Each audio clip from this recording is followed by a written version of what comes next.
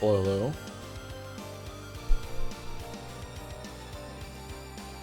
We watching the Canada versus Bosnia and Herzegovina game today. That's not a real place. Believe it or not, I won't be. No, sorry.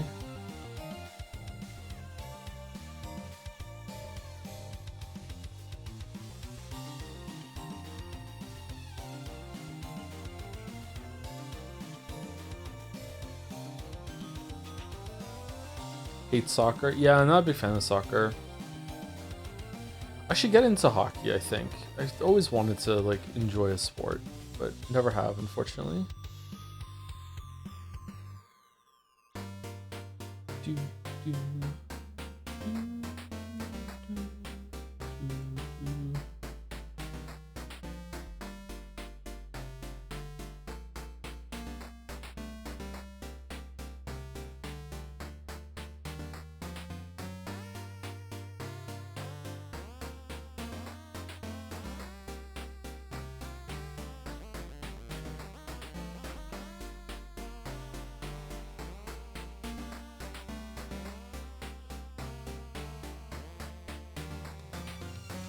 Herzegovina is the rugged, sun-drenched southern region of the country of Bosnia and Herzegovina. What?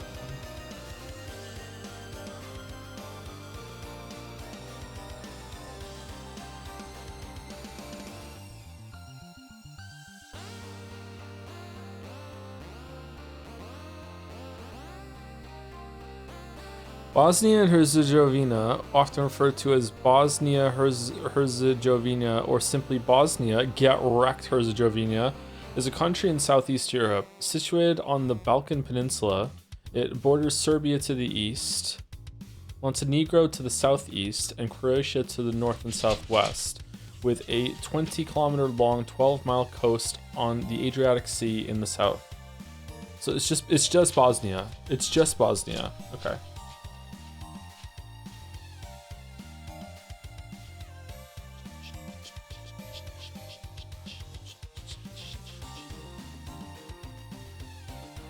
Joe, there were wars? Yeah, probably a lot of them, yeah.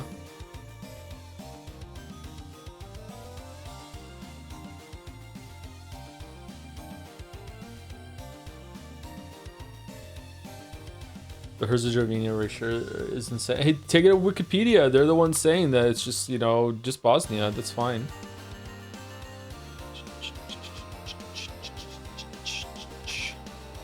That's like saying Canada is only Quebec.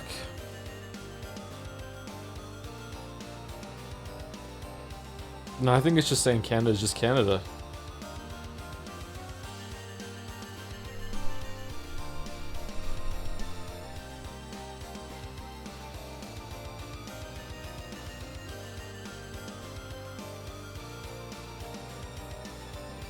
I'm just saying, if Quebec wants to leave, they can leave.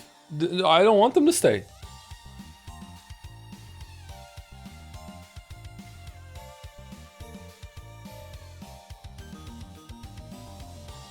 They had their own vote and they decided to stay. I was like, okay, whatever. Hey Joe, any plans on playing 007 First Light? I thought it was abysmal, but I'm curious your take on it. It's the next game we're playing after Greatest Attorney 2, yeah. Abysmal, wow. I hear it's really good for most people.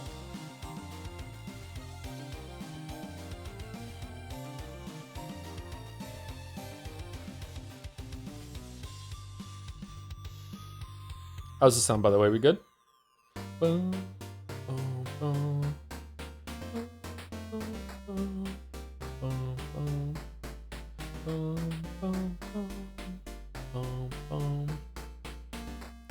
What's the best way to learn geography?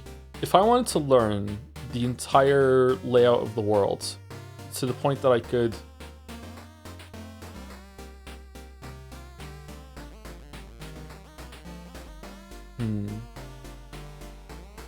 what would be easier to do? Name every country? Should I just like learn the Animaniacs song? Play GeoGuessr? I've played some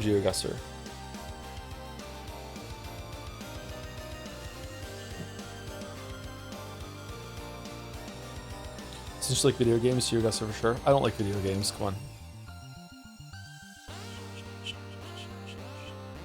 The fastest way to think Czechoslovakia still exists? It doesn't?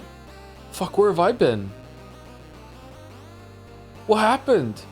Does everyone know about this?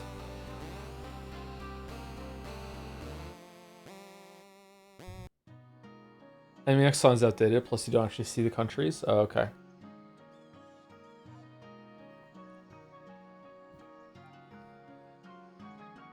Man, I'm getting them mixed up with the Czech Republic.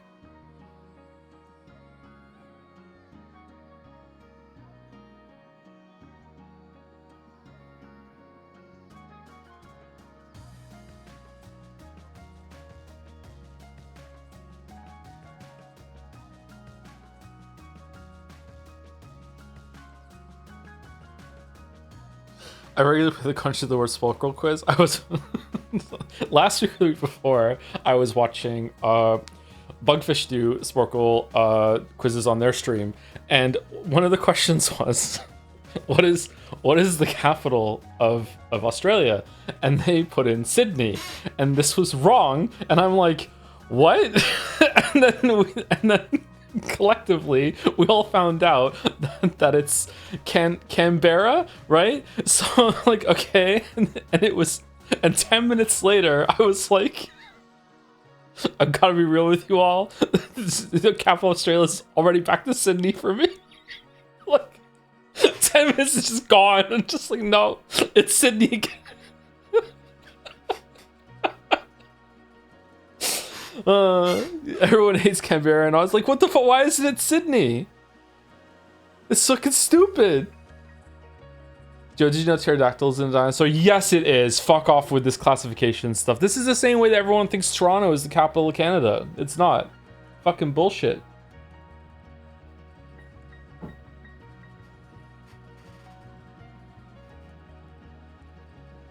Isn't it Vancouver? It's Vancouver, yeah, it's Vancouver, yeah. Did you know every bird is a dinosaur? Nah, it's not.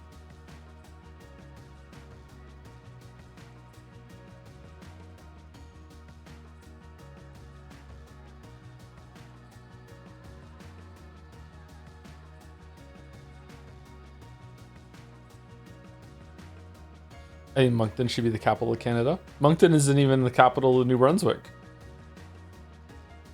Melbourne and Sydney couldn't agree on which would be the capital, so they picked a city between them to be capital. Is that really what happened? There's no way that's what happened.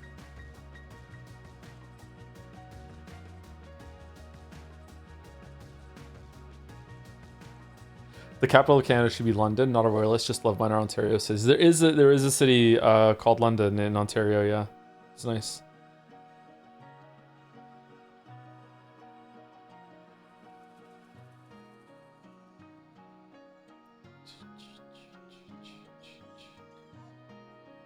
I think Sydney is the capital of Australia, and Australians are fucking with us.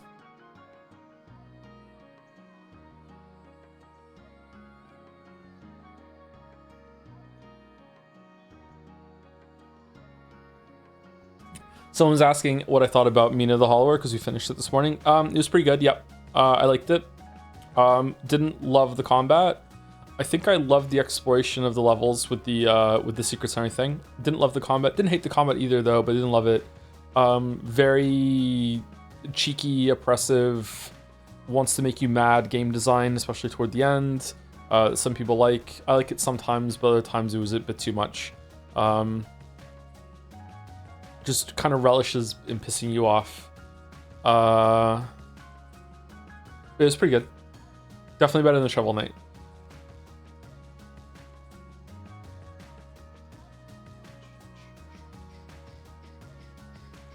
A lot of all those US states do the same thing. That's why New York City is not the capital of New York State. Is it not? What's the capital of New York State? I've known this in the past and I've forgotten it. What's the capital of New York State? Albany? Not Utica?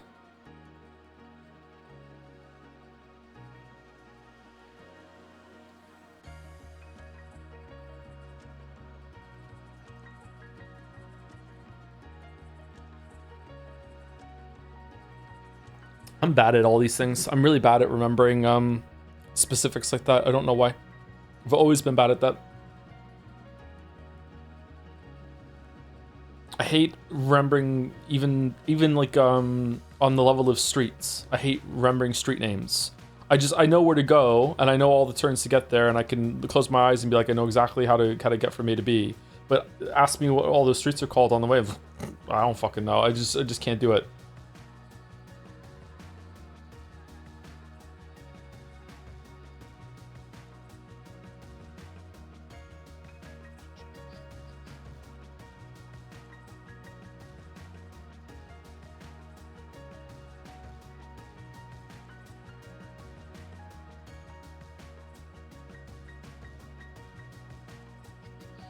Just a bad test taker logic that? I think I'm pretty good at tests though. Like I did pretty well in school.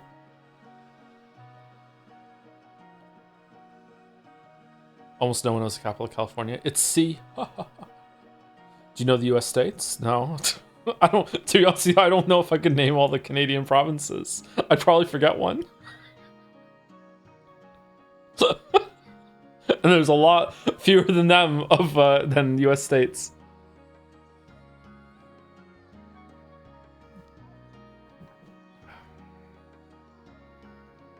How much of Canada is frozen wasteland? Most of it, actually.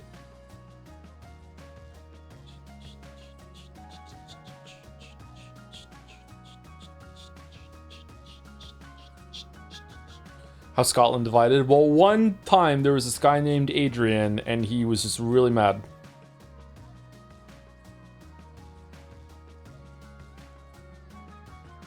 Name every place in the Witcher 3 world? Well, there's only a couple. I don't think that's comparable, right? I couldn't name all the Skellige Islands. Absolutely not. I don't even think I could name any of them except for like Ard Skellig. I don't know any of them.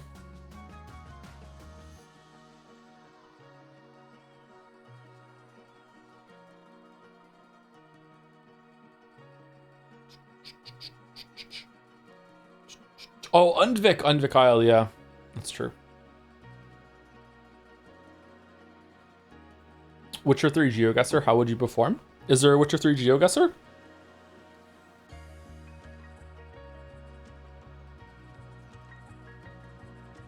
Don't feel down on yourself. The average chatter could name 500 Pokemon minimum. I wonder how many I could name. What's the difference in knowledge or skill or whatever ability that is being able to name like 200 Pokemon just off the top of your head without prompting versus being able to identify 200 Pokemon?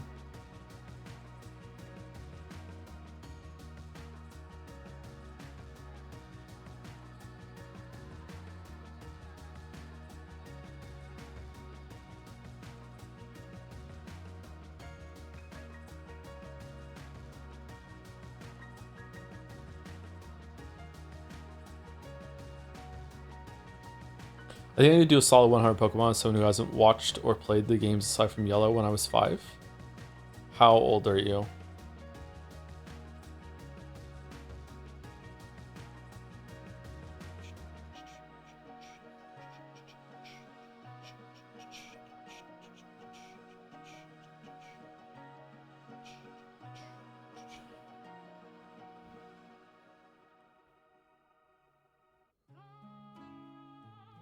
Streamer reveals favorite region is Johto. It is Johto.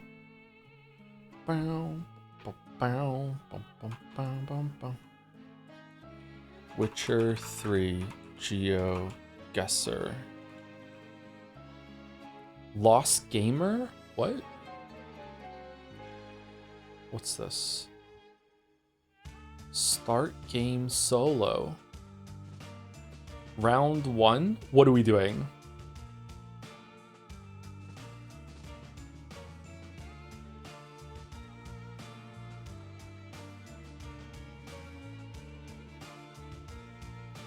Oh shit, okay. This is just straight up a game, damn.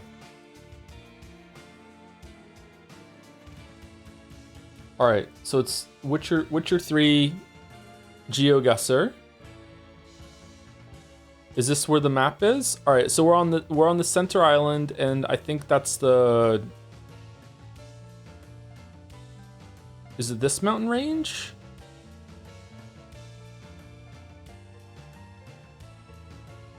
I think that way's north. Is that the place where you fight the monster that killed that guy's son?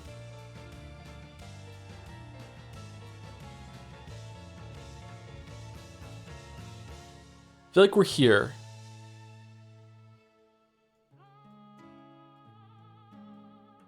We're around here somewhere, I think. Do I just click on it? I'm allowed a compass? Oh, there is a compass. Oh shit. Okay, where are we then? So there's one to the west. Is it this mountain range here that's in the west? I don't think so. There's another mountain range over here to the southeast. What about to the north? North we can't see shit. Where the fuck is that? Witcher 3 still looks. It really does, yeah. Okay, I think we're like around here.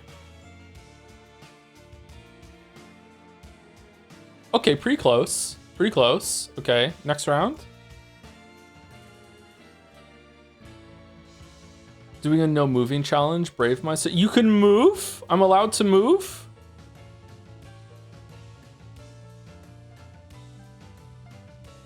The fuck is that? Is that the place where you go and see Gaunter, but from outside it's not rendered properly?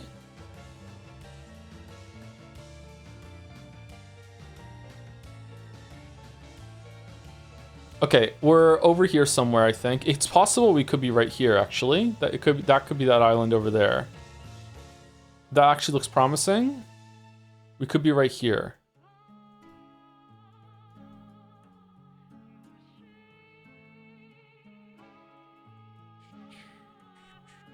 Yeah, I think we're right here.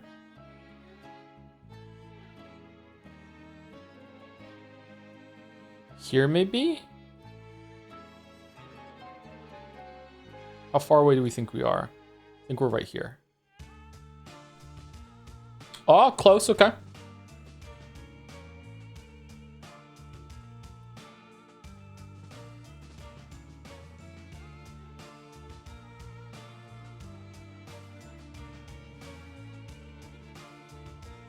Whoa.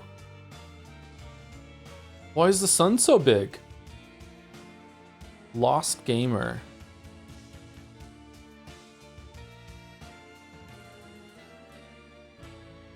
Okay, we're around here somewhere. I understand this is a very, very big space, but we're around there to narrow it down. Okay. Oh, there's where Jeffrey was chopping wood. Okay. Are we near where you find the corpse of the Peller's dad? No. Okay, so there's like a place to the northwest. There's a town to the northwest. This is not a town. This is a this is burnt out and destroyed. So we're not here.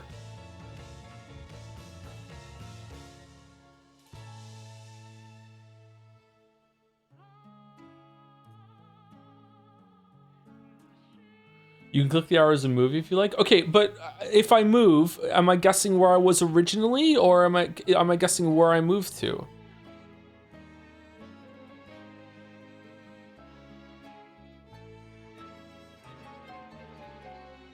What the fuck?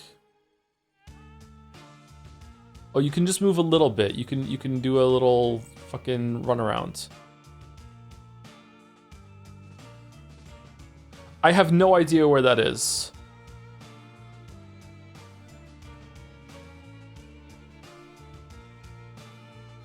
Eastern facing dock with a swamp? Where the fuck is that?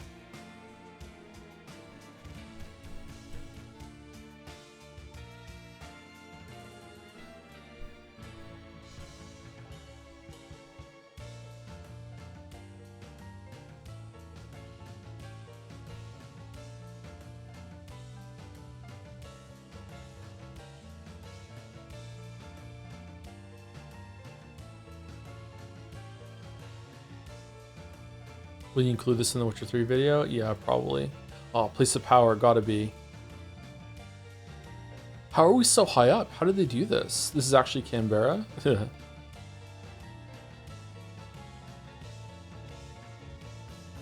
People are saying it's Crow's Perch. I don't know. I don't think it is. This is maybe where you go and meet the guy who tells you about the mark on Anna's hand, which would put it here. So eastern is there a pier here? But where we started doesn't look right to me. Like I should be able to see like a bridge.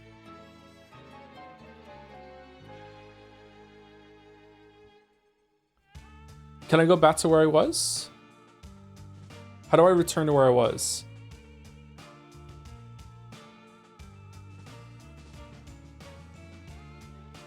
Witcher 3 looks so good. Can't wait to play it one day.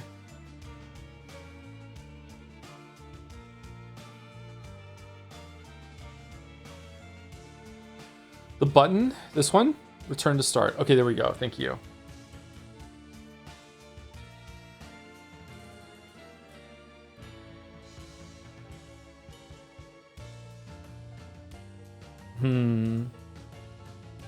I don't know, man. I don't think that's it. I don't think we're here. This doesn't look like that area to me. It might be. And you have this big fuck off hill behind us.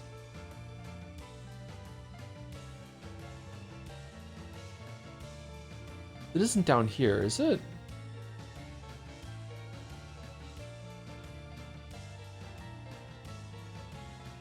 Is this Witcher 3 zero GeoGuessr? It is, yeah. I don't know where this is.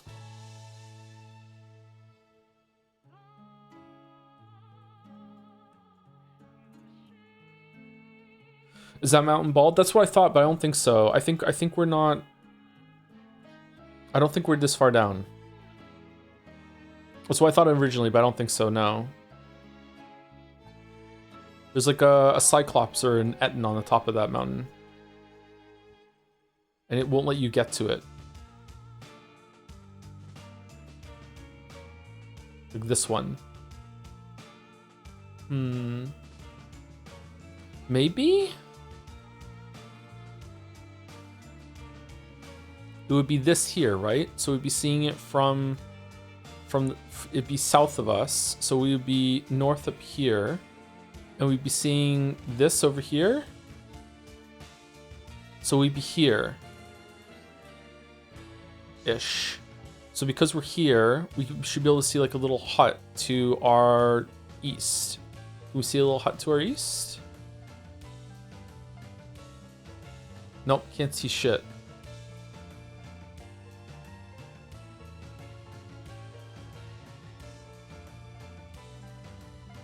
And then this would be west northwest. No, it's not that. I don't know where this is. I have no idea. Should we just guess and move on? That's why they call it GeoGuessr. Maybe it somehow inexplicably is this up here.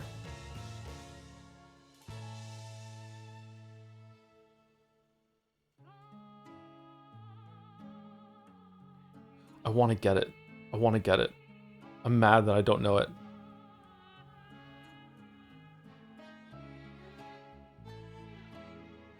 In terms of like climate and biome, it feels like it's between these two parts.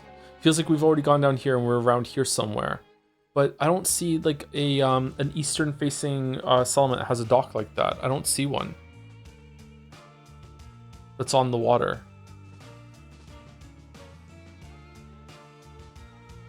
With also a big mountain to the south. Fuck it, I'm just gonna guess here and we're just gonna be wrong.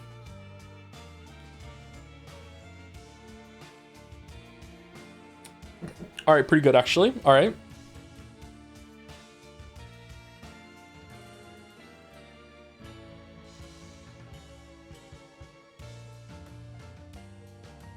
Okay, so we're seeing this one. I don't think I have ever been there. What is that place?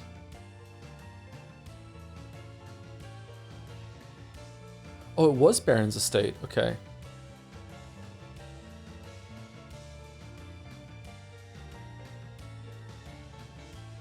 If there's a marker there on the map, I've been there, but I don't think I've ever been there from my memory.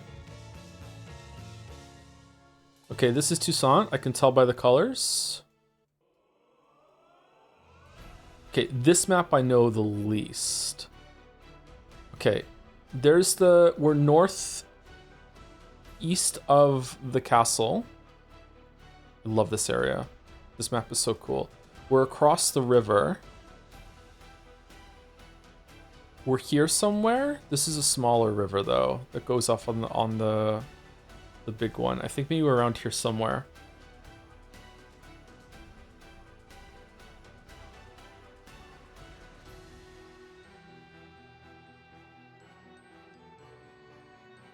Oh, are we where you go at the beginning, where you have to like find the blood? Is it like it's the bridge place? Is it there? Or is it this one? I don't think it's that one. I think it's this one down here. Are we here? There'd be like a dock sticking out and a house next to it. Is that the dock? Yeah, I think we're here. Yeah. Okay.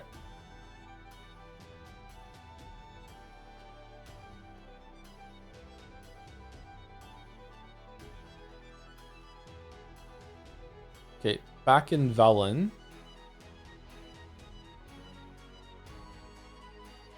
Okay, this is around where you find the I can't remember what they're called, the monster's called. We're around here. Around Lofoten? Fuck, where's Lofoten? Shit. Is it here? I think we're around here somewhere.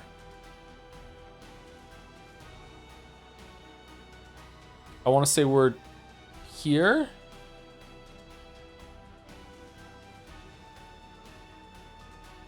Leshen, kind of near the Leshen, but where you fight the thing where you track its poop.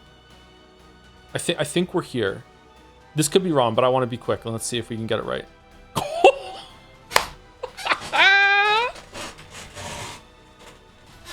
All right, that's where. All right, 19,603 out of 25,000. All right, that's a pretty bad score, actually, isn't it?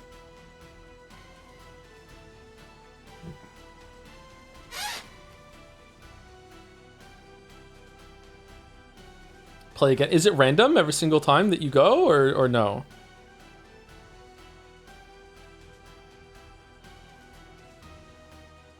Yeah, it is. Okay, that's fun.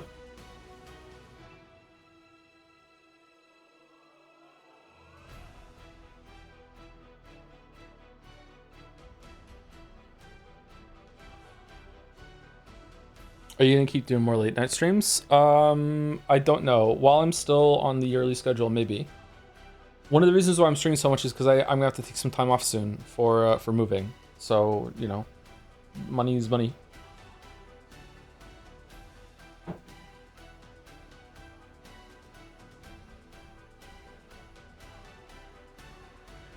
Kingdom Come Deliverance 2 return, baby. I still have it installed, actually. Anyway, let's start fan art. Today's first fan art is by Phoebe with quick little Joe Pepe Sylvia scene trying to figure out how to time traveling a lot of heart responsible for everything. Also, the drawing of Minthara is mine from a previous fan art from the Baldur's Gate 3 age.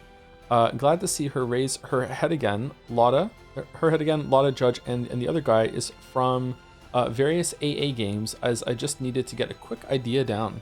They're the same person. Ooh. Fresh orders? Good judge.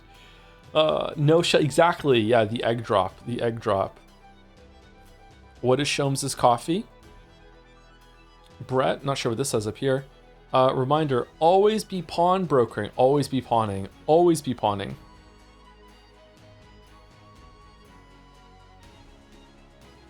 Cute Minthara. It's a very cute Minthara.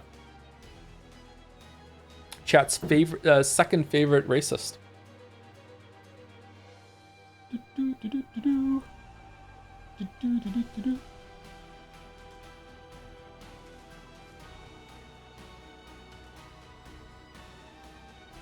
Thank you, Mitchell256, for the 23 months with What's Up, Joe. Yanked any pizzle today? No, not today. Been watching the Kingdom Deliverance 2 VODs. Great time. You yanking my pizzle. Hope you enjoyed the VODs. Henry's going to be returning next week or the week after in 007. Looking forward to it. Thank you, Dibble Munt, for the bits. I'm so sad I missed the second case of the Great Ace Attorney 2 stream. I look forward to watching the VODs on YouTube with chat. I found the second case of the second Great Ace Attorney game my favorite in the series because I had almost everything figured out by the second investigation. Was your experience similar? No, I got distracted by my own pet theory that a character was another character that faked their death, and that made me not realize for too long that why the poisoning happened. I also was convinced that there had not have been any poisoning at all, and then I was head in the clouds on that one for sure. It wasn't a bad case, but so far I think of the Great Ace Attorney 1 and 2, it's my least favorite. Well, maybe the first one in the tutorial in the first one is probably my least favorite because it feels like it's just kind of like nothing's really going on, and the stuff with the hot plate didn't seem plausible to me. So maybe that's my least favorite actually, and then this one, but none of them have been bad. Been pretty good. Enjoying some good writing. Thank you, Phoebe. Like, Asher, careful what you wish for. Gel banana. A lot of heart coming for you. Steins Gate's first tag. Wow. Gel nana. Hey, Okrin, what happened to my bananas?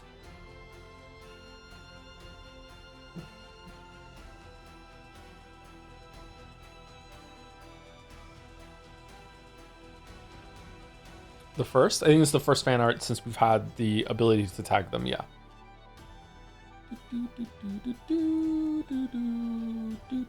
Imagine being able to fit something so large in your microwave. I know, right? Yeah, yeah. This is a very spacious microwave. I'm jealous.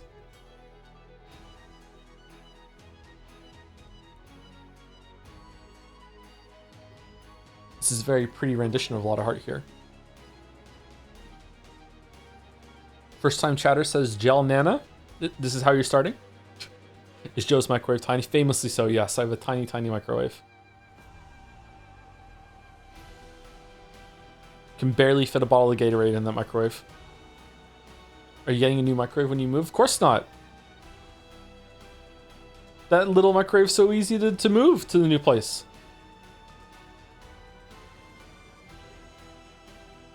Why do you sing that Sunscape parody? Because I made it. I just want to. Written and performed. Thank you, Aperture City, for 11 months with Hey Joe. Hope you have a good day. My day's pretty much over, actually. I'm going to bed after this, after the stream. I've been awake since 3 in the morning. I got up. I had a snack. Took Gatsby out. Got ready for streams. Then immediately had a shower, left to go to the grocery store, went to another store to get my daughter some birthday presents, then got some food on the way back, went to the house, saw the kids, had lunch with them, and then came over and I started streaming. Like, I got home like 5 minutes before the stream started. I was making a coffee, that's why we were muted at the beginning. And then I'm probably gonna go to bed afterwards. Early schedule. Are you gonna watch any World Cup games? I don't give a shit about that, sorry. I wish I did, but nah, it's not for me. I also don't own a TV, so I would have to sit and watch it on the computer. Doesn't seem right.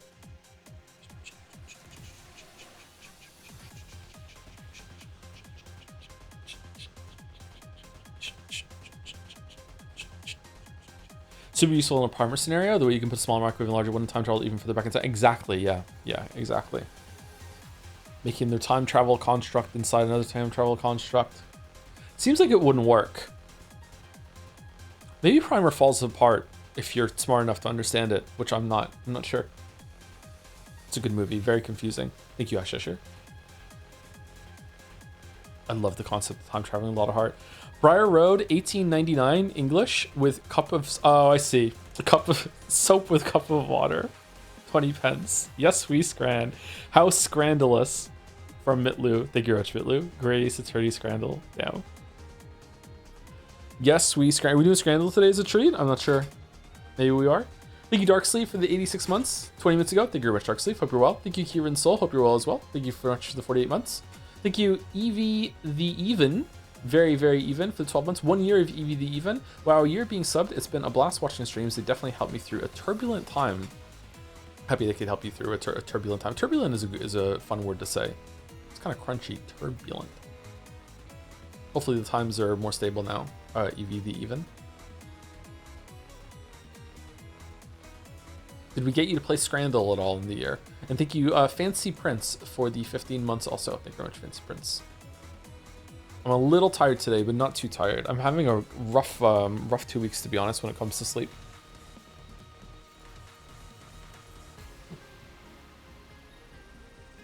Witcher 3 GeoGuessr and Scrandal side by side for the attention definite zoomers.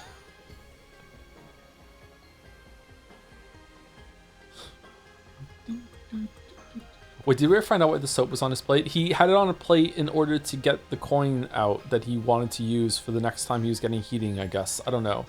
Why he was on a plate and on his table, who knows?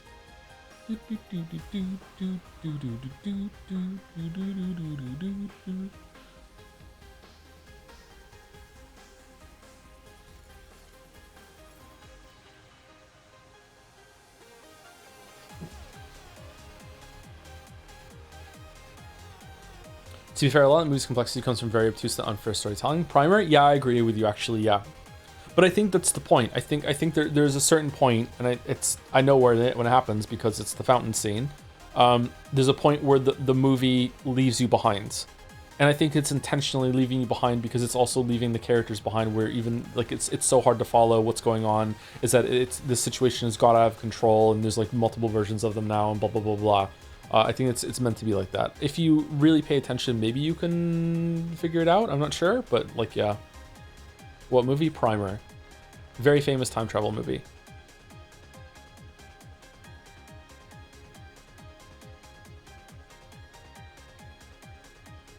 It's like 20 years old now, isn't it? I'm not sure. It's an older-ish movie. Thank you, Mitlu. By Crystal. Oh, this is nice. Day 29 pastel. All the yaoi art pushed me to actually finish this drawing that I kept procrastinating on, but it's finally done. Great, Ace Attorney. Aw. They look comfy.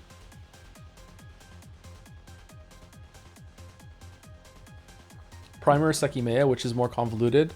Easily Sekimeya. Easily Sekimeya. Not even close. Oh my god, Sekimeya.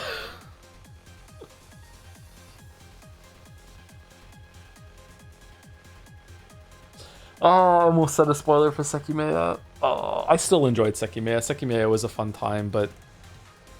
Oh my god.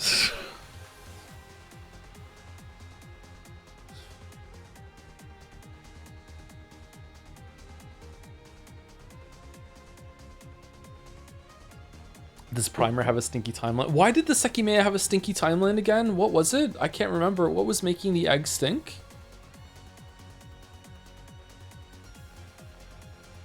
Fuck, I can't remember. Kind of looks like Yukari. A little bit, I see it, yeah. Yukari was good.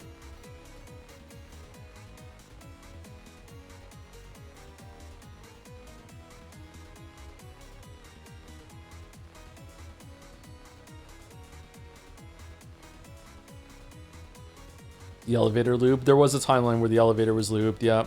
Yep.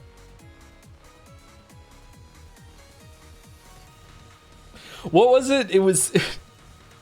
Just to get you an idea of how convoluted and how precise Sekimeya was when it came to a bunch of its storytelling, there was a huge ass plot point about the elevator in the building moving, and it only made if it moved past a floor.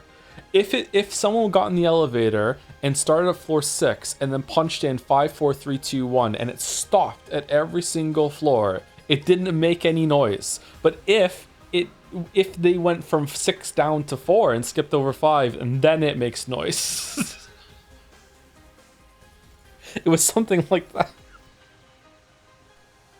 If anything, it would be the opposite, I would think, because like sometimes when elevators stop, they come to a stop suddenly, like ka-chung kind of thing. You're like, yeah, fucking hell.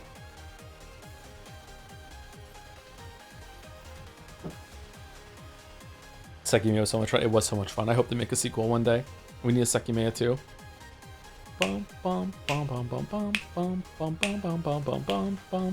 Oh, and of course, someone in the story figured that out and used it to make the elevator a stealth elevator. Yeah. Fucking Katsuki. Thank you, Crystal. I like this. This is very comfy. I wish either of these were me right now so I could sleep. The coffee's kicking in though, so maybe it won't be like that for a while. Apathetic dev. I won't let Mina slip by without at least a fan art, so here she is with her iconic piss jug doing JPH angry sip.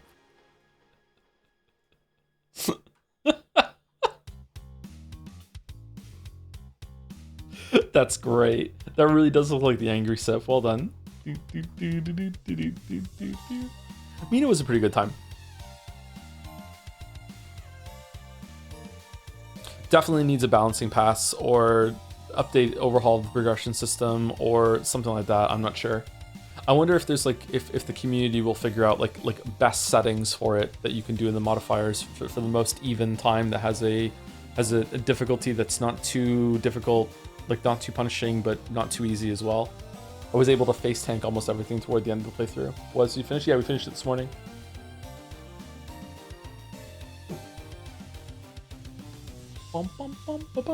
Thank you, Super Sexy Centaurus, for the 17 months with the message. I was catching up on VODs and heard you're interested in learning guitar. I'm interested in a lot of things. I'm learning getting better geography, learning guitar, learning a language. You know, they're not going to happen though. Considering how you play video games, I'm unsure if you'd either hate it or love it. Either way, I'd love to see you try. I'm probably the kind of person that would get a guitar, learn how to play and song, and I'd be like, oh, I've proven that I can do it now, and then just never do it again. Would learn Wonderwall. Are you gonna play all the DLC when they come out? For Mina the Hollower, is it getting DLC? I know Shovel Knight got a lot of support, but I'm not sure if Mina's getting the same treatment.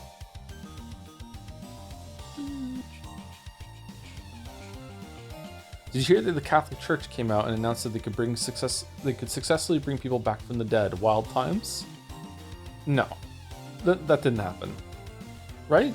Thank you for the bits. That didn't happen.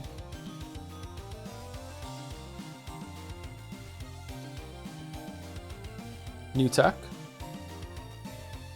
What else will the government do to distract us from Trump being in the Epstein files? What we have UFOs, we have Catholics bringing people back from the dead. What's gonna happen? Is someone gonna write something on the moon? Like, what are we doing?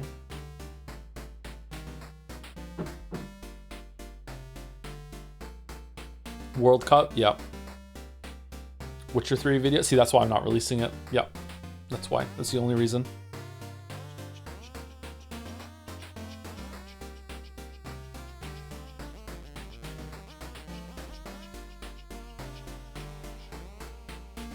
I have a friend who really dislikes the Elden Ring vid and saw you were playing Mina. As he's been playing Mina, he keeps coming up with random bad faith crits and saying, or so I hear from Joseph Anderson. He told me that if he saw a Joe Mina vid, he'd probably come to Moncton. So be aware that a 90 pounds twink is coming for you. You promise? Yeah, I think that the Elden Ring did critical, spiritual, emotional, psychic damage to a fair amount of people, and they're never ever getting over it. I have seen multiple times where there is just like people are just discussing a game that I have never played, never covered, never even talked about, and then just in the comments is just, by the way, fuck Joseph Anderson. It's just like, what the fuck did I do? What are you saying fuck me for? I just got nothing to do with this.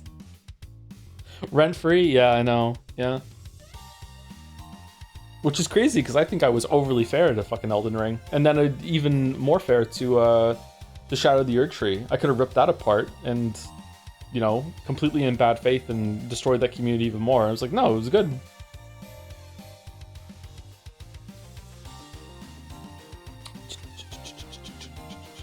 I'm gonna use so I hear from Joseph Anderson. So saith the wise Alundro. You were mean to Moog, though. I was a little unfair to Moog, that's true. Yeah. I think Moog...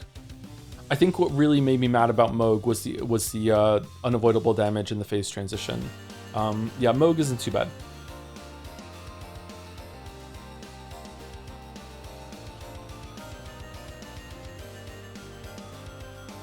The way the response to the Elden Ring video changes, but yeah, it's interesting, isn't it? Because almost everyone agreed with it when it first came out. And then my understanding, I wasn't really paying much attention to how this shifted, but I think this is what happened. My understanding is that then a bunch of people who tore the game apart in terms of like speed runners and challenge runners and that sort of thing found all these strategies in order to just dominate the bosses. And then after that, people were armed with this knowledge that they could go in and beat the bosses much easier, much more consistently. And then they're like, oh no, now that I can do it, it's fine. And no, the game's completely well balanced, blah, blah, blah. And then, you know, the video, they don't agree with the video anymore. I think that's what happened. I'm not sure though, but that's my understanding. Which is a bit frustrating.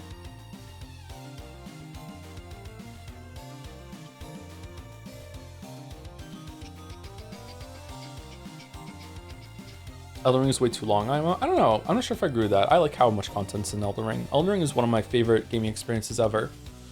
I'm sad that it's marred by the ending just being a slog. So I guess maybe I do agree that it's too long. But I really liked the journey into the Halig Tree at the end. Like everything to do with that in terms of exploration and even the stupid fucking ladder because they didn't realize how the spaces would work with this impossible ladder having to connect them. I like that whole section. I like the rot coming out of the tree. I like that it's braced to keep it upright. Like it's really, really good. Just like, man, Millennia to me is unforgivable. Fuck.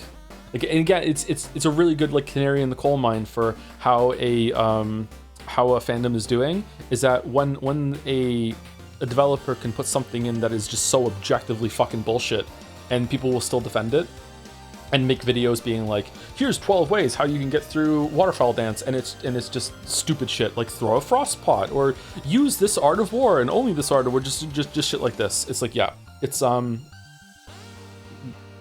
community's really fucked up.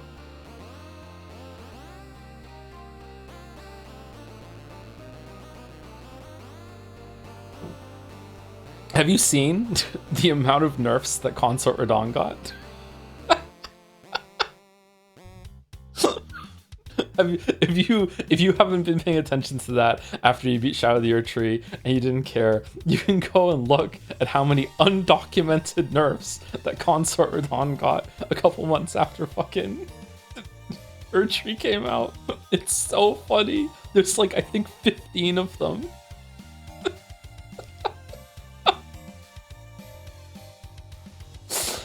Oh man, is Millennia worse than Consort Radahn? I think yes. Consort Radahn took me longer to beat, but I think that Millennia is still worse.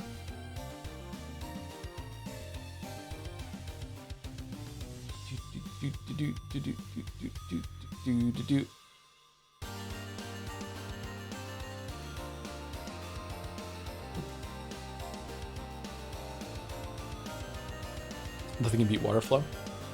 Anyway, sorry, we were yapping. Thank you, Apathetic Bev.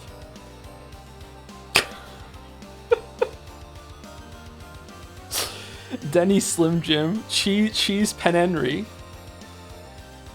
I'm on Scrandle, now I'm Cheese Penhenry.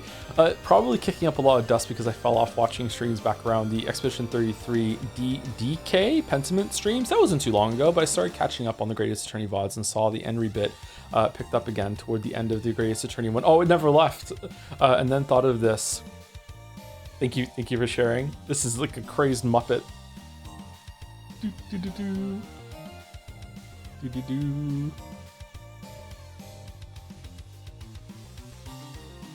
We love Henry. We do. We love Henry. Will you finish Mina today? You finished already? We finished it already. We finished it this morning. Apparently we got 80-something% completion with all the item pickups and everything like that, and I missed one boss. So like that's it. We're done. Yeah. I might play it again on my own time, but we'll see. It's gonna be funny when Henry's Chan of the Year. Can he be Chan of the Year? Is he allowed to be nominated for Chan? Oh, I'm Chan now. Oh, I never left. I'm a turn Henry. Nice. Internal. Chanry.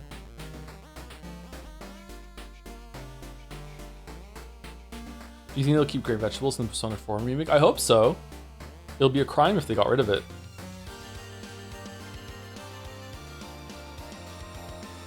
Was Lenny at least alive after Waterfall with Cross Slash or caught in an unending combo? Huh? What do you mean? The Cross Slash was just a string of 3 attacks, I think, that Radon could do, and one of the 3 attacks was pretty much undodgeable.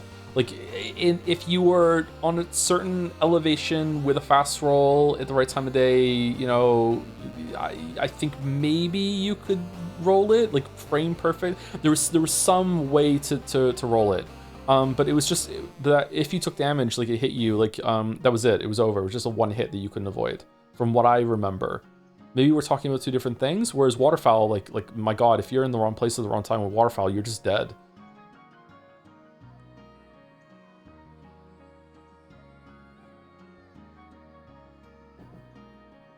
Like, it's annoying, don't get me wrong, and Radon can do that move quite often, so you can chip away at your heals. But it's like Waterfowl was way more impressive.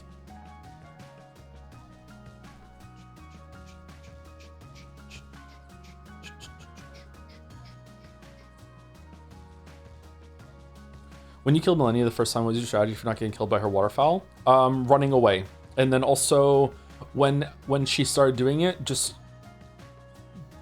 dodging away from her as best as I could, eating like 1 or 2 of the hits, and then healing up. Yeah, it was just basically a Crimson Flask tax on the fight. Yeah.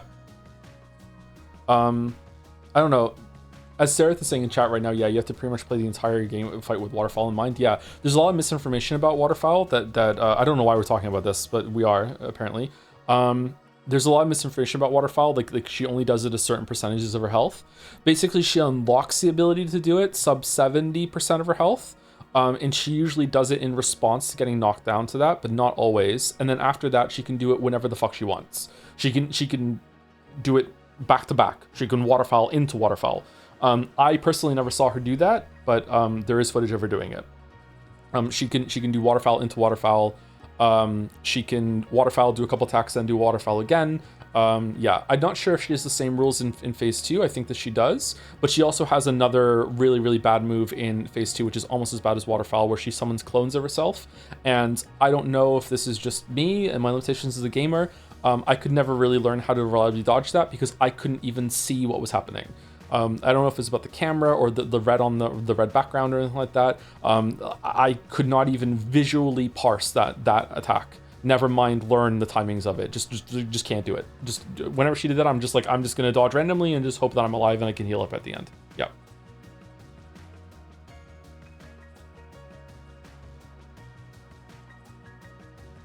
Radon's clones are worse, IMO. I think Radon's clones are up there for sure, and again it triggers this response to me that I don't even know what he's doing.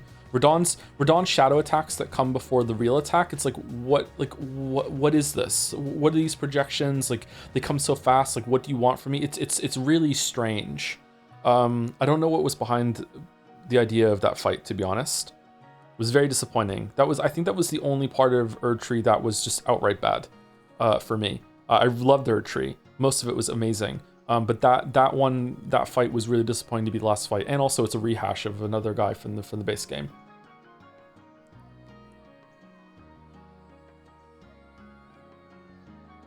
When was the last time you beat Millennia? When I did the Erdtree video. I think I beat her twice. I think I beat her normally with just dodging everything like that, and then I went in and I beat her with the parry flask, which was really easy. I parried the whole entirety of Waterfowl. And it was just like, okay.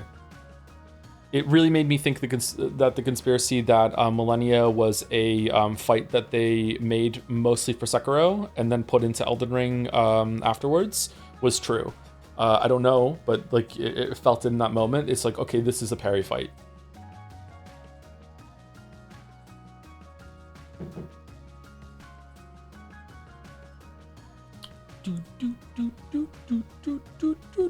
Thank you, Danny Slim Jim. Let's talk about Elden Ring another time later. I think we can move on. But it is annoying how much of the fandom is just permanently thinks I'm Satan. even after the opening where I made fun of them for it. It's like come on, like it's still one game of the year. Like what the fuck? I'm not this influential, man. Like you're putting way too much power in my hands. What the fuck are you doing? I love the cheese up here. By Henry Wyatt.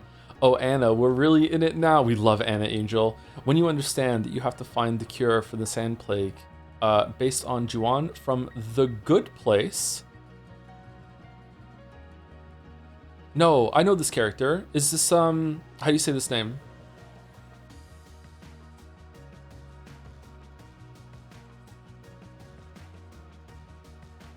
Jian Yu?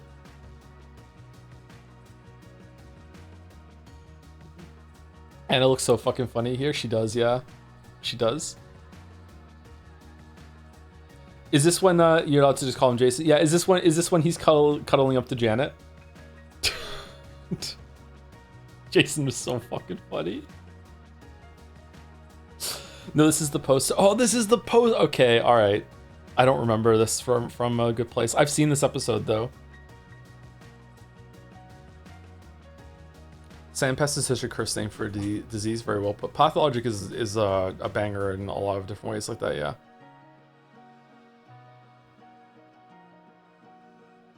Because I kind of agree with you about ER. My friends genuinely think I'm worse at games in general. They were shocked when I 100%ed Sekiro. Yeah.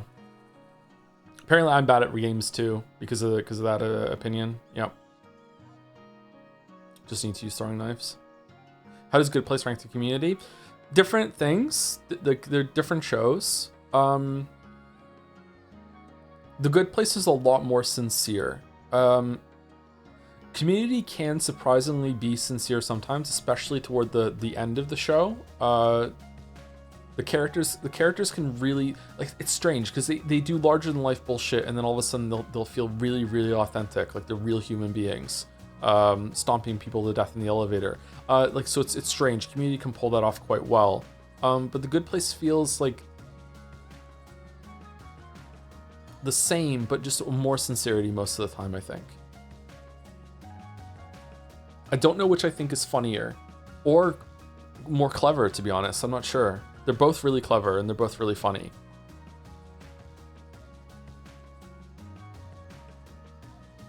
No moment in The Good Place quite reaches the heights of Remedial Chaos Story. See, I disagree. I think Dance Dance Revolution does. That is a good episode, though. What's the best episode of Community? Is it that one? It might be that one.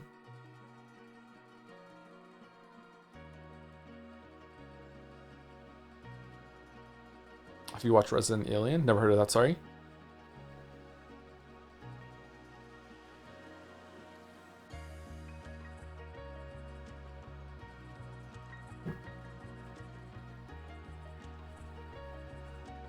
The Good Place isn't even really episodic. They're pretty fundamentally different.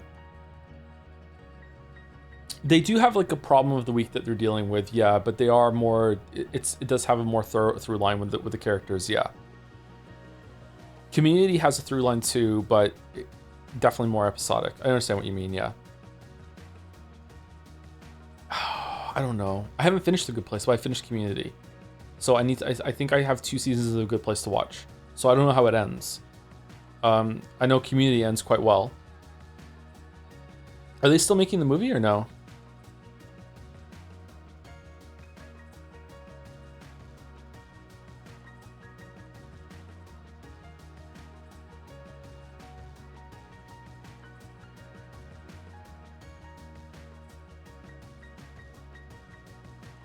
Community is kind of episodic, but there's also calls to previous episodes. You have to pay attention to make a lot of clever jokes. So that, yeah.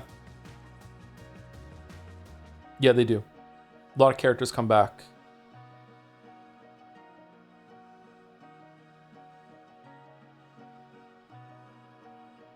I think I would narrowly give it to Community right now, but after I finish The Good Place, maybe I'll give it to Good Place.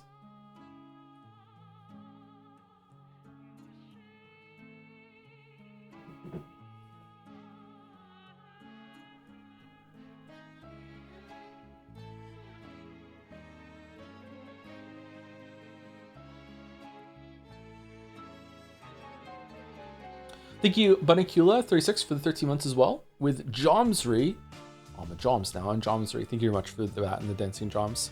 I need to rewatch The Good Place. Fuck. When did I start watching it? When I started watching it, it wasn't finished yet. I think I was watching it season to season.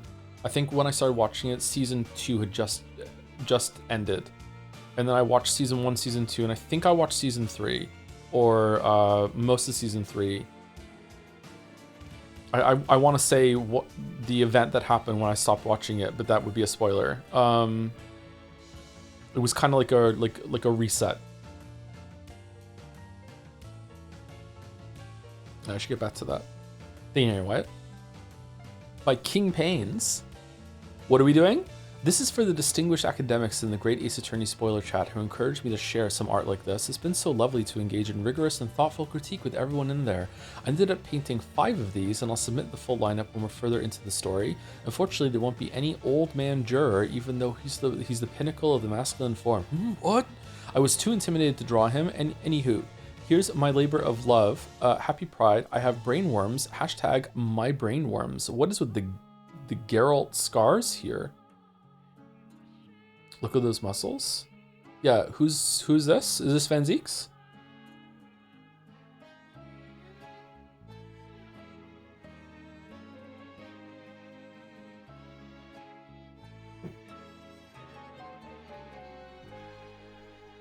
You'll find out this chapter, Joe. Van Zieks gets shirtless in this chapter? Oh man, no wonder it's everyone's favorite.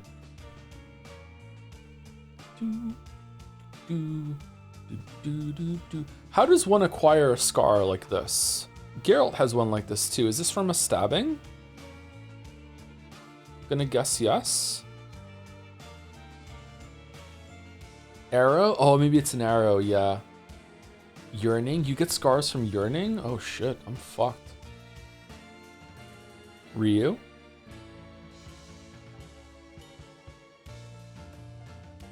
Who's the third one?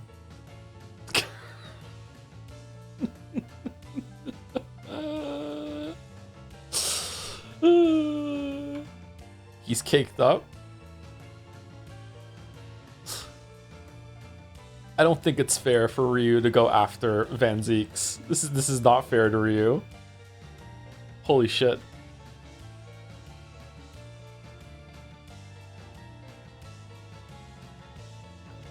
Disco Elysium mass portrait.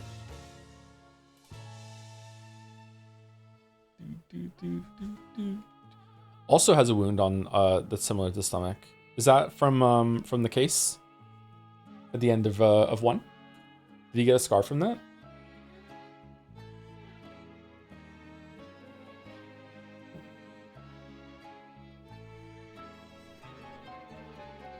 Astarion if he was more live, laugh, love. Ah.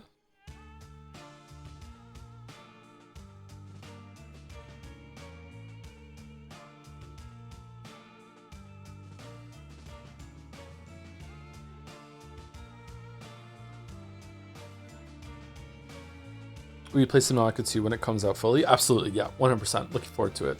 Hopefully I'm alive then. It's gonna be 10 years from now. Oh, people in the chat who use hair ties. I bought a bag of hair ties. I think like 100 hair ties came in the bag. I couldn't buy any smaller ones. Just a big bag of hair ties. So I've just been using a new hair tie every single time because I have 100 of them. So I'm finally at the bottom of the bag. What do? Do I just buy another 100, or do I put them all in like a bag with holes in it and put them in the washing machine? Like what am I doing? What the fuck? There was, I don't know, it's like $10 and it's like fucking like 100 hair ties. For the love of God, just reuse them, but they're dirty. Do I just reuse them? Do I just get a bra bag and put them in the washing machine? Yeah, that's what I'm thinking, yeah. Do I wash them? Some of them have like Gatsby hair on them. Hair ties don't get dirty? Oh, chatter. What the fuck are you talking about? Of course they do. They're not socks or underwear. You can use them indefinitely. What?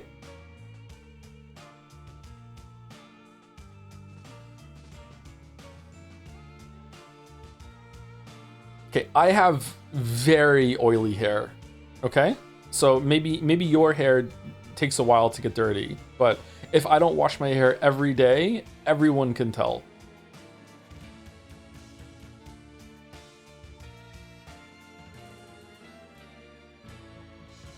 Light hand wash. Yeah, that's true. I could just put them in a big bowl and just like move it around. Yeah. What material are they made out of? I have no idea. I'm gonna guess like nylon or something. Do you work out every day? I do not work out every day, no. I mean, I go for a walk every single day. Like, I do some amount of exercise every single day, but I don't like, I don't gym every day.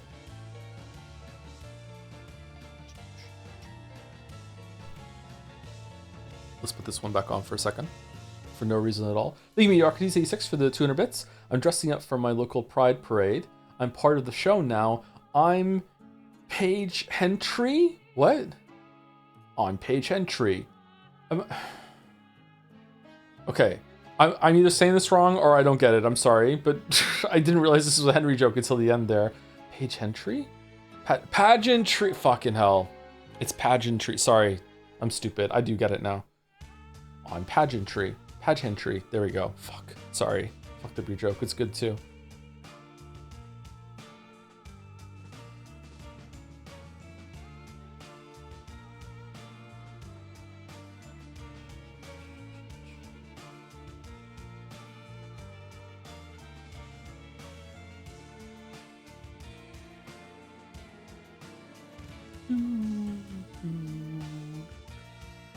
Probably mess up your skin on your hair. You should stop taking showers constantly to let it heal. This does not work for me, chatter. I know this is good advice. It works for someone. It didn't work for me. I tried. It doesn't work. Like so many times. It doesn't work. Sorry.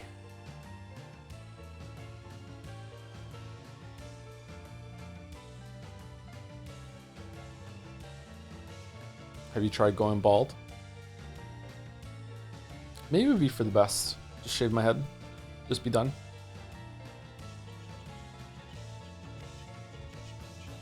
Thinky King Paints. By Crystal again. It's Enry time. Enry's back. I need to be completely honest. I have no clue what the fucking Enry is. Therefore, instead of learning, I decided to draw what I think Enry looks like. I imagine him to be a Tumblr sexy man that's an unbelievably bad at jokes, but it's hot, so it balances out. Okay, fair enough. You know, close enough.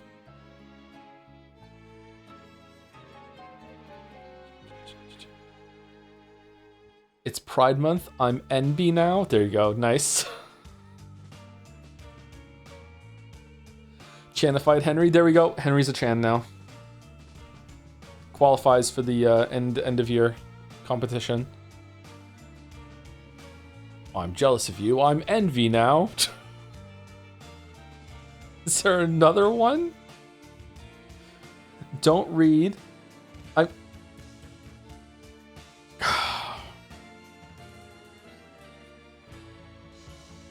All right, you can read that one yourself. Oh, fucking hell.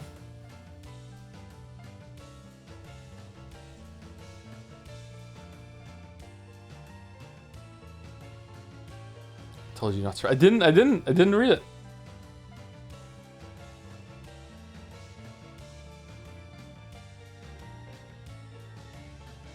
Thank you, Net Wet Work, for the 11 months with, hey Joe, this money should be enough for like 10 hair ties. Don't use them all at once, or do and take a picture. I've never double hair tied.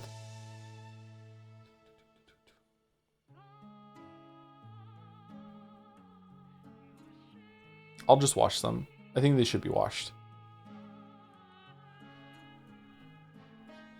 Can you braid hair? No, I'm pretty sure I could figure it out though. I've seen some tutorials about how to braid a hair. Like there are simple braids, but I've never braided my own hair or anything like that.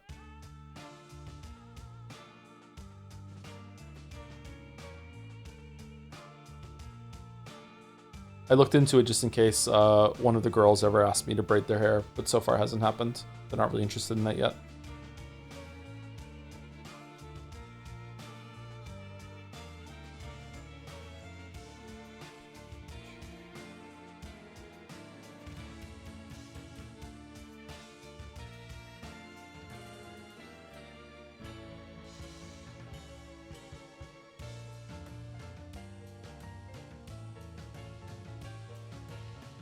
Why does Henry have a top hat? Onceler kind of thing? I'm not sure. Thank you, Crystal. But Chachari MA? I feel like there's an M missing here. Joms. Chainsaw Man? What? Chainsaw Man parried again with Fia Chan, aka, or in English, forced into accepting every quest Chan. Another day, another finished quest, I guess. Fia is summoning Jom's devil here. In other words, Sumari. In this world, there's someone, at least one person, who is deathly scared of existence of a Joms. Ooh, is that how it works in Chainsaw Man? Is Chainsaw Man good? Would I like it? Kind of doing the devil horns there with her hand that also kind of looks like a Joms at the same time. That's cute. It's good. You wouldn't like it? You would find it entertaining? Part 2 is disappointing as fuck. Wow. Joms. Joms. The secretary look is like an all-timer, huh? It's dumb in a lot of parts. Does it know it's dumb though? Because I can enjoy dumb things. It's when things are dumb and they think they're clever that it kind of triggers me. What about something that's clever that thinks it's dumb? Is that like the best something can be? Huh.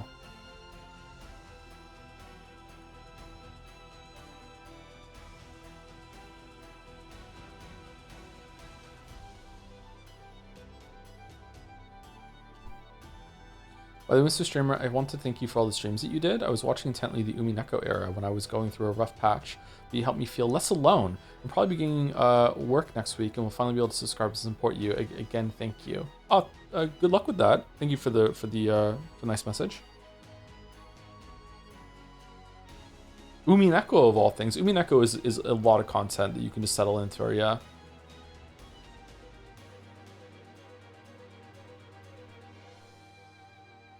The author of Chainsaw Man has a YouTube video of him attempting to levitate off the ground. What?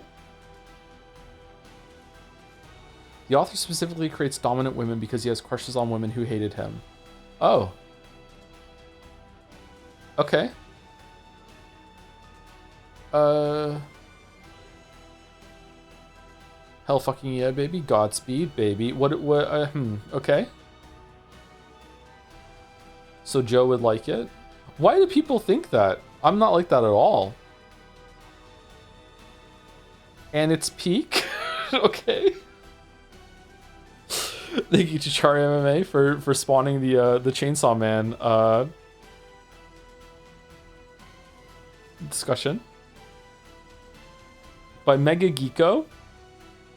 The spoiler chat watches with bated breath scratched off. Ooh. Average Pathologic spoiler chat experience. We're all sitting together in our theater box, swinging wildly from one extreme to the other. It sounds like it's going to be entertaining to read that back, but I don't know. We're so back. Rip. It's so over. We're never getting Patho 3. He's got this. He's not going to make it. Rip. Rip. Rip. We have died a lot in Pathologic 2. That's true.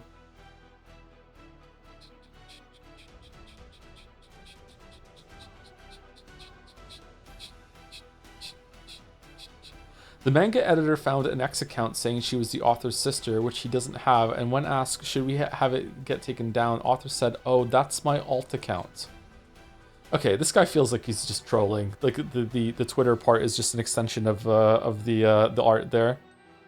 Fucking hell. Thank you, Zelante, for gifting us up to Kozio Luniak, I think? Hopefully I'm saying that right. Thank you very much. And thank you, Fluffy McNuber, for the new sub too. Welcome very much, Fluffy McNuber. Thank you.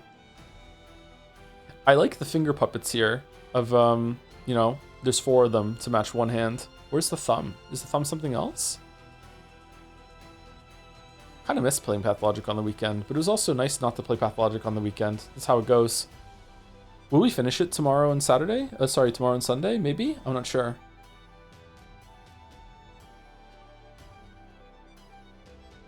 I like with all the meta-ness in Pathologic that the fan art could be canon.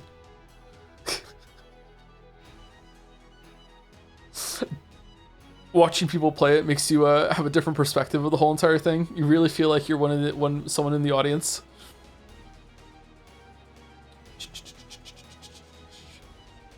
Every cycle is different.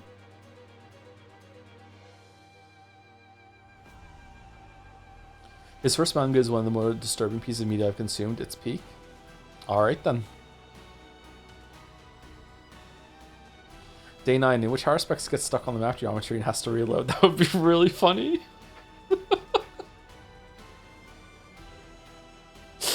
Thank you, Maggie Geeko. By Drunkov, it's 2Fit-chan, not to be confused with 2Fit-chan. Initially, I wanted to make an ultra-muscular Chan back when Metaphor streams were going. She would have been called Peek-a-4-chan, and the joke would have been that she loves Metaphor and just straight up kills anyone who doesn't like the game. But this joke is kind of stupid, so here's an even dumber wordplay joke, Chan. She's too fit.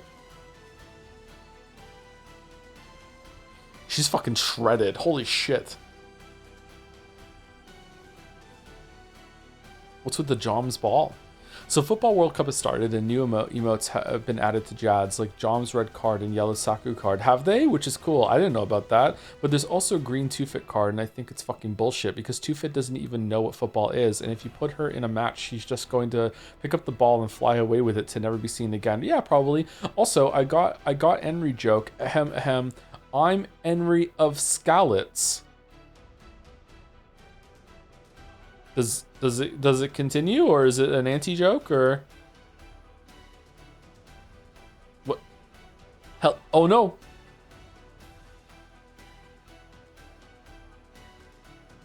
Oh, the horror Chan is very disturbing. Hell yeah, motherfuckers. Holy shit, she's so strong.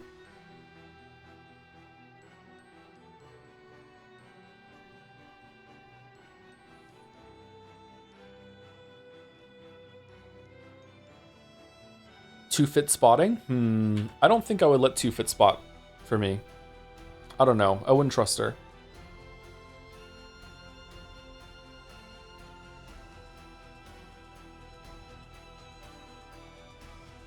Shit, why did I click the screen to zoom? I'm so tired. Sorry. Here you go.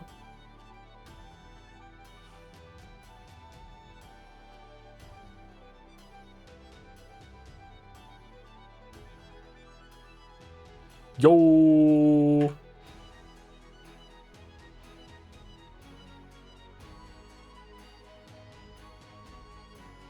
Fifi came up with a better joke. It goes, I'm Henry of Ska lifts. Ah, okay. Do you even lift? Lots of lifting. I like stupid gym bro jokes like that. They're so dumb.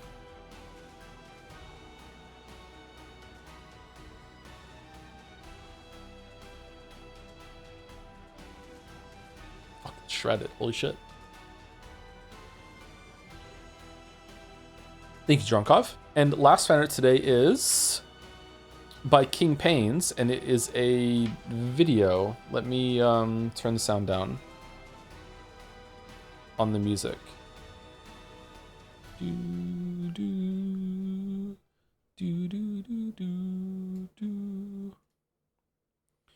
Okay, a very quickly tossed together animatic of Joe's gay ad-libbing my what for Wednesday's The Great Ace Attorney 2 stream. I remember Joe doing a bit in the first few streams of The Great Ace Attorney 1 where he improv some dialogue in the judge voice and then said, I shouldn't do character voices, look what happens, I can just make them say shit. You sure can, and you should keep doing it forever. It's simply peak. I've got about 10 minutes of clips so far. What? And wait with bated breath for more certified yaoi moments from my favorite Fujoshi streamer, hashtag gay rights. Okay, let me make sure that the sound is right. Okay, he wants to fuck us so bad, he looks stupid. Okay, is that too quiet, too loud? How is it?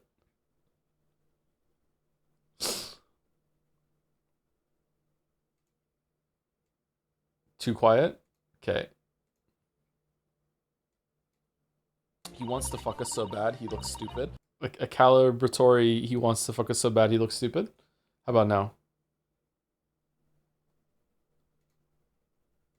That'll do? That'll do, pig? That'll do? Okay, alright, let's hear it again.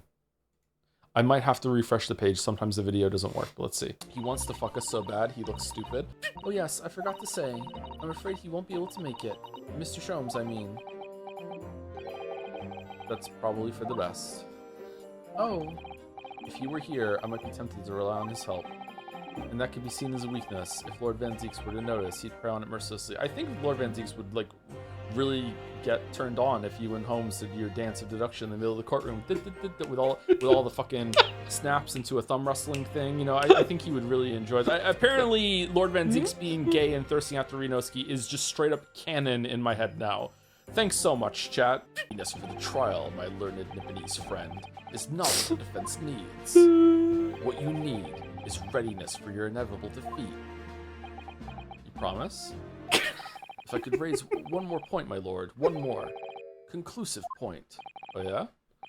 Raise it.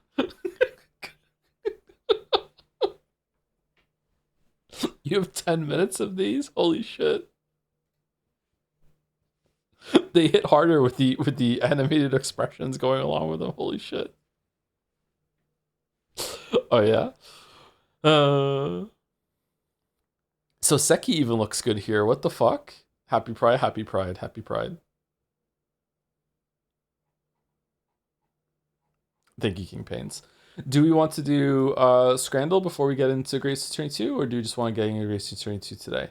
Maybe we should do Scrandle. Usually we do Scrandle on Friday. The squeak is from the Barden comeback. Yeah, I recognize it too.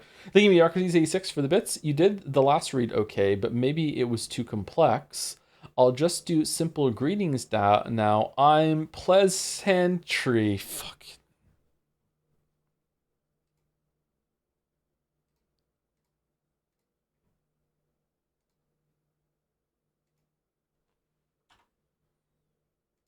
Hate not getting the jokes. Hate not getting the jokes. I feel so bad when I don't get the joke. So bad. I feel like I'm letting the whole crew down. Alright, it's Scrandle time. Okay, Scrandle time. This is the bonus round. Which one of these is better? Honestly, right. I don't care. The thing in the bag on the left looks eh. The sausage doesn't look too bad, but like this is a weird fucking, you know. Oh, this is the Metroid Prime hot dog. I don't know what's going on with the bun. It looks like it's gone off, to be honest, but I'm not sure if it's just some green has moved on to the left. Right looks like not great either, but it's edible at least. I think right. I think right. Tropical drink in a bag. Okay. All right. Scrandle.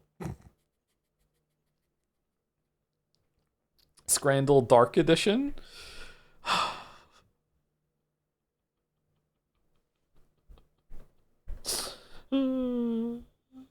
All right. God, I don't know. Right looks like it's probably bad. Left looks like it might have something. Is it cutting out part of it? Oh, wait, what the fuck? Oh, God. No. No. No, no, no, no, no. How are you doing this? Okay. Prime versus whatever the fuck this is? Okay, Scrandle hates Prime. This looks like the intro to Dark. Yeah, so I said Dark Edition. Yeah, the Scrandle hates Prime. Really? Oh, it's because it's so expensive. Okay. These look good.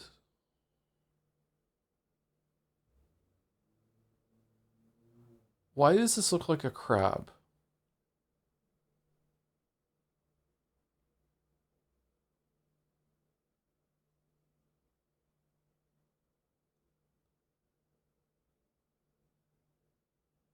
I think right. I think right. I think right. I think no. It was, oh yeah, I was left. Right look good too though. Okay. It's the pied penis or something in a cup.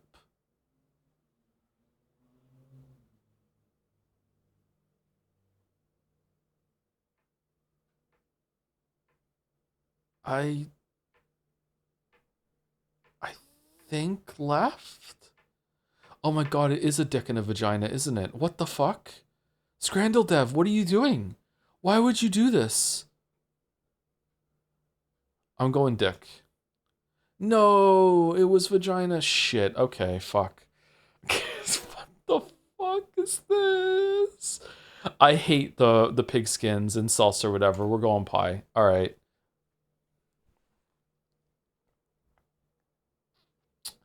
Okay, so it's big samosa or pickle on bread. It's got to be samosa. Oh, it was fish and chips. Holy shit, it looked like a samosa. Are they being like rotated as well? Or the fucking long slice of pizza? I hate this hot dog on pizza. Wow, that is a value. Okay, it's Spider-Man giving out the breads. I remember this, or just an absolute shit ton of pints. Didn't we agree that Spider-Man bread had aura? Or no, it was the guy with the bread on his hat that we really really liked. Hmm.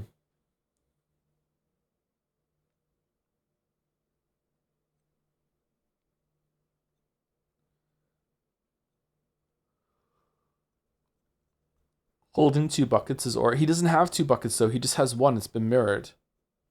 I'm going pints. Oh, yeah. How this is more editing than just mirroring it, is it? Or is it just like, oh, I guess if you cut the line in a very good spot, then all right.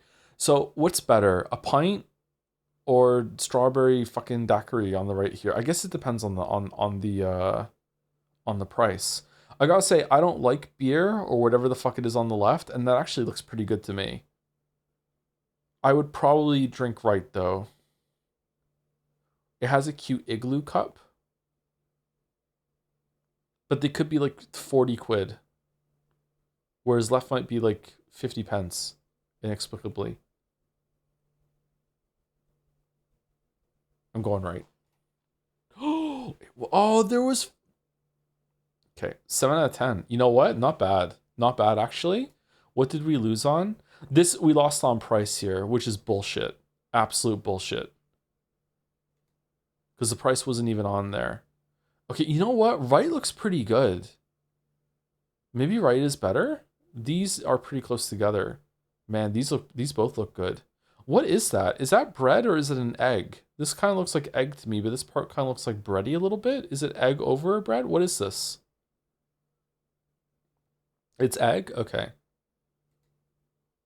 And yeah, fair enough. That pie and mash looks better than that pie and mushy peas. Yeah.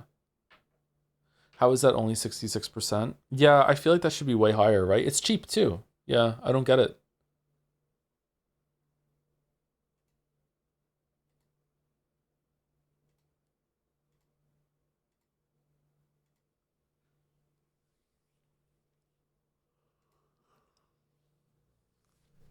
Should we do another round of Witcher 3 GeoGuessr? Are you excited for Canada's World Cup opener? Nope. I don't give a shit, sorry. I'm a bad British person. I don't give a fuck.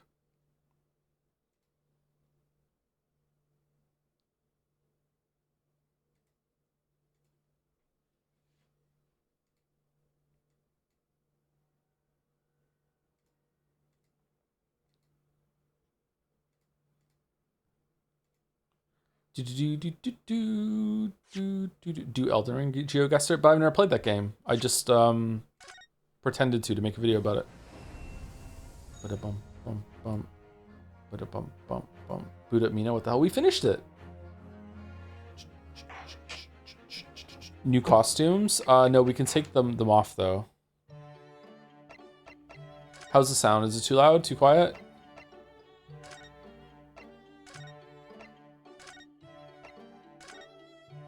Yeah, this doesn't suit her.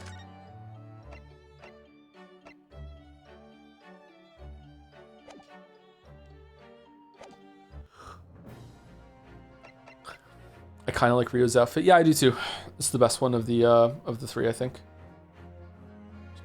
It's a bit quiet, really? Okay, I went up to -25. Let's see how it is when we get in there. It makes sense because if you had played Elden Ring, you would have no criticism for it. Exactly, yeah.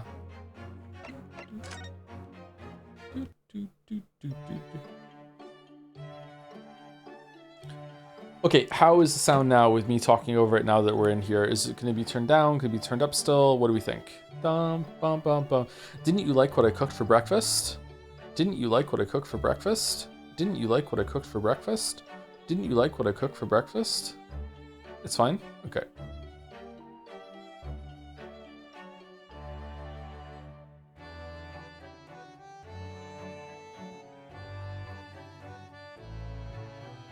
Was it beans on toast? My breakfast was a protein bar. Still a bit quiet. Okay, I can turn up a little bit. Okay, 22.5. Is August here? Yeah, August is here. August, are you feeling better? You said you had a big headache earlier. Did you get some sleep? Nunner game, nunner game, nunner game, the nunner game. Painkillers are huge.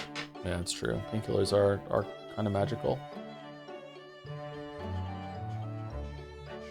Okay, the Great Ace Attorney. Chronicles. Alright. Done. Okay. Alright. So as is tradition on Friday, we just finished fan art. So what we'll do is that we'll take a slightly early break. I need to pee anyway, and I'm gonna go get a drink. I might have a cookie. I'm back on the calorie counting game though, because I gained some weight surprisingly.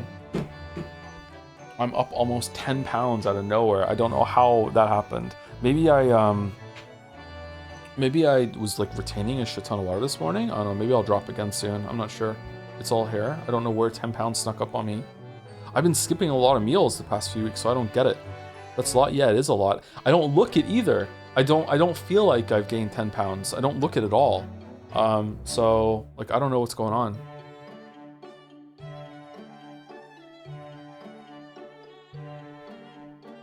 Have you checked your butt? I got a little bit of cake. All muscle? I don't think it's muscle, no. Anyway, be back in about 3 or 4 minutes, and then we will continue with the story.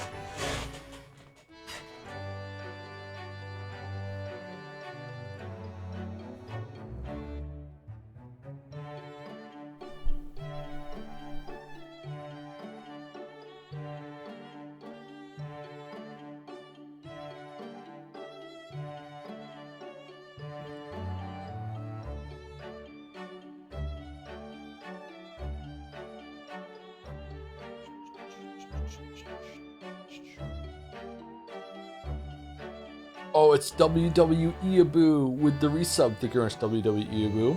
Love saying this name. Thank you very much. Rainbow Road DUI is up there too. Thank you very much. And thank you, Ocelot Shot First. So true. Also for the 26 months. 26 months back to back. Damn, Ocelot Shot First is the message with Ocelot Shot First. Thank you very much. Does Joe like this character? I haven't been watching, but I like her design. She's grown on me a little bit, but I still kind of dislike her visually, just kind of irritating. I also don't like child genius characters or child prodigy. That they are usually like impossible people and are annoying. But I gotta say, in terms of the spectrum of child genius bullshit, she's pretty low on the offensiveness. She's all right.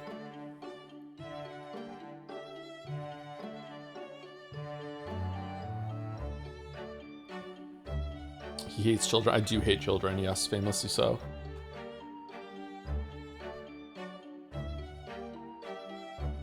What was the book I tried to read, and it had a child genius character that was so insufferable that I stopped reading after a couple pages.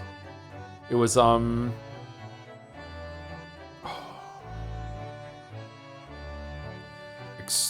extremely loud and unbearably close. Extremely close and unbearably loud, something like that. I couldn't. I like fucking like 2 pages in, I'm like, fuck it, I'm out. I couldn't do it. That's probably one of the worst ones.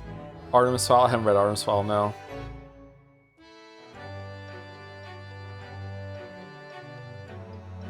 Who is your favorite character so far? Probably Susie. Susie or Rio. Nah, yeah, probably Susie or Rio. I like Holmes as well.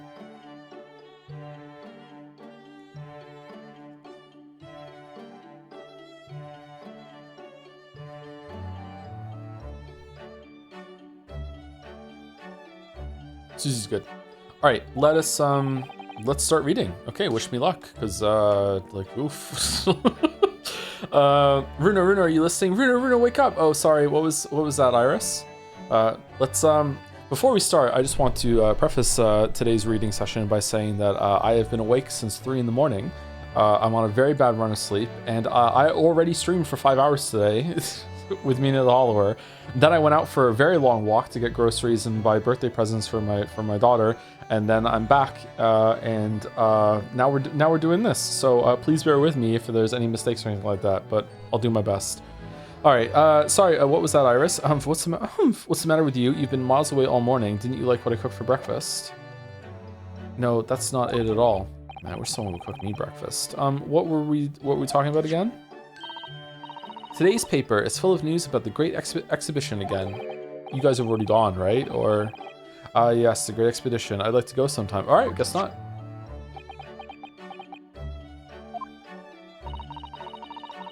You're really not your usual self today. You seem very down. When's Susie coming back? Don't you agree, Hurley?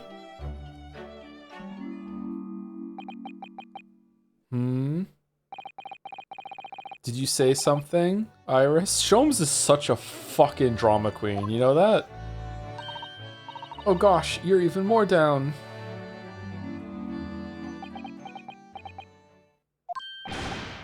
What? When did you arrive, Mr. Naruhodo? I've been here for about half an hour already. We had breakfast together. What? Why didn't you mention it before? I thought you might have known I was here, you know? Because breakfast? Iris is quite right. You're clearly lacking in vim. The cleaning product? So much so that I didn't notice your presence. Thanks. Of course, I could deduce the reason perfectly well with some simple observations. What? Let's see. Yes. For example, your tousled hair this morning with all its unruly spikes. Clearly, it can be deduced, therefore, that... let me stop you there, Mr. Sholmes, because I think I can see where this is going. My hair always looks like this. It always has. Ever since we first met, in fact. Oh, really? How interesting. It just doesn't look like a haircut as such, I suppose? Throwing shade? Thanks again. I feel like Holmes would just straight up die for Ryu, though. I feel like Holmes is like ride or die for sure. Like if you can get Holmes to be your friend, that's it. Like loyal friend for life. Would just do anything. It crossed my mind recently that it's been 6 months now. 6 months since I was forbidden from working in court. So I've been wondering how much longer I'm going to be banned. What have you been doing for 6 months? That's a long ass time. Oh, well, what would you explain? That would explain why you seem rather glum. Don't you agree, Hurley?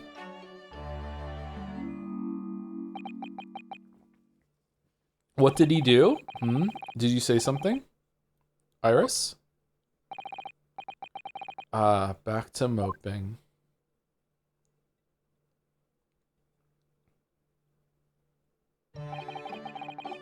What's the matter with Mr. Sholmes today?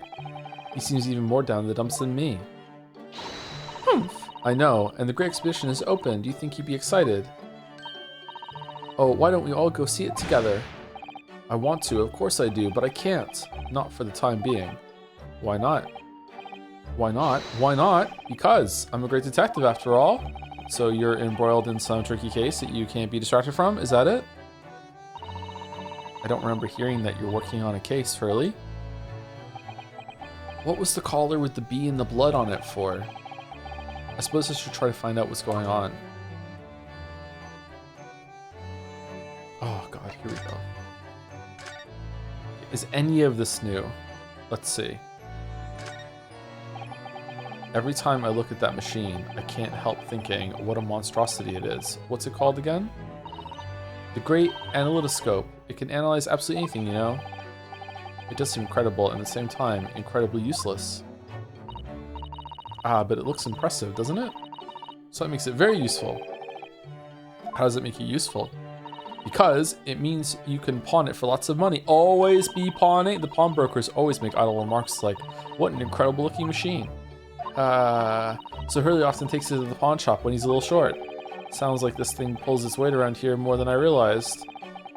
By having its weight pulled around.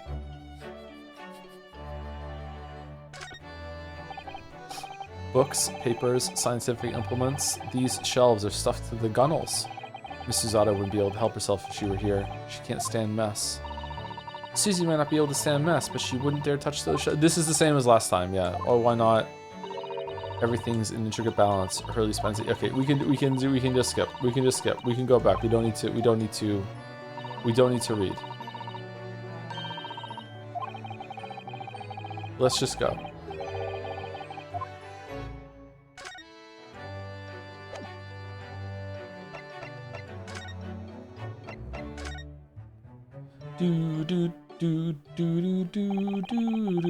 Half a year ago now, I took on the defense of a young girl in a trial heard at the Old Bailey.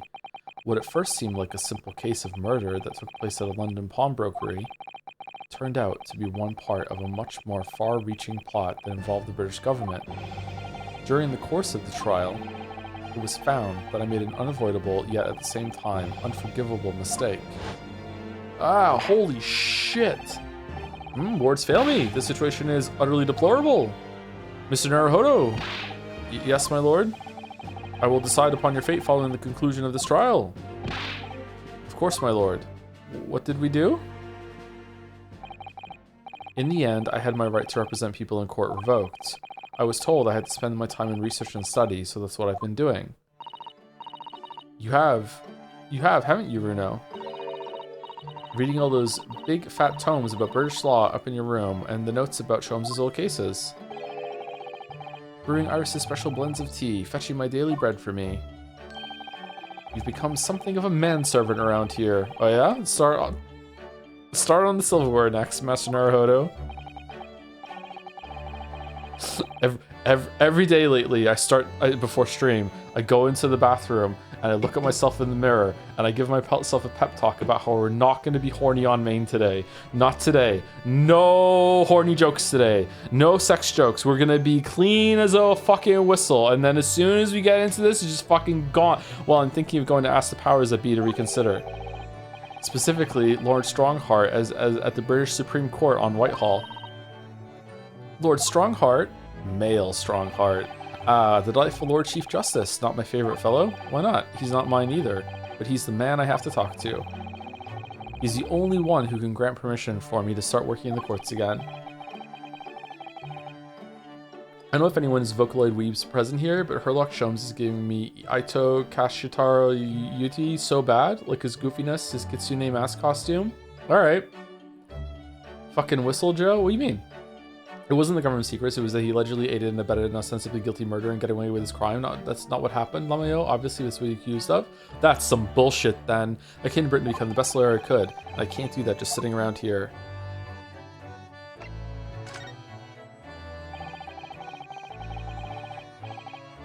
The whole of London has been swept up in this great exhibition, hasn't it? The most advanced science, the most modern technology, the finest works of art and feats of engineering. For the next 6 months, our capital will be showcasing these things, and the world will be watching.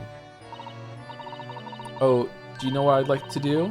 I'd like to look down on London from one of those lovely balloons. I don't know if I could trust a hot air balloon. God, could I? I don't know if I could do it. It just seems wrong. The fire, the big thing, like how do you get back down again? Like I don't know. Do they let you have a parachute? Like I don't know.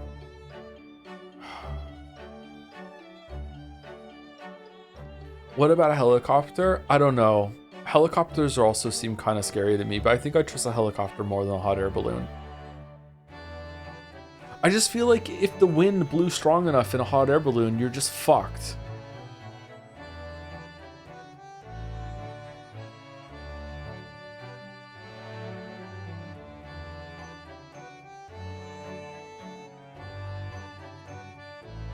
Joe doesn't need a balloon, he's already full of hot air. Elden Ring fan in the chat, I see.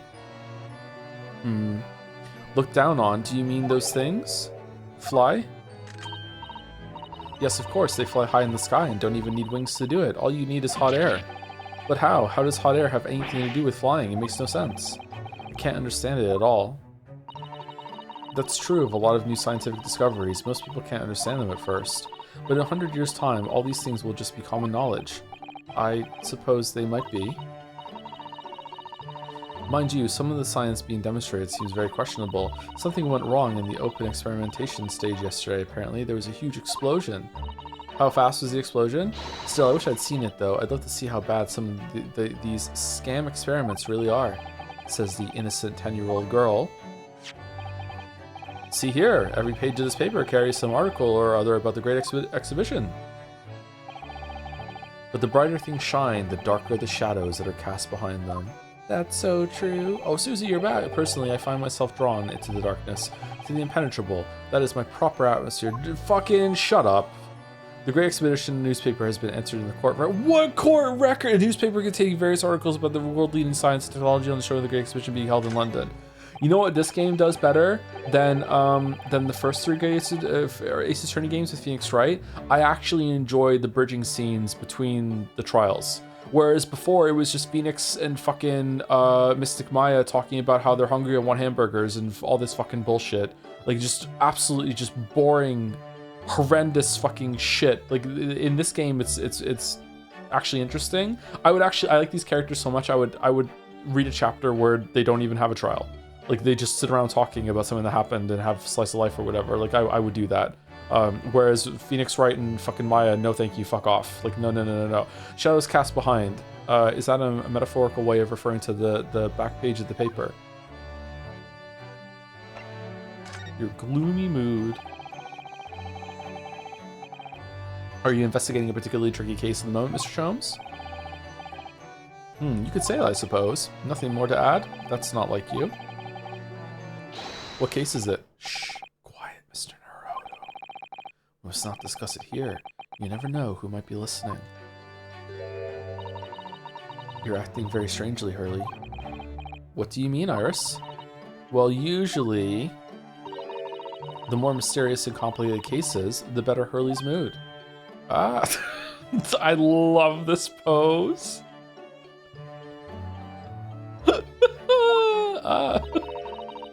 Is it really a case that's bothering you?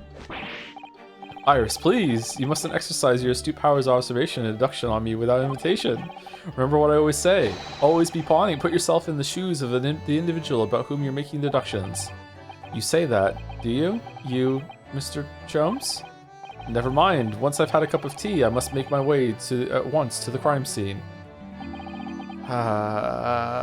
Oh, we're rubbing off on you, huh? That was a deep sigh.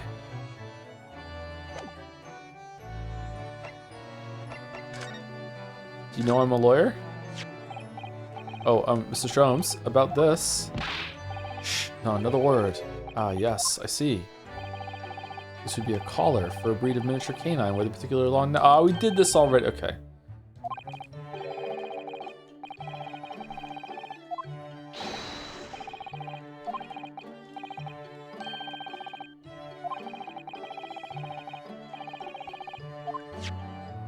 Do do do do do do do do do do do do.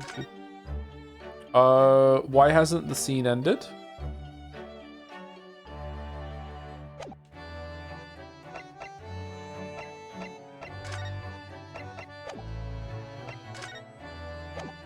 Do I have to look at the paper?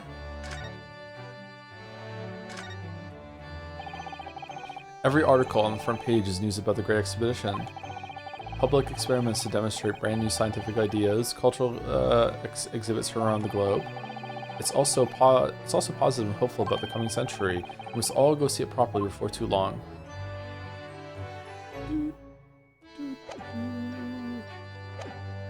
Okay, no? Do I have to examine something in the scene? Because I thought we did that already. Is there the typewriter maybe? I can type when I shut, you know. I can believe it. When a deadline's approaching, you sound like a Gatling gun. We did this already too.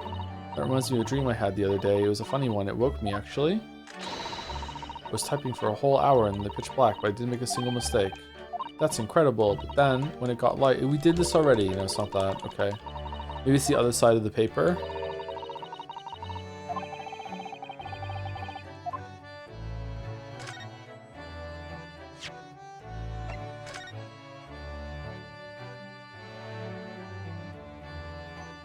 Lord Van Zeek's and compatriot cornered. The Reaper attacked. Ruffians aim to intimidate a man of justice.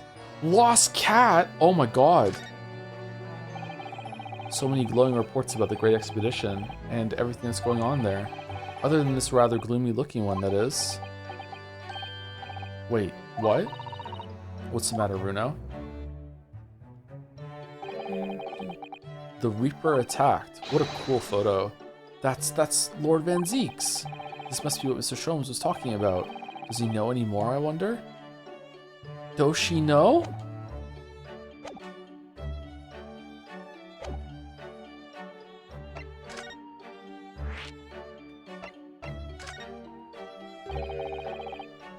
It says in the paper that Lord Van Zeek's was attacked. That's terrible. You know the legend of the Reaper of the Bailey, of course, don't you?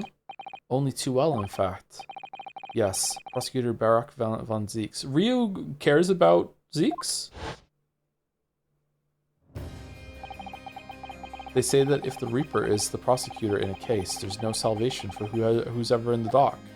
Okay, but that's, like, not true. Even if the defendant is found not guilty. Yes, with 3 question marks? Okay, chatter. Okay. I hate to shatter this for you, but the love affair they have, we made that up. It's a fiction. That's not actually what's going on. Like I like that version of reality, and we can pretend that we live in it. But like as far as the story's gone so far, they've barely had a warm interaction ever. How could you? I'm sorry. They're super gay, and they do gay things all the time, and they're smooching in the moonlight. The judge leaves, and they go up and they share the same seat all night. Lots of kissing going on. A lot of like muttered like objection. You know, just shit like this. Okay, like yeah. No, you hang up. No, you hang up. No, you.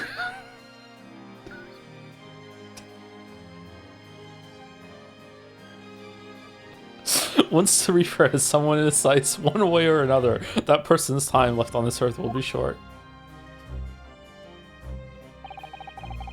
London's finest rogues always find ways around the law. They'll stop at nothing to secure an acquittal at trial. Falsifying evidence, paying sham witnesses, threatening jurors, bribing judges. But even such devious tactics as these cannot save them from the hand of the Reaper. As you've experienced yourself, haven't you, Mr. Naruhodo? Yes, I've seen the Reaper's retribution at work.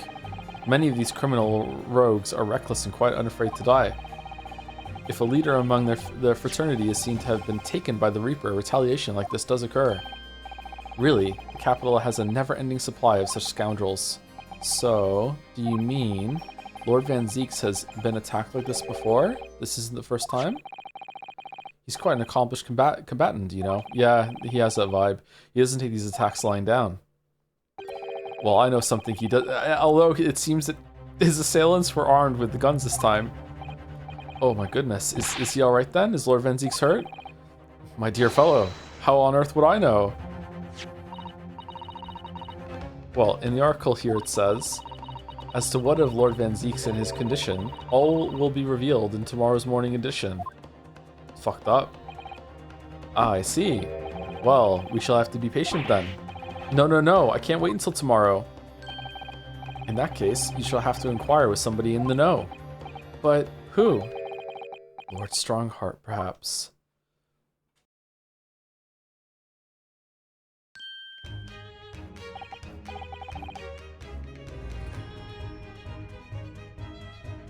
Well, I must be leaving now. Yes, understood. See you later, Mr. Sholmes. Ha, you really are a shameless liar sometimes, my dear fellow. What? You seek to put me off my guard and follow me, don't you? Well, you would be wasting your time. The thought hadn't crossed my mind, but now I'm wondering where you're going.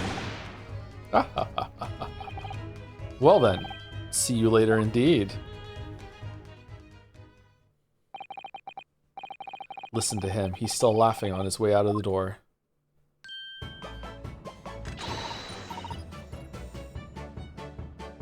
Iris, what the fuck are you wearing? Alright then, Runo, let's get going. Oh, Iris, what the fuck are you wearing? I've got change to go to the Great Exhibition. You're going to take me. What? But I was just about to go to the Supreme Court. Oh, well, that sounds fun too. You're going to take me there then.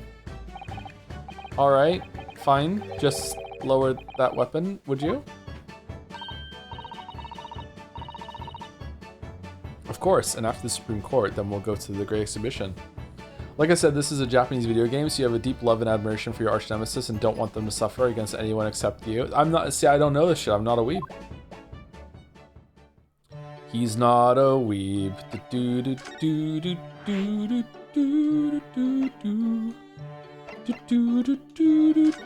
When's Susie coming back?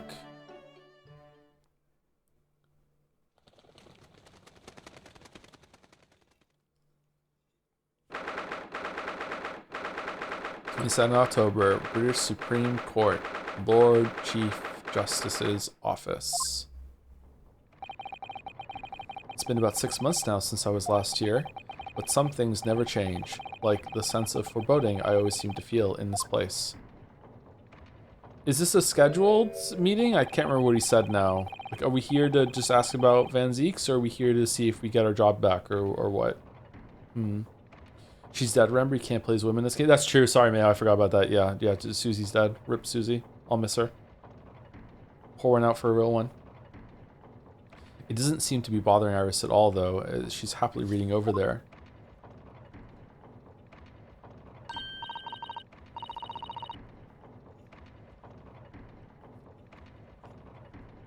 And I'm done my drink. Oh, there's a resub. Thank you very much to the Sabby. Sorry I didn't see till now. 10 months, 15 minutes ago. Hello, Joe. Just wanted to say I am watching your Xenoblade Chronicles 2 videos, and I was having such a great fun, I went out of my way to play it myself. I had such fun, unironically. Have a nice day. I'm sorry that I've done this evil to you through the power of streaming. We have to play Xenoblade Chronicles 1. Oh. Are we going to do 2 again after that? I'm not sure. I don't think so. Everyone says that 2 is the bad one. 1 and 3 aren't anime cringe like 2. That's a good game. Is it though? We don't have to. We do have to. We do. We do. Oh, I love this place. I always find so many interesting books here. Of course, I was forgetting that you've been here before. The time you came here 6 months ago. When Suzada-san was given the news that she was to return to Japan. What happened at the end of the first game, too? There was some Morse code that we intercepted that had a bunch of names, and one was one Wilson, one was one Kazuma. Was it our name? Who else was there? I'm sure they'll go over it. I understand you wish to speak with me. It's Sherlock's dad. Oh, Lord Strongheart, I trust you've been keeping well? Let's see. Since you arrived and requested an audience, it's been 4 hours, 32 minutes, and 26 seconds. I kept you waiting a while. My apologies. Oh no, not at all. I like nothing more than standing around staring into space. I do it in court all the time. Good to know. Good to know that doesn't appear to bother him at all. Male Strongheart, Lord Chief Justice of London. He's the man who allowed me to start practicing as a defense lawyer when I arrived in Britain as a student.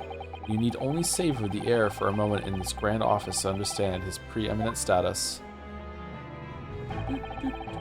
As you will be aware, the Great Exhibition of London is now underway at last. We're extremely busy as a result, policing the grounds, guarding the new technologies, dealing with petty crime. And furthermore, as of next month, we shall open the International Forensic Science Symposium. Ooh, oh, I've not heard about that. Investigating authorities from 40 countries around the globe will be taking part, including from your own land. Forensic science is the future. The world must embrace it. Yeah, sure. As we're the hosting nation, I have much to do, and it is my highest priority. If others must wait for my attention as a result, so be it.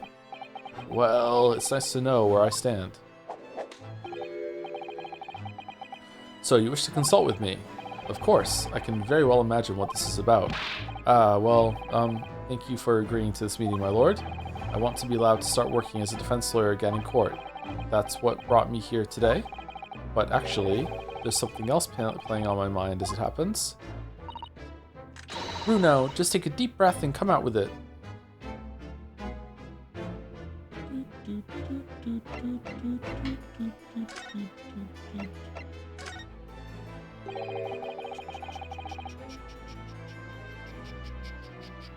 I actually came here today to ask for your permission. Go on. 6 months ago, my right to work in court as a lawyer was revoked, and I was told to spend my time studying. Obviously, I'm very sorry for what happened, but the thing is, it made me understand what it really means to defend somebody under the rules of a foreign justice system, and I desperately want to have another go. Please, permit me to enter the courtroom again. Mr. Naruhodo. Yes? Ugh, here it comes. I'm sure you haven't forgotten your position here, have you? At best, you are a substitute for your compatriot. This was never your intended role. I thought we were doing pretty well, though. Well, that's true. Come on, we beat Van Zeek's, like, what, 4 times? Like, doesn't that count for anything? With the crazy-ass cases, even the judge was impressed? Well, that's true. The Japanese government actually sent my best friend on this study tour, not me. It should have been Kazuma. Is it Kazuma or Kazuma? Is it Kazuma? He was so determined to bring change to our own justice system at home. That was his calling. Oh, it's his theme. If that tragic accident hadn't happened, I wouldn't be here in this office now. Mr. Sogi was my best friend, you see. That's why I can't leave it unfinished. I have to fulfill his calling for him. His calling, you say?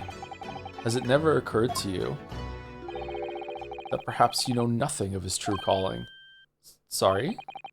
The mission with which that young law student was charged. What do you suppose it really was?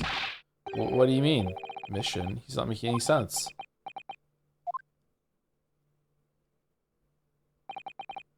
Never mind. Okay, yay! I've read all the reports you've submitted over the past 6 months. It's clear to me that you regret your actions and have been studiously obeying your revised instructions.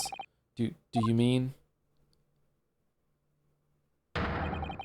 As of this moment, I reinstate your license to practice law here in Great Britain. Oh, really? What did we do? Thank you so much. That's wonderful news, Renaud. Yay! In fact, I believe I have the perfect case to mark your comeback. A curious affair. You'll consider it, I hope. Of course, please tell me more.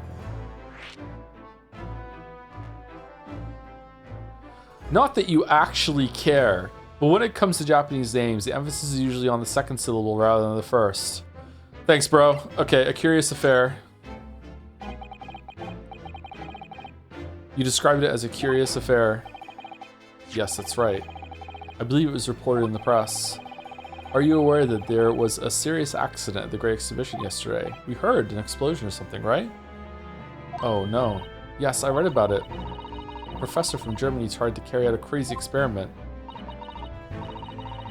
Let me see, how was it described? Super high voltage instantaneous kinesis, I think. Instantaneous kinesis? As in moving things with a click of the fingers? That's right. It's just what my herbal blends need. A dash of devil-may-care. Whatever this serious accident was exactly, it's clearly captured artist's imagination. It's an unfortunate business. A large explosion engulfed the public experimentation stage and a man lost his life. Oh shit! A certain Mr. Oldie Assman. Sorry. Oh, die as man, an investor and a well-known figure in society. A large explosion. It's me, the oldie ass man. A man died, but the man responsible for the experiment was Professor Albert Harebrain. He was detained immediately after the incident and is due to appear in court tomorrow on the charge of murder. What? Murder? If you intend to take on his defense, you should hurry to meet with him at the prison. There is very little time left for you to carry out any kind of investigation. Okay, it sounds like we shouldn't take this case then, and we should, do a different one? The Great Exhibition, a scientific experiment gone wrong, and murder? I feel out of my depth before I even started. Still. We should go to the prison straight away then, and try to meet with this German professor. Don't you think? Definitely. Ah, yes. One more thing about the case. There's a connection with our mutual acquaintance, the Reaper. Oh? With Lord Van Zeeks? How? All sorts of conferences have been taking place around the world to coincide with the Great Exhibition, and next month, the largest and most important of them all will take place at last. The International Forensic Science Symposium. It does seem as though criminal investigation needs to embrace scientific methods, doesn't it? I will say, for how weird he is about time, he seems to keep track of time a lot, but he's always late, stuff like that, and how imposing he is and formal, he does take us seriously. It is nice that he's sure, he's listening, he's answering questions and stuff like that. Yeah. He doesn't just say yeah, whatever, and just dismiss us. It does seem as though criminal investigation needs to embrace scientific methods, doesn't it? Exactly.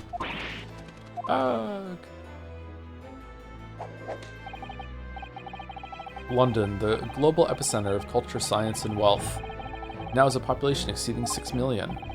Sadly, crime in the capital is growing at a similarly startling rate. I feel like he's gonna, take it like a champ when we have to bring him down for whatever murder he commits in the last chapter.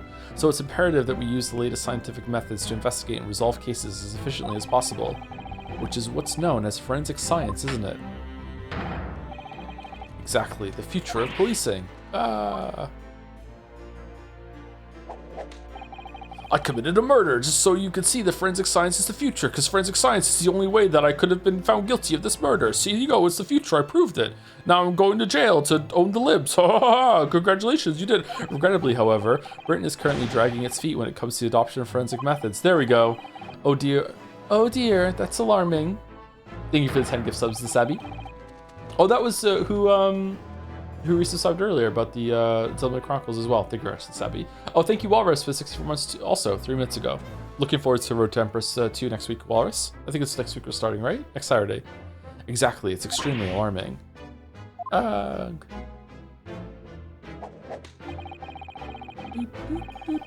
If I were Her Majesty's Attorney General, you can be sure the numbers of crimes committed and resolved in London would be very different to the current figures.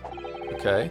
And I can cite 12 solid arguments and 223 individual reasons to support my claim. Okay, so really, if you think about it, if you didn't kill the current Her Majesty's Attorney General in order to take his spot, you would be unethical, because you could be a way better at that job, and you would, at large, prevent more crime and death. So really, it'd be fucked up if you didn't kill him and try to take his place, right? Like, you should definitely do that. Sorry. By way of apology for keeping you waiting earlier, I shall detail everyone now. What? Oh, how fascinating. It all began 15 years ago. It really is a video essay.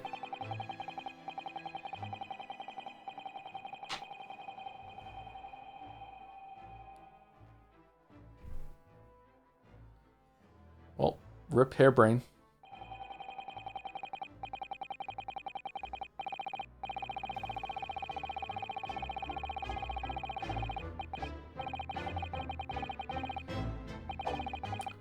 Anyway, good game, 9 out of 10, and that more or less sums up my feelings on the matter in the simplest terms, of course. Essentially, to formally establish a forensic investigation division within Scotland Yard. That is my mission. Oh, right. Yes, that's wonderful. Exactly. Wonderful is precisely what it will be.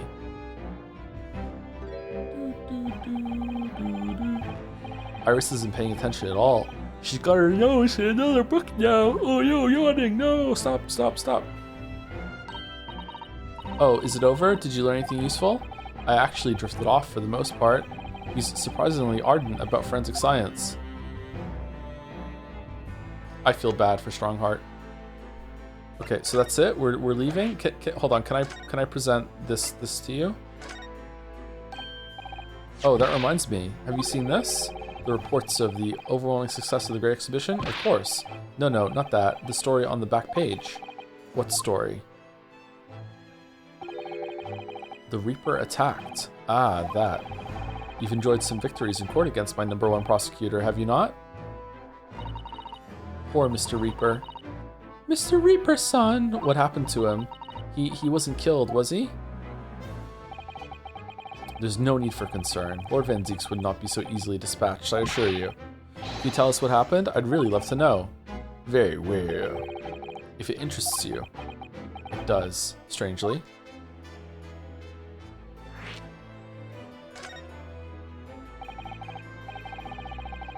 Fortunately, Lord Van Zieks emerged from the attack unscathed. Street ruffians are no match for that man. He's a very capable fighter. But that's incredible. They were armed with guns. Why was he attacked, though? Do we know? It's related to events that occurred a month ago. A leader of one of the capital's criminal organizations was indicted and prosecuted by Van Zieks. Really? But the man was acquitted. I've no doubt large sums of money were involved behind the scenes. He went into court to go against someone that wasn't us? Large sums of money? Under the table? A deplorable situation. Members of the jury were bribed, it seems. Ooh, what? I didn't get anything. However, despite winning his freedom, the man in question met a dramatic end yesterday. But you're not suggesting that was the work of the Reaper, surely? The victim's henchmen certainly seem to think so. He was a man by the name of Asman. Mr. Odai Asman. Did you say Asman? Okay, the more I say Asman, the more I'm realizing I am actually going to call him Assman for absolutely no reason whatsoever. That's the man who died in the big explosion at the Great Exhibition. Yes, known publicly as an investor, but in reality, the head of a significant criminal organization. Unbelievable. I wonder, could I ask you something, Lord Strongheart? Just did, bud. Try me. Why do you use Lord Van Zieks as a prosecutor? All the criminals who manage to get off in court then meet with mysterious ends outside the courtroom. And fearful of that fate, they seek to strike at Lord Van Zieks first. I know there's no evidence that he actually is the Reaper in that sense, but still, something's clearly going on here. I have Van Zieks work for the prosecution service for 2 reasons. Firstly, he's super hot. The man is the best prosecutor in the capital, bar none. Okay, so we beat him multiple times. Does that not count for anything? And we're like new and fledgling. He was really bad last fucking trial. Were you there? Did you see it? And secondly, any deaths of criminals that have occurred outside the courtroom following his trials are nothing to do with him. But it doesn't make sense. How can you explain the way so many have died, if not by someone's hand? Because I killed them. Van Zieks may have earned himself the moniker of the Reaper, but he is no killer. So he will continue to prosecute on behalf of the Crown. Unless he wishes otherwise, of course.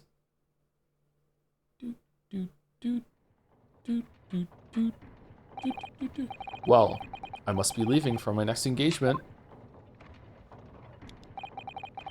I'm already 11 hours and 16 minutes late. My colleagues may be starting to fidget. What the fuck, dude? 11 hours late? That's quite something. That meeting had already started when I arrived back here for this engagement with you. So lateness was inevitable. Time stops for no man. I'm sure it stopped for me during those 12 solid arguments and 223 reasons. Oh yes, where would I find Lord Van Zieks now? I would assume he's at his office. Right, I'll go and ask him about the attack in person. I want to get this straight from the horse's mouth. Really? We're gonna go visit Van Zieks outside of court? Isn't he preparing to face off against us tomorrow? Away with you now. I'm leaving Professor Harebrain's defense entirely in your hands. Of course, yes. Thank you very much, my lord.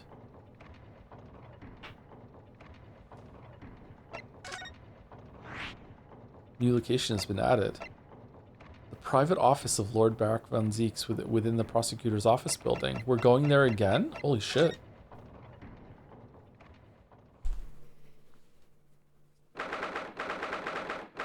October, prosecutor's office. What the fuck is this? Oh, so this is the legendary Reaper's office. Where's our office? Yes, it appears so. Brr, it sends a chill down your spine, doesn't it? What an amazingly deathly atmosphere. Oh, is that... That hooded figure was so still I hadn't noticed his or her presence. I wonder who it is. Is it Susie? What are you doing here? What are you doing here? He's as unwelcoming as I thought he'd be. Actually, maybe even more so. Oh, I'm glad to see you're well. I am. So, who's the person over by the wall being punished for something or other? No punishment is taking place here. It's a punishment. That's my apprentice. You're what? And he's sitting there of his own free will. I didn't know you had an apprentice. It must be the same person who was pictured in the newspaper. Oh, is it? He's very able in combat, a requisite skill for anyone under my tutelage. Are you referring to the attack on the Reaper that was reported in the papers? The Reaper? I'd be interested to know the Reaper's true identity myself. It's Strongheart for sure, assuming that is such a fabled fiend generally inhabits our great courtrooms. Hey, do you know I'm a lawyer? I know you've seen this around my arm before, but what is it exactly? It's the mark of a defense lawyer, in Japan at least. And what's your reason for showing it to a British prosecutor? Oh, well, I don't know really. Sometimes I feel like I'm controlled by some otherworldly force that exists on a different layer above ours and makes me do strange things for their own amusement. Me too, I can understand at least. There's merit in reminding yourself of who helped you become what you are today. Oh. But that's a personal matter, something you may want to keep close at all times. Not something to flaunt. No, I suppose not. Thank you for understanding, though. I got an achievement for that. Lord Van Zeek's about the article in this paper. Ah, yes, it seems there was a reporter nearby when that little skirmish took place. I had no idea I'd been photographed. It was careless of me. Hold on, this is an accidental photograph? You looked this fucking cool? Just... what? It looks as though it was taken after the people who attacked you had run away, though. Rest assured, the police have already apprehended every last one of them. But there's someone else fighting alongside you, it seems. And I think it's the same man who's sitting over there as we speak, isn't it?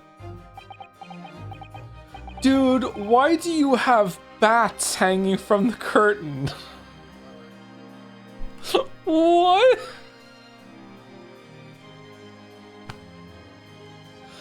The rabies risk alone is crazy. What the fuck? As I mentioned already, he's my apprentice. Perhaps you could tell us a little more about him?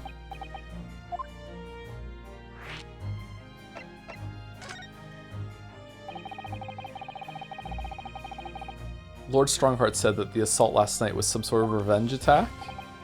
True, carried out by henchmen of O.D. Assman's criminal organization. The investigation meant their arrests were imminent. Presumably some hoped to kill me before that happened. O.D. Assman. He's always masqueraded as one of London's most powerful financiers, a global investor. But his enormous wealth came to him by underhand means, via his criminal activities. Oh yeah, you're here! And he used that money to buy himself a verdict of not guilty when he found himself in court, didn't he? Why didn't McGilda do that? Oh, he did. Never mind. Being prosecuted by you, Mr. Reaper. But the man got his comeuppance in the end. Yesterday, in fact, in extraordinary circumstances. It was a most unusual cause of death. I know about that. It was super high voltage instantaneous kinesis gone wrong. Oh, Mr. Assman died when the demonstration on the public experimentation stage ended in an enormous explosion. Correct. Surprised you can read, my learned Nipponese friend, and you think I have some kind of divine ability to cause an accident like that to happen, do you? Yeah, you're fucking angelic as fuck, bro. Yeah, well, no, that does seem a little far-fetched. If this man really is the fabled Reaper, then he has to be innocent of this particular death at least. It's strange how this has worked out, isn't it, Runo? I mean, what with you taking on the professor's defense for the trial tomorrow? What? You're going to be defending him? Oh, yes, that's right, though I barely know the man's name yet, to be honest. Albert. Albert Hairbrain. That's right. Do you know him by any chance? Of course. He's a contemporary of mine. We were at university together. Okay, so... And you're gonna prosecute your friends? Really? What? Surely that's a conflict of interest. What's that?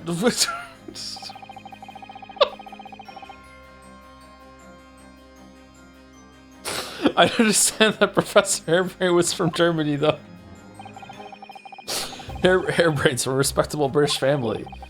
After graduating from the University of London, he moved to Germany to carry out research, that's all. So you were students together. They were roommates. I was in the Faculty of Law, of course, and he in Science, so our paths rarely crossed. But when they did, sparks flew. But curiously, we got along, though I've not met him since my university days. Bro, why are you talking to us? I certainly didn't expect our next encounter to take this form. Are you not actually racist? Are you trying to be racist because you're heartbroken about what happened with your Japanese friend, and you're just like, nah, I have to be racist now, but you know, we've actually won you over and you've warmed up to us? I think that's what's going on. You can drop it, it's fine, man, it's okay. And with you of all people representing him. Ugh, only if I make it out of this office alive. He's actually been charged with murder, it seems. Yes, I know, because the prosecution will be handled by me. Oh. Alright, whatever, bro. By you? But you made it sound as if you and the professor had been friends. We are friends, it's true.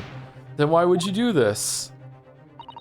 I need money. If the Meat Reaper is the prosecutor, there's nothing anyone can do to save him. He's doomed.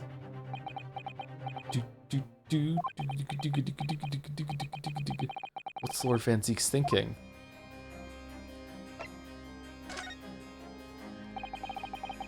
What's he mean by what you said before?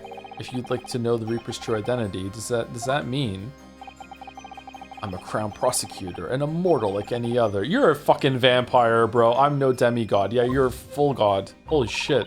But they've all died, haven't they? The people you've prosecuted, I mean. Whether or not the trial ended in a conviction or an acquittal. What the Iris? Fucking Soseski isn't dead twice. Survived twice. What was her name from the other trial at the end? She's still alive. Gina, thank you. I mean, everyone else is dead, so there's only two. Okay, whether or not the trial ended in a conviction or acquittal. Actually, is Gina dead? Those I prosecute are the vilest wretches of our society. People who, without question, deserve to be found guilty. The world is a better place without them. He fucking lost 4 times. What? But that's not true of Mr. Natsumi, for example. He wasn't a vile wretch at all. Nor was Ginny. In fact, she's ever so hardworking now. Shit. My whole worldview is collapsing. I can't deny that since I encountered you, things have taken a turn. But the point is this. Okay, Van Zeek, so you just think, like, it just so happened that everyone you prosecuted was guilty as fuck until the matches against us that you lost? What the fuck are you doing? If any of those vile wretches that escaped justice subsequently died in mysterious circumstances, it was at the hand of their own kind. It's not my work. I promise. Lord Strongheart said the same. He believes you're not involved in any way, but you were attacked by those ruffians because they believe it's true. The fact is, since people started to call me the Reaper of the Bailey, the number of serious crimes in the capital has dropped substantially. Oh. It would appear that even the most hardened criminals can be made fearful of their lives. I'm pretty much Victorian fucking Batman. And that's why you have bats in you. Okay, this is your bat cave. Okay, so do you mean to say... You're like Haruspecs. I mean to say that if my pseudonym serves a useful purpose, I adopt it gladly and with honor. But it's putting you in danger. You could be killed. If that is my fate, let God decide. Lord Van Zeek's son.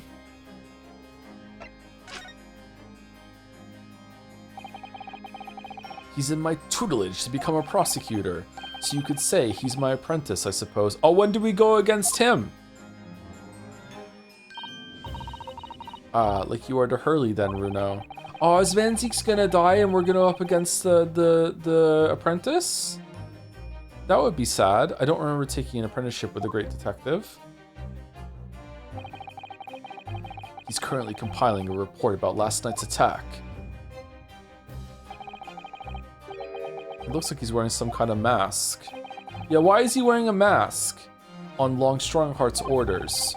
Nobody knows the man's face, or indeed his identity. What the fuck are you talking about? Okay, a character with a mask like that. What do you mean? You're working with him and he doesn't fucking know? Okay. So either it's a character we've already seen and he's wearing a mask, so we don't know that it's him, or it's a character that we're going to interact with in a different way in the future, so we don't know it's him afterwards.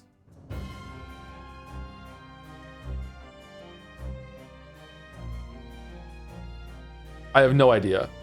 Nobody knows the man's face or indeed his identity. This is so fucked up, but why would you agree to take on such a clearly suspicious individual? Lord Strongheart's orders again. He's not one for meaningless follies. There will be a good reason for his actions. I hope you're right.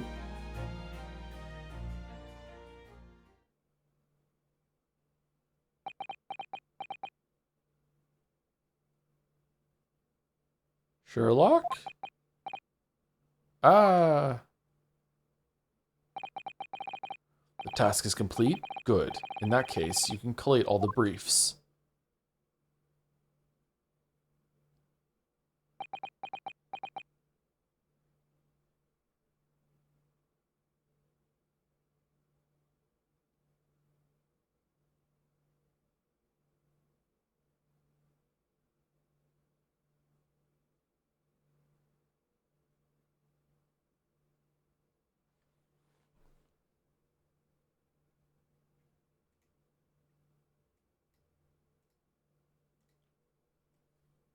This really looks like Kazuma.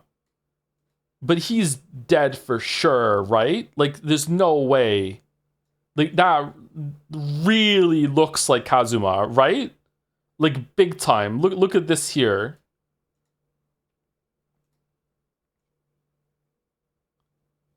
Kazuma twin brother? Someone who just has a similar model? Nice to meet you.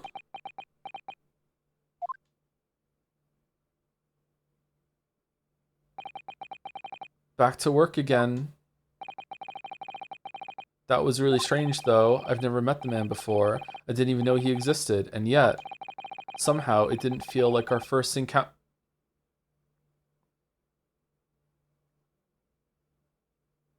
How is he still alive? How is he still alive? How is he still alive?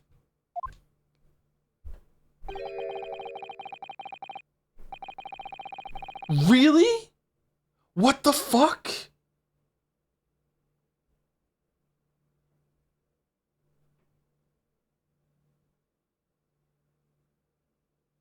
I really wasn't expecting that. What the fuck? How is he still alive?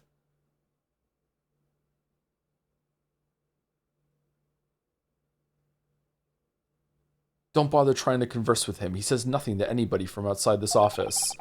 Lord Strongheart has strictly forbidden it. Okay, what the fuck is Strongheart doing? Oh, I see. Why are you so interested in my apprentice anyway? Huh? Oh, no, I mean, sorry, I didn't mean to. The way he stood there so casually, yet with that flawless posture. It couldn't be.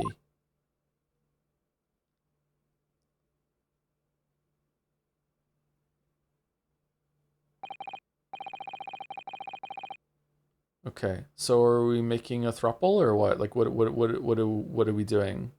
Are we alternating days? Like what? Ah, yes, there's something I've been meaning to ask you. Oh, what's that? That Nipponese man, is he faring well? Sorry? The one arrested twice in succession 6 months ago. With the stoop, and the mustache, and the jitters. Ah, Mr. Natsumi, you mean? I'm not sure he'd be very pleased to find out you identified him from that list, Runo. He's fine, thank you. In fact, I received a letter from him by international post only the other day. I see. Well, I think we can end our discussion there, don't you? There's little time left before tomorrow's trial. I advise you spend it in investigating the case. Yes, thank you for the advice and for the conversation. I can't believe he's asking after Soseki-san, after a Nipponese. I'm not sure whether to feel happy about that or worried. What the fuck is going on?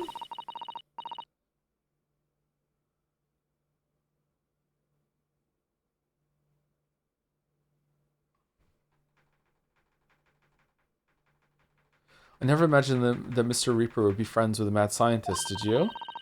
That's a turnip for the books. Turnip! A mad scientist. Ah, you mean Professor Harebrain. Yes, it might be worth quizzing the professor about his relationship with Lord Van Deeks, I think.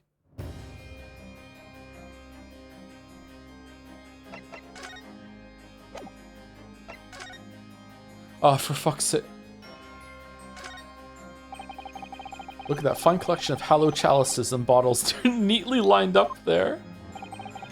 My hallowed bottles are filled with the essence of the finest grapes of the finest vineyards I visit. And I personally oversee these chalices being made by the finest crystal craftsmen in the world. I'm supporting an entire economy with all the smash in fucking court, and yet you throw them around in court like they were worthless. Yes, because this imbecile is so unimaginably and repeatedly wide of the mark sometimes. Oh, have a 100% success rate against you, bro. What the fuck are you talking about? Before you open your mouth next time, you should consider the poor artisans whose work you defile. So, it's my fault? Silly me, how could I ever have thought otherwise? Are we flirting?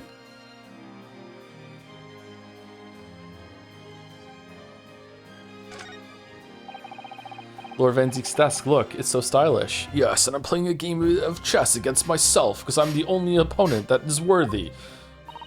And that's a marble chess set beside it. Chess. That's the Western version of our Japanese shogi game, isn't it? You know, I'm actually quite good at shogi problems. Oh, really? You'd probably like chess problems in that case. I'd love to challenge Lord Van Zeek sometime to a bout of shogi problems. Strip chess? If you only really want to challenge yourself, you can always do that on your own at home. Wow, okay.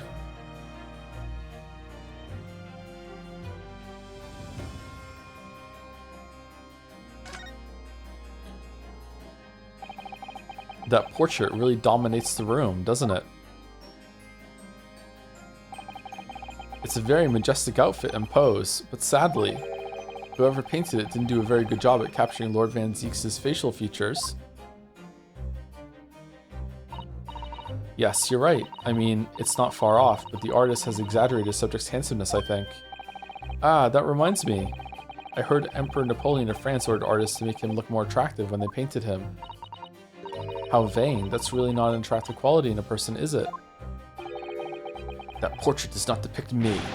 Surely that's immediately obvious. Oh god, who is it then? Because I want to meet them. Oh, who is it? Don't be your dad, don't be your dad, don't be your dad, don't be your dad, don't be your dad, don't be your dad. Okay.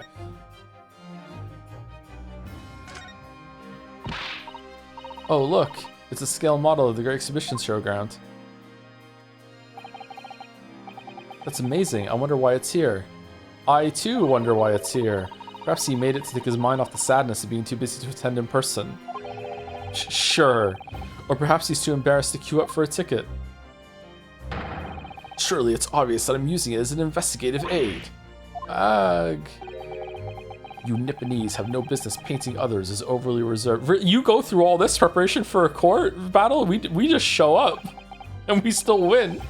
Ugh, I really didn't think he'd overhear that.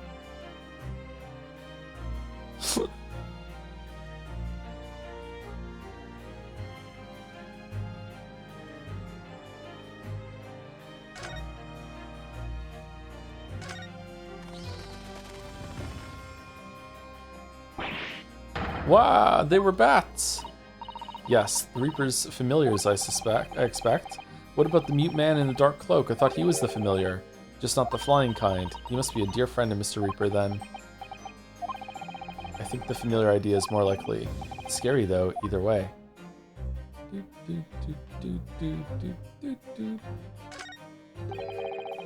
Look at all those ancient casks lining the wall there. Casks in the Reaper's chamber. Or are they caskets? You don't think all those people who escaped conviction in court are lying inside them dead, do you? What ridiculous notions are going through your head, man? This is my collection of fine vintages. Oh, yes, of course. Thank you for clearing that up, Count of Tuscany. Bruno and I were just musing to ourselves. Don't mind us, Mr. Reaper. I wouldn't if you hadn't invited yourselves to my office without nonsense within my earshot.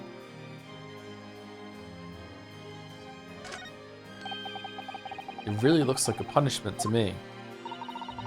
I've never seen someone sing like that before. He hasn't moved a muscle since we arrived. Do you think perhaps he's dead? If he was dead, Bruno, he wouldn't be sitting up, would he?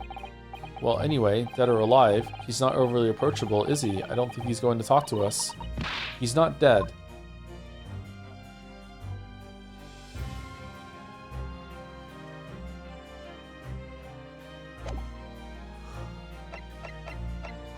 Okay, I think we're done here.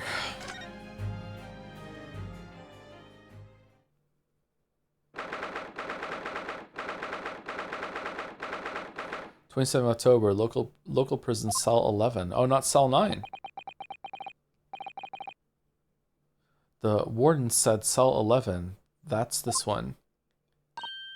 Oh, there's someone curled up in a ball in the back corner. Look. What's his name again? Professor Albert Harebrain, wasn't it? Excuse me, Professor Harebrain.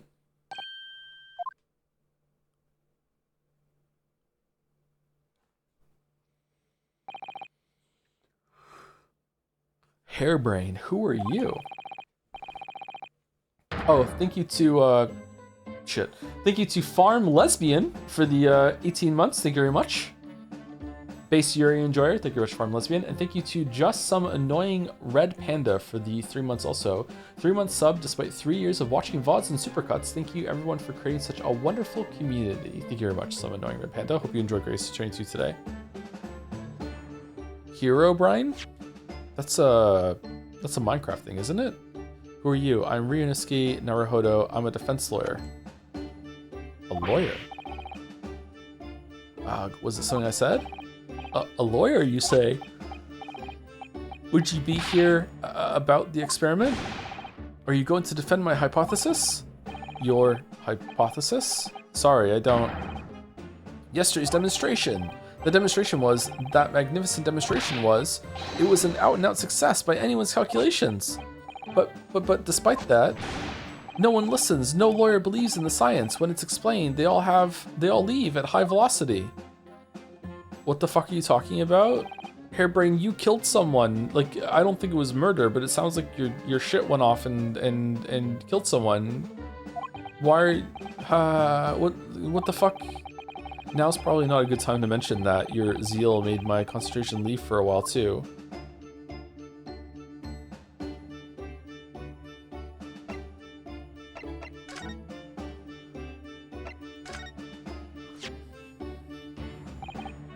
Ugh, how could this have happened? You must feel awful, as well as a man losing his life. The Crystal Tower is greatly damaged too. I know what happened. It must have been that. The day before the demonstration, I had my usual meal of frankfurters at the hotel restaurant. When I paid the bill, they gave me 3 shillings too much in change. But instead of saying anything, I just slipped the coins into my pocket. They're still there now. I can do an offensive German accent. It's divine retribution for my wrongdoing. That's what this is. For a scientist, he has some very illogical anecdotes, long and illogical.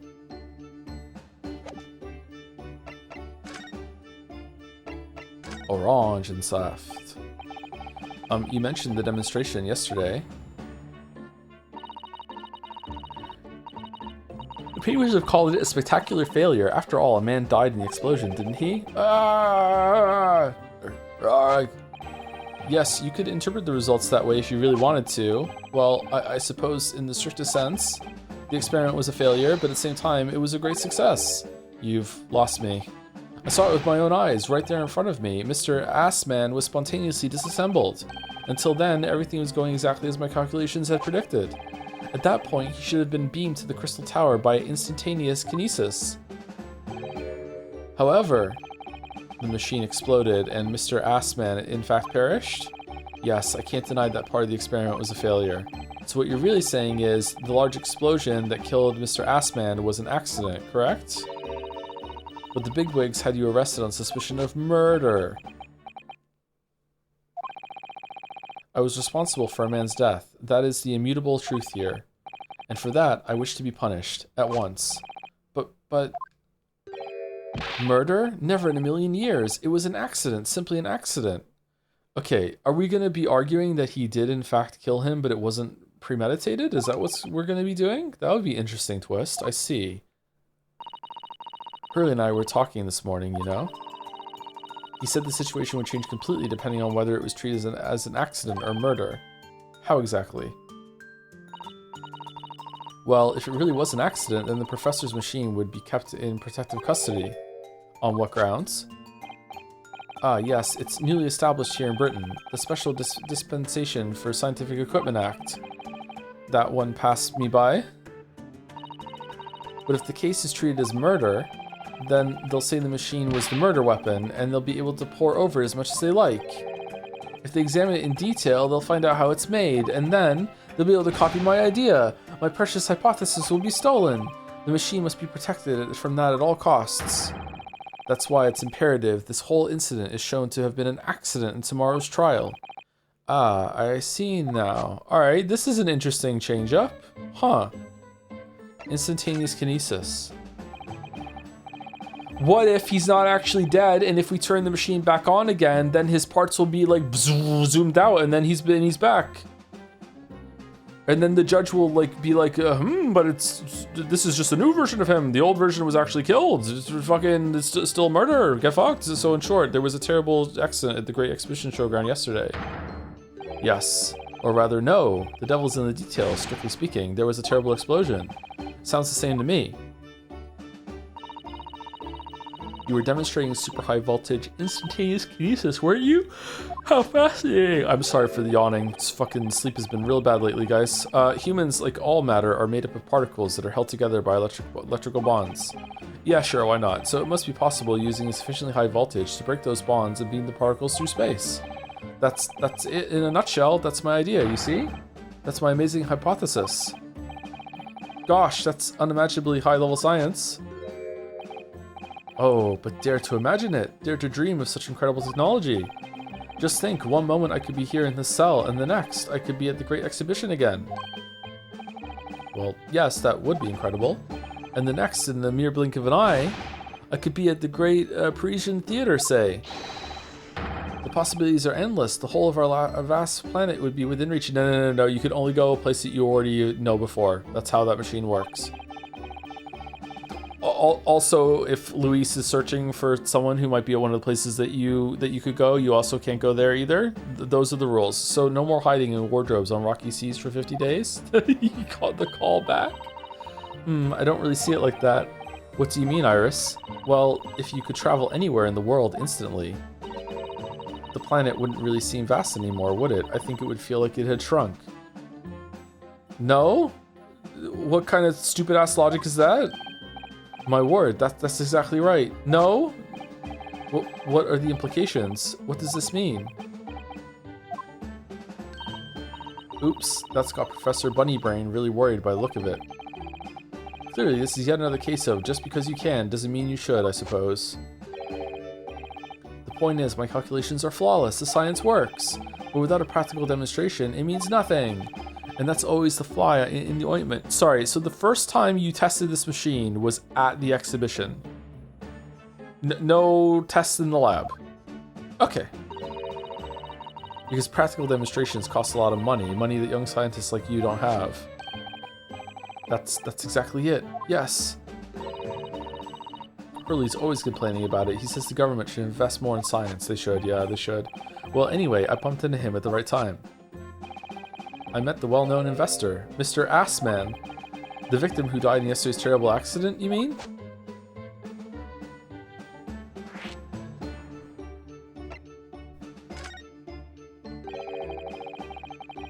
I understand Lord Van Zieks is a friend of yours from your university days. Yes, that's right. He was studying law whilst I was studying science. What was he like back then? A good question. Unassuming, gentlemanly, an all-round nice fellow, really.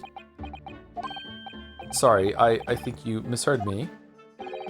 I'm talking about the cold-hearted, merciless prosecutor, Barak von Zieks. What was he like when he was at university?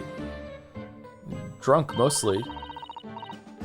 We were in a fraternity together and everything. Talk about a leading question, Runo. As I said, an unassuming and extremely pleasant gentleman. After all, he is the little darling of the Van Zieks family, with all its great aristocratic origins. Aristocratic origins? I feel I said that wrong. I didn't realize he had quite such noble blood. Little darling. It was a bit of a shock when I came back to Britain and learnt what he'd become.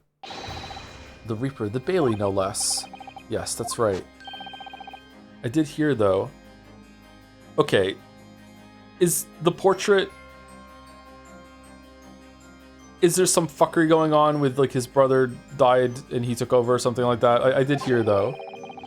There was a very big event in his life that completely changed him after graduation. Really? What sort of event? I'm sorry, but I don't know anymore. I wasn't in the country at the time. I was in Germany already. Germany. Oh, yes, of course. If he's heard about the Reaper, I really don't have the heart to tell him that Lord Van Zieks will be the prosecutor in court tomorrow. I wonder if they could be like, what's up? The full name of the man who died in yesterday's accident was Mr. O'Dye Assman, wasn't it? What exactly was your relationship with the man? He first visited me in my laboratory in Germany a year ago now. He said he wanted to invest in my immaculate hypothesis. I thanked my lucky stars. And then he volunteered to be the guinea pig for this? I see. So you hadn't really known each other until then. Money for scientific research. I'm so envious. As far as I was concerned, the man was an angel. Oh, really? An investor angel. An archangel, even. He was prepared to fund a practical demonstration of my hypothesis for presentation at the Great Exhibition. And if that went well, I could expect additional financial support for my research for the British government. He even helped me set up the whole entire stage, including making me go out for dinner while he brought a whole entire team in to mess with the fucking floor, so that when we turned the machine on, a trap door would open and he would fall from the ground, so that he looked like he died and I would take the fall for it, but then he gets to take a new identity so he could get out of all the debt or whatever the fuck he is, or get out of the way with being killed by the Reaper. Mr. Assman provided me with money and an exceptional engineer. He produced a machine to my precise specifications. And then your dreams were blown to dust in one enormous explosion. As you can see, I owed everything to Mr. Assman. I would never, ever have thought of taking the man's life. Well, he seems genuine enough. I don't think he's lying.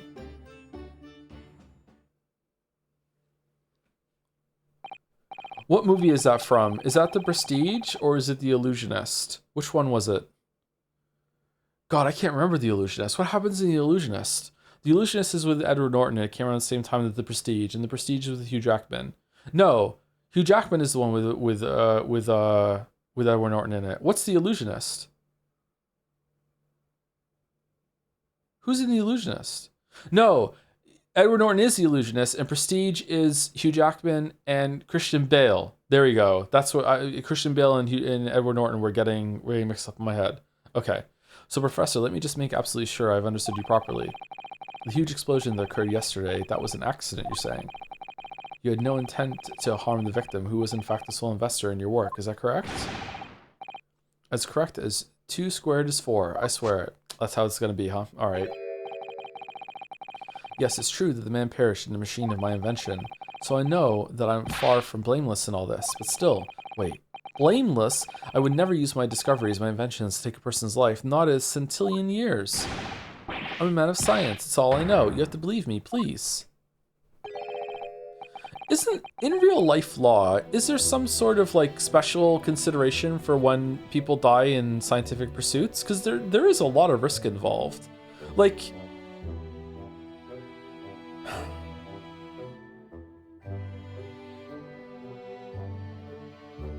when a rocket blows up, I guess there is obviously an investigation into negligence. Wasn't Feynman involved in one of those and said that they weren't, that due diligence wasn't done? But if something happens and due diligence was done, like shit just happens sometimes, surely no one's going to jail for it, right? Do you believe me? Do you believe in my hypothesis? Science is the pursuit of truth, you know. I've always believed that all my life. I'm afraid I don't know much about science or your theories, but I do believe you, and I will fight to prove your innocence with all my might.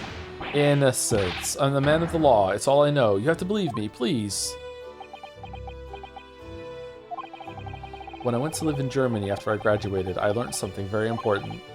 Nationality, class, lineage, none of that matters. That's what they believe in Germany. As long as you try your hardest, you can achieve anything. Thank you for that, Professor. And thank you in advance for defending me tomorrow in court. Alright, Bruno. It's time. Time to visit the Great Exhibition. Sorry? Well, that's where the incident happened, isn't it? Yes, I suppose that's true. Time to investigate at last.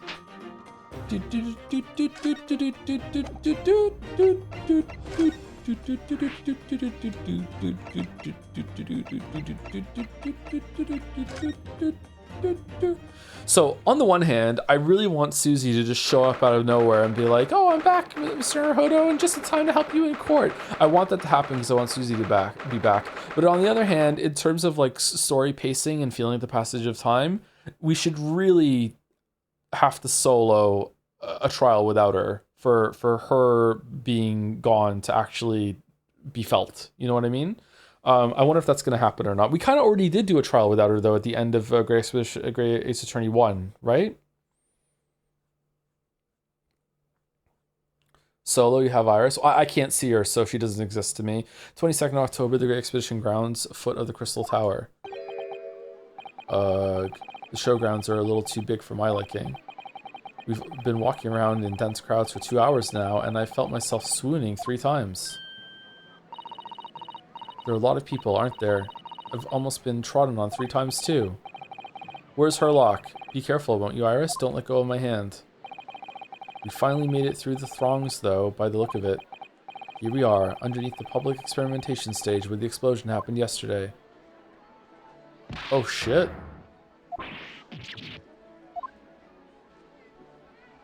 Oh, this is charmingly animated. Look at that, the flag waving. It's fun. What's that? I can hear voices from up on the stage. It sounds like an argument.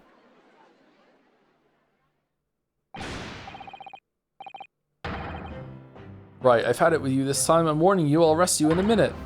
Oh yeah? Go on then, Spectre, give it a shot. You ain't got no evidence, and you know it. Wait, I know those voices.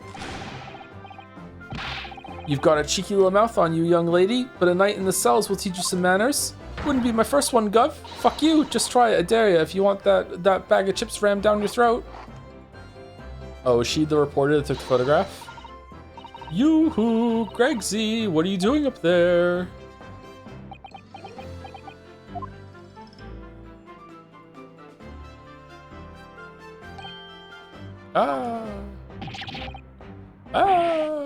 It's you, here, you're here you are, you here, your ladyship.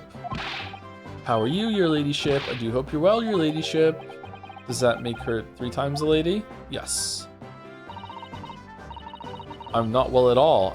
It's far too busy everywhere. I wanted to ride in a balloon, but there was a 3-hour queue. Unbelievable. I'll go have a word for you at once, your ladyship. You'll be flying as high as a kite in no time once I pull some strings for you.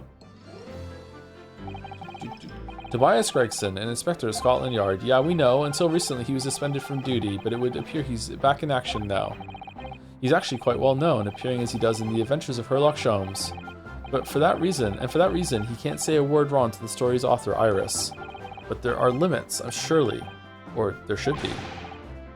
Watch it, sunshine? Sorry? What gives then? Don't tell me you're on this case? Yes, I'm acting for the defense. So we're here to investigate. Also known as the third Skulkin brother. He is, yeah. We're brothers. Did you hear the Pope came out and said Catholic Church could teleport people now? Wild times. Teleport them straight to heaven, yeah, after they bring them back to life. Thank you, Dibblebent. Dear me, that's the situation, is it? Is it really that troubling?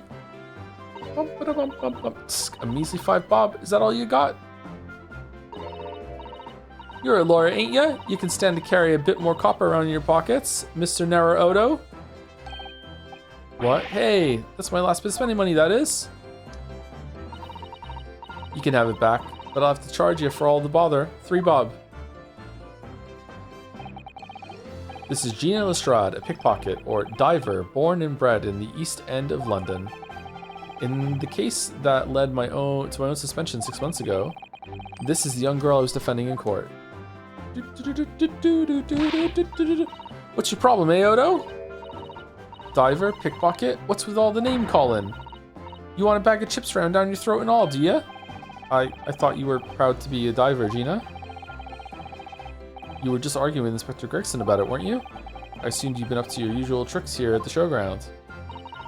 Fuck no, that ain't no way to talk to a lady, Odo. After years a long time, people can change. I've changed. Here's your change. I'm an apprentice now, learning to be a Scotland Yard detective. Really? So you'll have to call me what everyone else does. It's Inspector Lestrade now. Okay. 997 or L66. Inspector? That badge is homemade, surely. Damn, I thought she was going to be the reporter photographer. The inspector part isn't entirely accurate. No one calls her that. For what it's worth, anyway. Investigating is off the cards for all of us. What's that supposed to mean? Right, well, I'll be back up top. You hold the fort down here, alright? Right, sir. Okay, that's an interesting change. I like Gina. This raises a lot of questions. This armband is proof, in Japan at least, that I'm a defense lawyer. And this badge is proof that I'm a detective. So you're all gonna have to start calling me Inspector Lestrade. In that case, you'll have to start calling me, well, anything but Odo. I could call you Defender Naruto if you like, but it don't really trip off the tongue. No, it doesn't have a great ring to it, does it?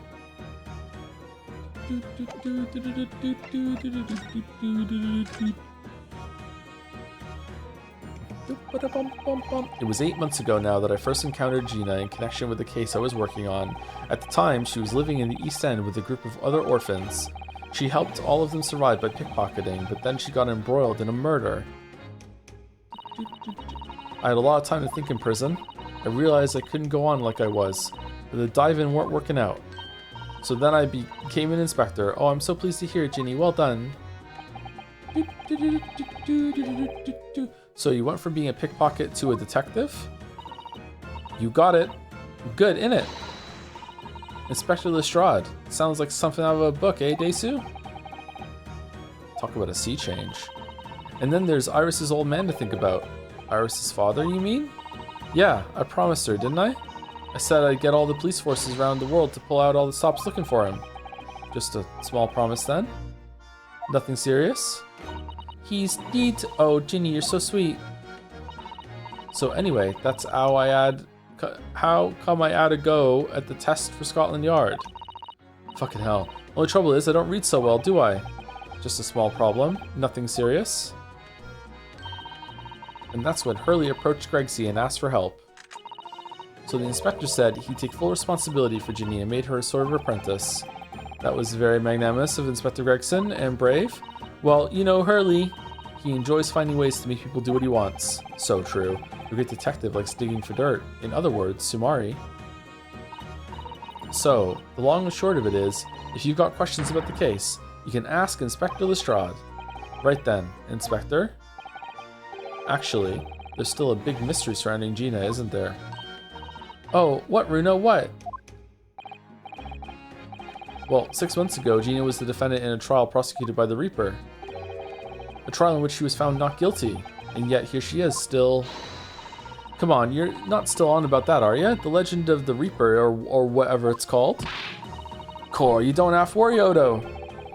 If I didn't half worry, there probably wouldn't be a whole lot of you left. It's like I told you before, innit? The Reaper's kind of like him upstairs, so he knows what I'm like on the inside, that I ain't really done nothing wrong. Nothing wrong might be stretching a point. What about Mr. Natsumi in Japan? He's perfectly fine, isn't he? Well, that's true. Perhaps the Reaper is more discerning than I thought. Exactly. So I ain't worried. I'm totally fine. Oh, she's dead. Yesterday's incident? Core was out of this world, it was. The brainy bloke pulled a bunch of levers on his machine and suddenly it started billowing smoke. Then it just went pop. I ain't seen a better experiment here yet. Gina, someone died. Sorry, you mean you saw it, Ginny? With your own eyes? Yeah, of course. The boss is in charge here, ain't he? Of keeping everything running smooth, I mean. The boss being Inspector Gregson, I suppose. That's going to take some getting used to. So all I have to say is that I'm on duty and I can do whatever I want to. Sweet gig. Get this. I was up in one of them flying balloons when it happened, watching it from above. No, you're so lucky, Ginny.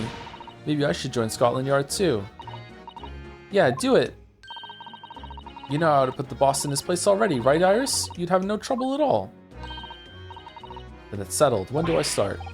No, you can't join Scotland Yard, Iris. We'll see. Anyway, what I don't understand is this. If the machine exploded so spectacularly, how can Professor Bunnybrain still be claiming that his experiment was a success? How did he survive? Oh, right. Well, it was a success, in a way. It was. How could it have been? There's no body. Oh my god, there's no body. There's no body. Oh.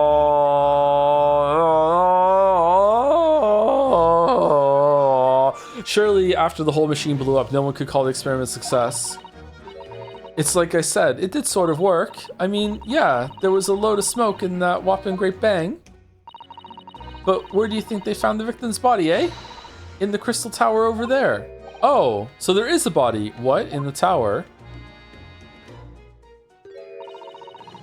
No body, no crime. No body, no crime. You can see it for yourself, can't you? Up there above the scaffold. Oh, were all the glasses broken, you mean? Yeah. The cage what the victim got in to start with really did get beamed through the air or whatever and landed all the way over there. So, you see, it did kind of work, didn't it? Okay, what tomfuckery has happened here? What? Okay, it could actually be that the teleporter works. It's this series. Oh, that means time travel is possible, which means... Oh, it's sure nice to meet you, Mr. Naruhodo. Who do you think took that timely photo of the Reaper and totally not Kazuma having that fight in the crowd? It's me, time-traveling Lotta Heart.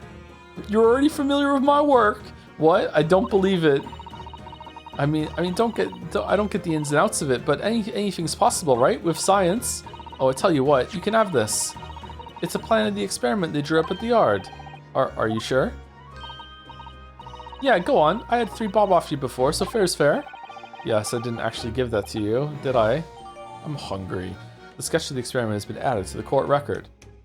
A diagram showing the relative positions of the crystal tower and Professor Hairbrain's machine that exploded.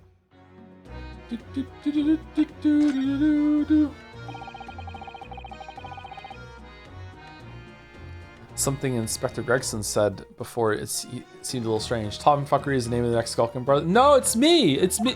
You can't take my name. For what it's worth, anyway. Investigating is off the cards for all of us. Yes, naughty old Gregsy ran off after that without explaining himself. Oh, right, that. The boss said no one's allowed to investigate that weird machine what blew up yesterday. Okay, that's not fair. We're representing the defendant. In that case, could you at least tell us what you've learned from your investigations? Ace Attorney style. Nah, you're not getting it. We ain't allowed to investigate neither. Why? What did the boss call them again? The Forensic Investigation Team, I think. Anyway, apart from them lot, no one's allowed to lay a finger on the scene. Bit funny, innit?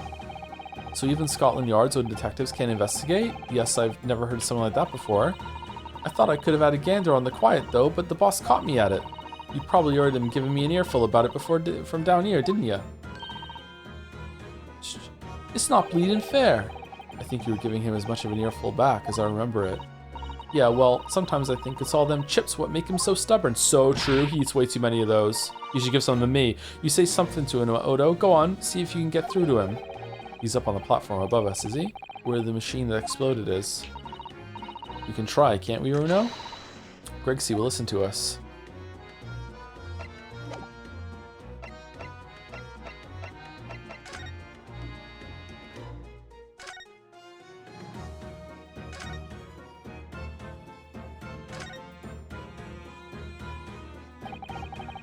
This platform must have been set up for the experiment, I suppose. It's very high up. About 30 feet above the ground, apparently. That's what a policeman I just spoke to said. I don't really understand feet very well. We don't use them in Japan. What would Japan use? Oh yeah, sorry, it's about 9 meters. Were they really using meters at that point? But soon you'll have been in London for a year, Bruno. It's time you got used to our measurements. Yes, well, this thing is so tall, the spectators at the front would just have seen a wall and nothing else. They probably thought they secured the best spot to watch from, only to be disappointed. There's a saying in Japan, drink tea while it's hot. The darkest spot is right under the lighthouse. I feel like it probably applies here. These stairs obviously led to the stage above. We should go up there and investigate the exact spot where the experiment was being conducted. Not before we look at the green thing on the floor.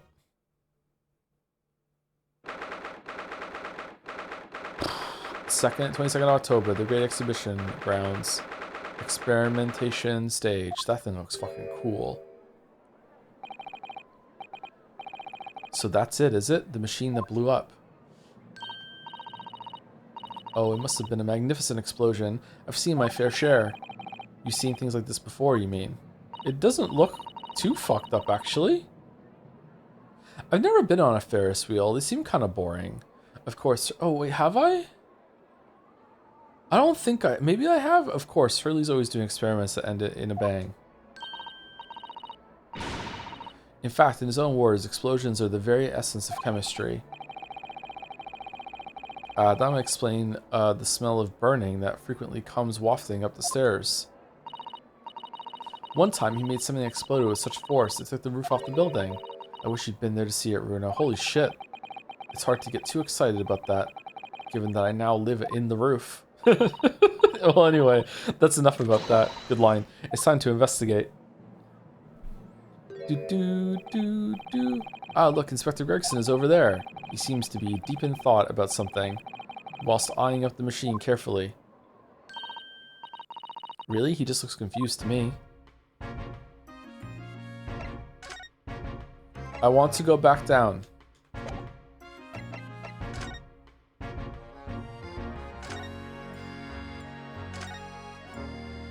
I want to go back down. How do I go back down?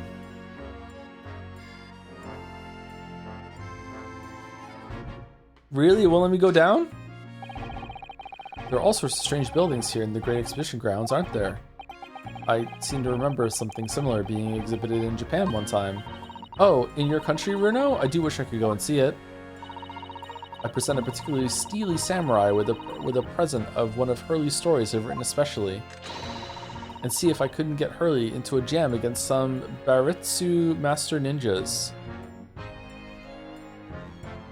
Barditsu? Bartitsu? I'm not sure how to say that. You might not find as many of those sorts of people around as you think. Oh, well, that's dull. Oh, but I do know a prosecutor with a Chon Maj top knot I could introduce you to. Oh! A Chon Maj, really? Do you think I could have my picture taken with him, do you? Assuming he's recovered from the trim Kazuma gave him a year ago, yes. Why are you bringing Kazuma up? Why would he be on your mind? It ripped itself apart magnificently, didn't it? Magnificently and mercilessly. So someone stands in the middle of the machine to be disassembled and then beamed through the air. Yes, beamed. Not blasted. That's the point. Yes, that part's crucial, really. Is something like that even possible, though, Iris? Oh, Runo, I'm just a child. How should I know?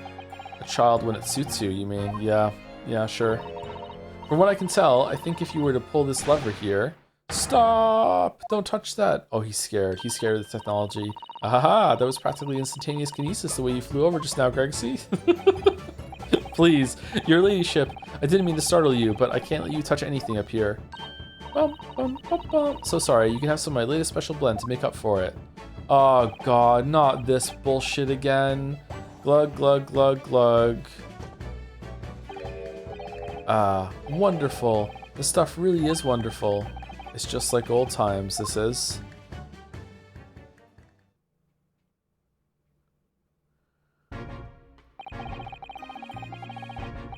We're representing Professor Hairbrain in court tomorrow, Inspector, so we should be allowed to examine the scene. Ha, listen, Sunshine, even I'm not allowed to touch anything up here.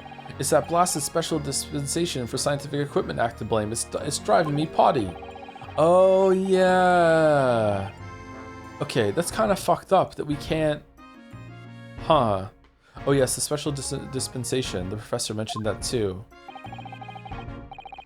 More red tape's all we need. I don't know what the government thinks it's playing that sometimes. You are the government, but we're allowed to just look, aren't we? Eh? Surely that's alright, isn't it, Gregsy?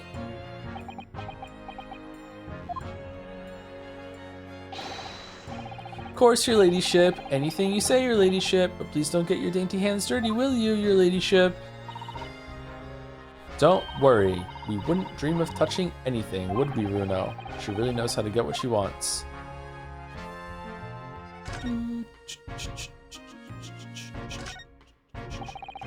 Considering how badly damaged everything is, Professor Hairbrain was lucky to escape unscathed, I'd say. Yeah, really, for sure. We should have a good look around the machine while we can, I think. Touch anything, and I'll make sure I kill you before I get strung up myself. You hear? I won't touch a thing, I promise. So please spare a thought for your digestion. Anyway, do you really think this machine could actually disassemble people like the professor claims? Fuck no. He asks, looking totally incredulous. Give it a rest, Sunshine. If we were allowed to examine all this bleeding scrap metal, maybe we could answer that question. But we can't, can we? He's so mad. He's so mad. Because of the annoying rules, you mean? Exactly. The annoying, obstructive, flaming rules. The biggest, most tragic. Oh, look at the base of the machine there. Oh yes, there's a tool of some kind poking through the wire mesh. A. It's a screwdriver, I think. A for ass man. Oh, isn't it a lovely one? The handle is the shape of a capital letter A. It is? Oh yes, you're right. Is that blood? What's the matter with you? Don't touch anything, I said. Touch anything and I'll make sure I kill you before I get strung up myself, I said. Yes, I understand. Sorry, I only touched it a teeny weeny bit. But Gregsy, I'm very curious about the screwdriver. Really very, very curious. Of course, your ladyship. You're so clever, your ladyship. Fancy spotting something like this. But I'm afraid I can't let you have it. Humph! But Runo found it first. I assure you, I'll investigate it thoroughly.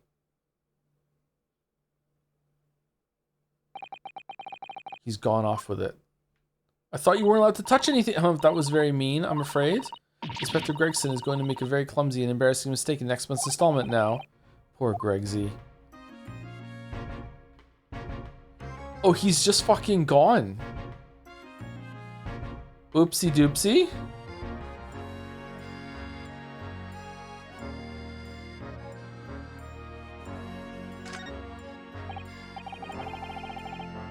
What is that gigantic thing over there? It looks like an enormous water wheel. Oh, that's a Ferris wheel. There'll be people riding inside those little cabins you can see. Why? Well, they rotate nice and slowly, so it's a wonderful way to see the surrounding scenery. Wait, it's turning? It looks completely still. Yes, that's because it's turning so slowly. One complete revolution takes about half an hour. If you were mad enough to go in one, it would be more fun to whiz around fast, don't you think? I feel as though you might have just invented a new sort of ride there, Runo. Ah, Runo's roller coaster.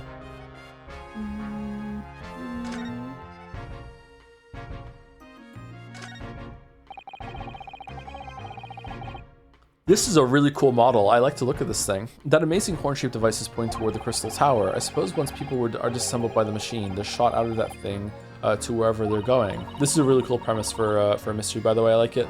I don't think it was supposed to shoot anything, Bruno.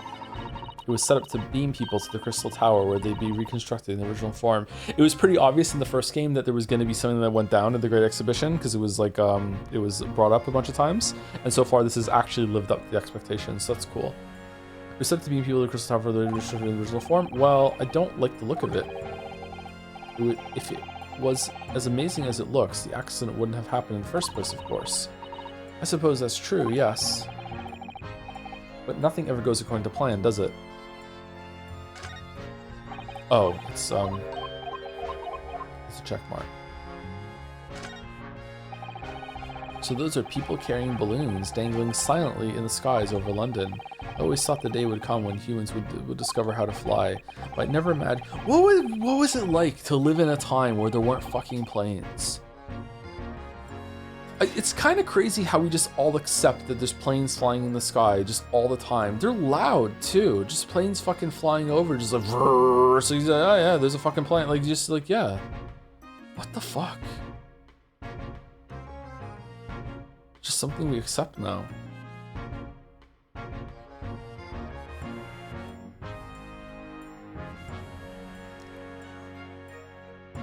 Huh, but I never imagined it would involve them being suspended from colorful floating Tamari handballs.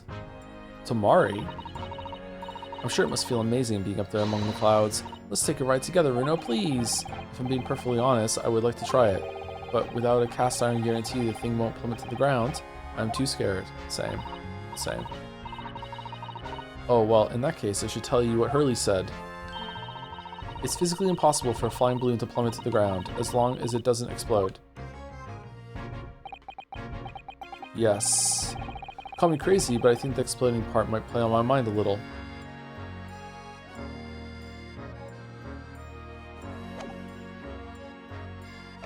Oh, he's back. Okay, that's good.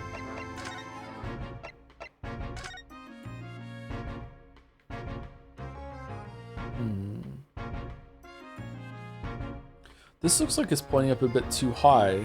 Was it down here that the body went? Or did it move after? Or... strange. As a detective, what do you make of this? Personally speaking, 9 times out of 10 I find clues turn out to be red herrings. So there's every chance that's totally irrelevant. That's actually a fairly persuasive argument. Greg Z can do his job. Holy shit. Fun fact, when the Wright brothers first made their flights in 1903, their success went largely unnoticed. Many experts, scientists, and journalists in the US and Europe were highly skeptical, dismissing the claims as either exaggerated hoaxes or are outright impossible. Oh, that's interesting. That makes sense, actually. I instantly believe it. Huh.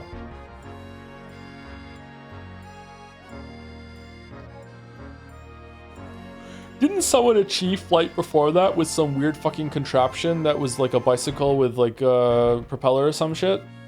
It didn't go very far, but it did technically count.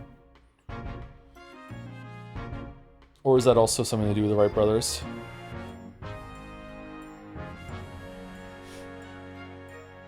Inspector Harry read this paper. Yeah, 2 unwelcome blasts back to back. This one at the exhibition and the Reaper getting attacked. I know, terrible news to wake up to, wasn't it? I tried to pretend I hadn't read it and turned over for another 40 winks. Oh god. I wish I could do that. Thanks to that, I was laid up and got a roasting from the super. On your first time back, first week back? Some mornings are like that, aren't they? Got a case of the Mondays.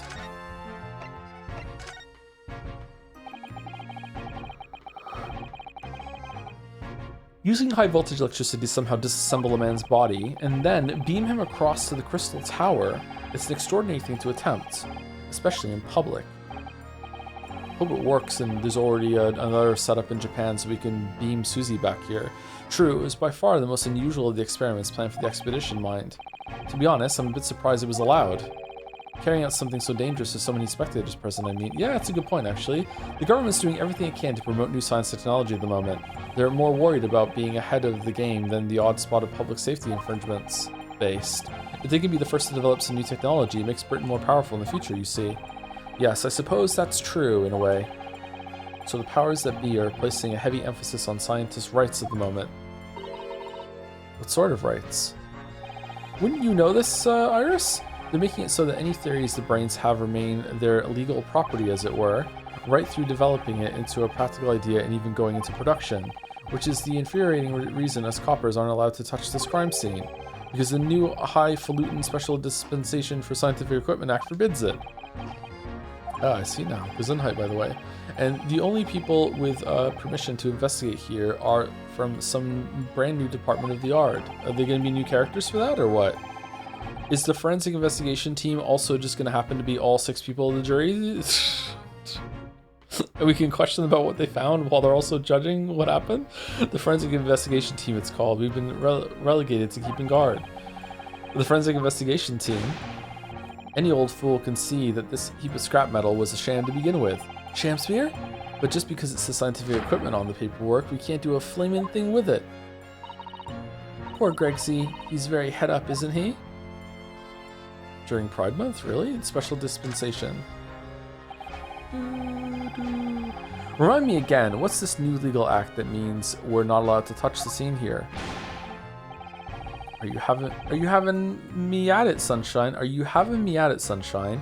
It's a Special Dispensation for Scientific Equipment Act. It's a Special Dispensation for Scientific Equipment Act. Yes, I think Hurley mentioned that recently with a real twinkle in his eyes, as I remember. I'm sure he did, your ladyship. I'm sure he did. Passed especially for this great exhibition it was. All scientists have to do is present their ideas or inventions to some suits into the civil service, and if it gets rubber stamped, that's a guarantee of rights to maintain the invention's confidentiality. What does that really mean? Oh no, are we really gonna have The return of fucking Himiko's wild fucking ride, this time with Hairbrain being like, yeah, I don't want to explain to you how it works, it's my magic. But we have to figure out how the person was killed. Yeah, no we don't, they just died. Like, really? Think about it. Think of all the world-changing new inventions on display every day at this exhibition. Although a good half of them are a load of cobblers, if you ask me, put forward by shammers like yourself. Thanks for that. Oh, I love how absurd some of the inventions here are. It's also fun. It might be fun for you, but a member of the force has to be present at every single demonstration. Can you imagine, eh? Hang science. Hang science, that's what I say. How do you think your fish and chips got cooked, bruv? Oh, I don't think so. That sounds like my dream job. You'd soon think otherwise after spending a day guarding all these shammers' bogus contraptions. But if they're all bogus, how can anyone hope to demonstrate them? There'd be no point. That is one of my pet peeves, just in like reality in general, is how anti-science people are when it comes to progress, while simultaneously being some of the most pro-science people for stuff that's already there. Like the fucking shoulders of giants that we're standing on when it comes to scientific advancements that make our life so much easier. You know, especially with phones, because so many people are in their phones. It's like, do you understand how fucking space age tech our phones are? They're fucking crazy. It's probably been the biggest change. I mean, AI is the second biggest that I'm living through. Just like phones are just insane. And yet when it comes to progressing science, be like, no, it's a waste of time. Why would we put money into science? Scientists don't even know what they're fucking doing. You know, they say on their phones. Like, what the fuck are you? Oh, it's so fucking annoying. If they're all bogus, how can anyone hope to demonstrate them? There'd be no point. Yeah, well, there is a point, sadly. Sorry. Thanks to another of our government's bright ideas. If any theory or invention is deemed to show potential, the government hands out a research grant. The scientists get funding? Exactly. And that's what they're all after. All these shammers coming from far and wide to clog up Hyde Park. And who has to keep them all safe, eh? Who has to smile politely and welcome them? Us coppers, that's who. So you can see why I say it now, can't you? Hang science, hang it! Or maybe I can see your point. Hey guys. Apparently, Professor Hairbrain lives and works in Germany now conducting his research. That's right, came back to Britain especially for the great exhibition as I understand it. Probably after one of the government's research grants, humph. Sorry, after one of them. It's like he's after it, not that he came here after he got one or whatever. That Ferris wheel really is turning slowly, huh? Actually, we learned something else about the professor earlier today, about his time in further education. Turns out he was at university with someone we both know, Lord Van Zieks. Eh? What's that? That's news to me. But if Van Zieks mans the prosecution, then, as the accused, the professor's fate is sealed, because the Reaper will get him one way or another. One way or another. Blimey, that man's beyond me. I don't know what goes on in that head of his.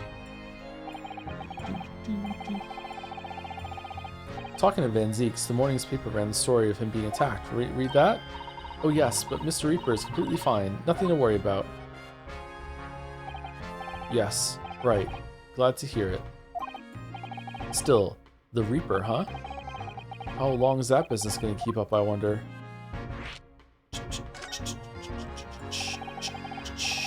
The victim of this case, the investor, Mr. Assman, he was another of the Reaper's victims, or so I heard.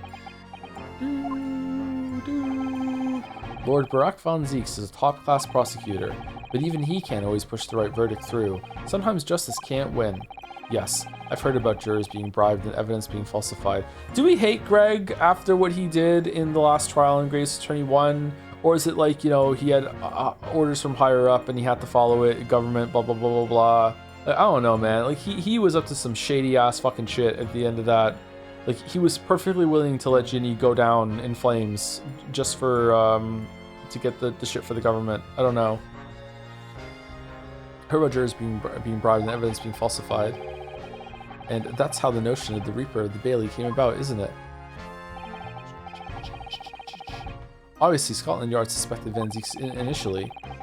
We all assumed he was taking matters into his own hands if he failed to seal a deal in court. Oh, he seals a deal in court all the time. Although the man himself denies that charge. Well, we've done a very thorough investigation, and the conclusion we've reached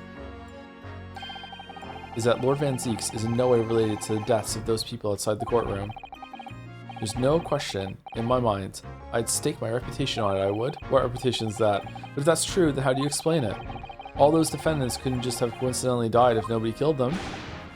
I know that, but I can't explain it. It's a mystery after all, isn't it? That's the whole point of the Reaper. Professor Harebrain mentioned something else. He said that at university, Lord Van Zieks was a totally different person, easygoing and kind. You what? Didn't Van Zieks say that he barely knew Harebrain? Is it actually some sort of like he had a brother that looked like him and that's the one in the portrait and then he died and he just took over his identity or something? Like what's going on? You what? He said that it was after they both graduated that something happened to change the man. Do you have any idea what it was? Or maybe it's just setting up to deepening what happened with the Japanese guy that Van Zieks has. No clue. Really? Look, I've got my hands full watching over this frustrating crime scene. Why don't you go and make a nuisance of yourself elsewhere, eh? Uh-oh, it's the serious Iris sprite.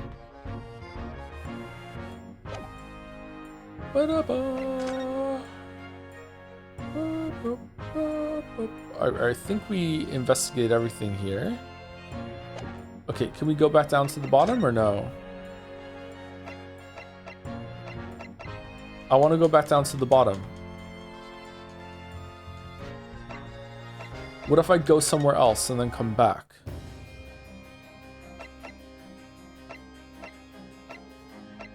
Oh, we can't talk to him. We can talk to him. Lord Van Zieks. I think he's ignoring you, Runo. The prosecution and defense should avoid speaking outside of the courtroom as a rule. So if anyone is being rude here, it's most certainly the man in black there standing before us. Oh, I see. Well, thank you for setting the record straight. I passed. Hehe, did you see that? He spoke to me, Runo. So, Lord Van Zieks, have you managed to visit the Great Exhibition yet? He's definitely ignoring you. Right. No niceties either, then.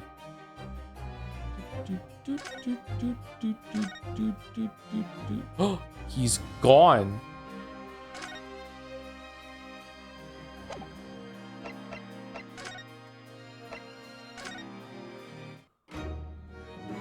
Oh, cool, it worked. Okay.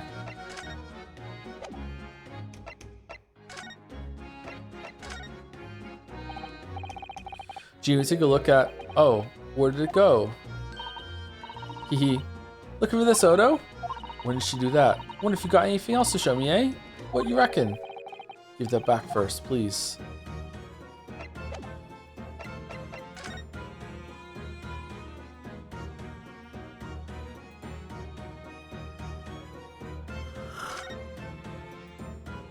Oh, damn. Crystal Tower, it certainly has an apt name. It was built to be the focal point of the exhibition, and it definitely is, being so tall and with all that glass. I can't imagine a building like this ever being erected in Japan. There are lots of exhibits inside the tower as well, apparently. Of course, there's an observation deck, but there's also an art gallery, a zoo, and a museum. Big Liza P vibes.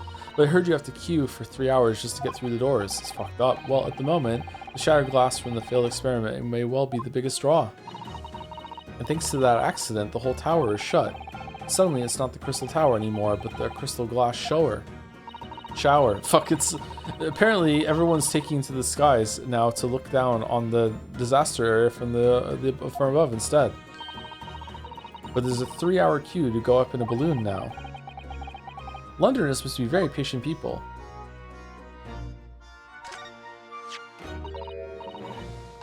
Oh look, what's this? A ripped piece of cloth. How is this still here? Oh, there's a bunch of shit to the right. Is that a crossbow? Oh, it's not like any fabric I've seen before. It's very thick and stiff. It looks extremely durable. Huh. It's canvas, I think, with some sort of rubber backing. And the edges appear to be a bit charred as well. Maybe that means it has something to do with the explosion? Let's make a note of it while Ginny's mid-yawn. Yeah, what is this? A piece of green cloth has been entered in the court record. Toby's mechanical material backed with rubber that was found under the experimentation stage of the exhibition grounds. There's scorch marks at the edges. British people do love queuing, it's true. For some reason, the ground is damaged in the spot. Look, why is it damaged here? Almost as if there was a fire here or something. Yes, if you look closely, there's some scattered ash and burnt embers too. Well, I suppose there was a big explosion just above here. People probably wouldn't bat an eyelid at a small fire like this. People probably wouldn't bat an eyelid at a small fire like this would have been. Okay, does this not make sense, or do I need to go to sleep? People probably wouldn't bat an eyelid at a small fire like this would have been.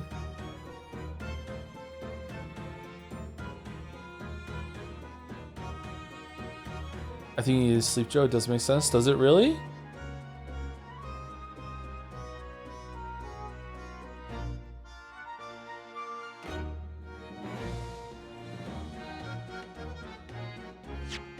What's it before?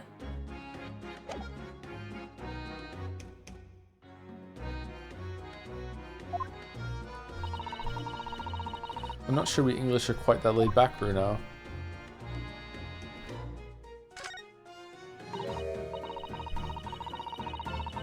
It looks as though somebody dropped something behind the tree just here. Dropped or hid? Was this some part of the machine that exploded? What is this, a crossbow? Some sort of like grapple thing? Looks like a chocanu. Maybe it could have fallen from the platform above in the blast, perhaps. What's going on here? Oh, nothing. I think I'll hang on to this just in case. A mysterious contraption has been entered in the court record. A very curious device found behind a tree under the experimentation stage at the exhibition grounds, almost as if it had been hidden there deliberately. Interesting.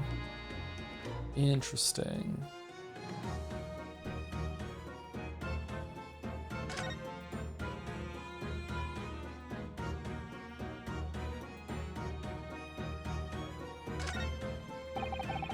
Just so you know, in World Cup, Canada's losing to Bosnia 1-0 right now.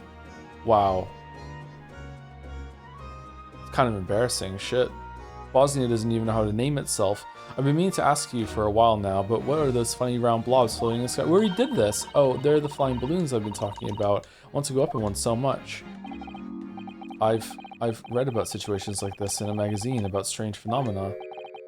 Creatures from outer space coming in round flying objects to attack Earth.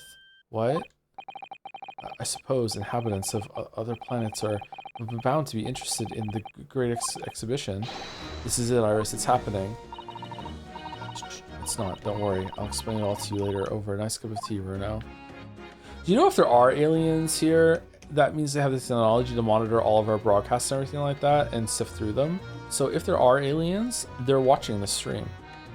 So hello, aliens. If you're fans, you know, find a way to let me know. Just curious. Do we like Great Ace Attorney? Maybe like humans are the best in the universe at making video games. So they just come here to play our video games. That's where the Cov ended up after is instant kinesis, or whatever they call it, dead of course. And yet they're calling the experiment a success. What's the wooden scaffold there for? Of course they have the ability to sift through our broadcasts. It's called smartphone. Aliens won't have smartphones. We're ahead of the curve on that one. The coppers, our lads, set up that after the incident happened. The aliens know how to do like interstellar travel, perhaps even FTL. FTL's not possible. We're just gonna roll with it. But you know, just can't quite get it together for smartphones. They also can't make Silk Song. That's what they're here for. To get the body down, I think. Dunno, really. Didn't you help to erect the scaffold then? Nah, look how duty's more my thing. Wandering around the exhibition and keeping a lookout for the fun stuff. Just imagine finding another alien race somewhere out in the galaxy. Imagine how much of their art you would have access to. A whole other civilization's entire history of literature, movies, TV shows, video games. Oh my god, music, holy fuck. That would be so cool. Porn, yeah, porn too, yeah, porn, they're porn, yeah.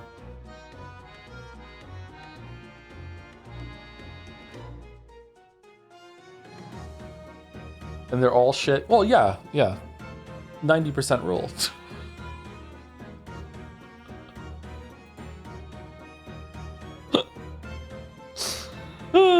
Mine Gregson doesn't hear you saying that, or he'll give you the boot. What if the aliens don't think video games are art? Well, they're in good company then, right? Like-minded company. It's incredible though, isn't it? I mean, could the victim really have bridged that gap by some sort of invisible kinesis?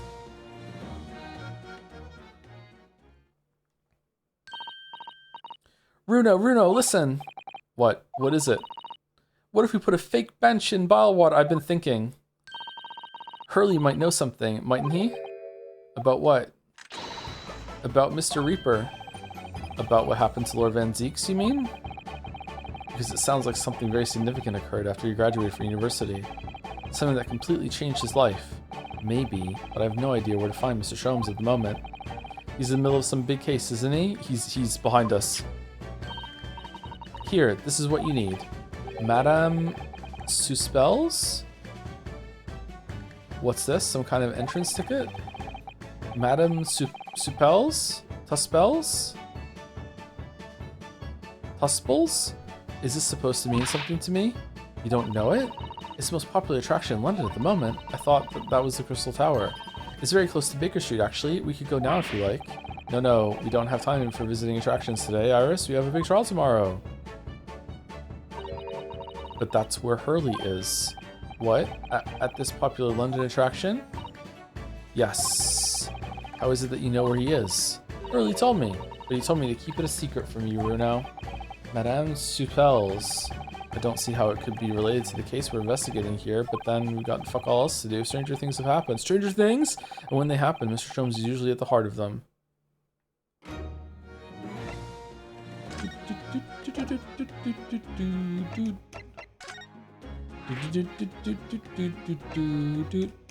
A museum of interesting waxwork exhibits not far from Baker Street. It's become a very popular London attraction in recent years.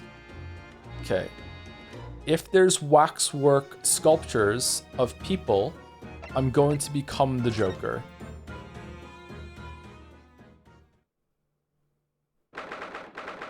(22nd October), Madame Suspels Museum of Waxworks. For fuck's.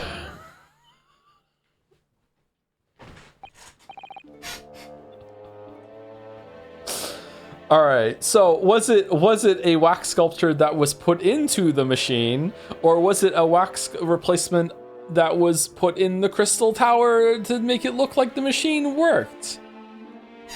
Can I have the sculpture on the left holding the dagger for absolutely no reason, please? What is this place? Look at these terrifying scenes, but why are the people so still?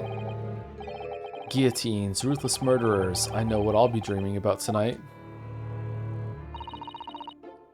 They're all wax models. They're amazingly realistic, aren't they? What do you think, Runo? Shocked? Okay, we're overdue for a second break because we took first break a little early. I would like to at least get to the trial, or maybe even start the trial a little bit. So for now, that guy on the right looks familiar there, with the scarf.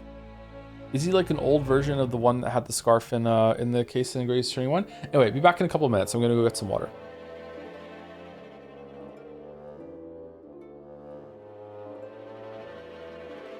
Oh, I lied. Thank you to Sus Katashi for the new sub. Sorry I didn't see it now. 41 minutes. I'm sorry. Hopefully you're still here. Thank you very much for the new sub, Katashi. Welcome, welcome.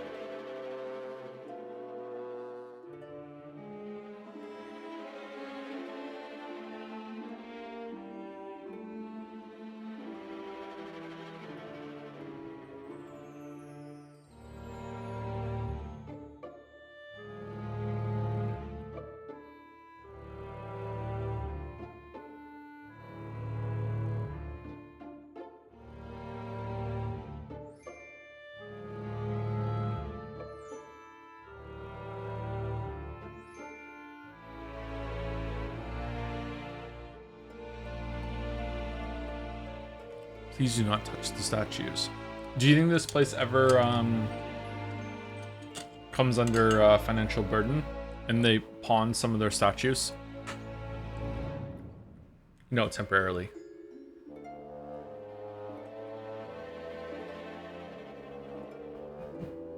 I don't know if you'll be able to get to the trial today. You have about an hour left before it, and that's without reading, just a heads up. Is it really that much left before the trial? Holy shit. I think I have another hour in me. We've been live for 4 hours, so let's see if we can go for 5 at least.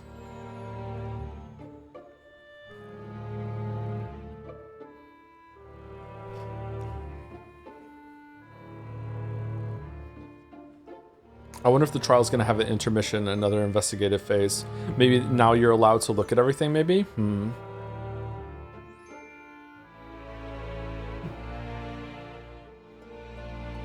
What do you think, Bruno? Shocked?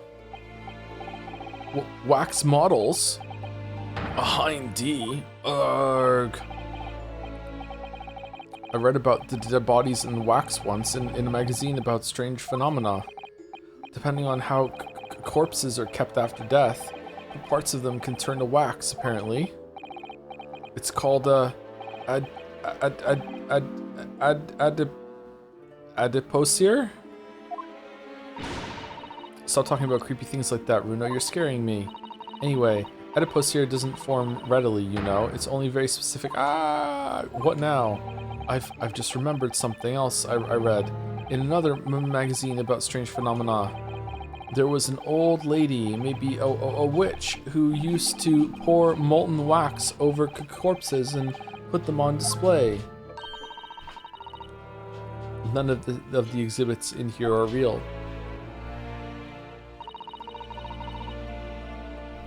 I wish that one was. They're all entirely man-made replicas. They can't be. Do you really expect me to believe that? Just look at them. Oh. There's no way anybody can make models of people that are this realistic. Okay, so how did they get a wax model of Kazuma onto the ship ahead of time? And they're, how is he alive? Like, he was dead. Like they checked and everything. Like, how could he have gotten that wrong? How could Susie have gotten that wrong? How was he just kept on the boat? What the fuck are you talking about?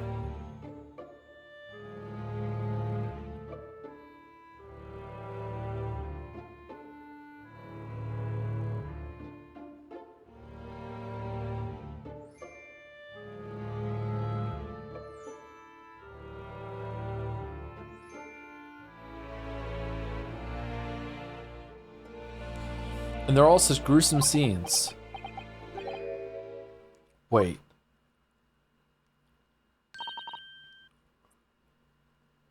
I think this guy on the left is real too. I think he's a guard in here. What is it? Oh, no. I must be seeing things.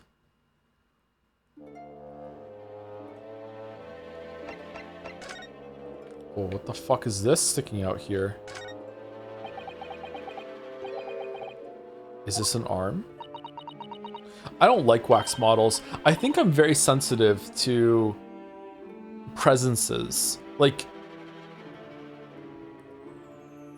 I built like a coat stand, and for whatever stupid reason, I just put it in the middle of the living room.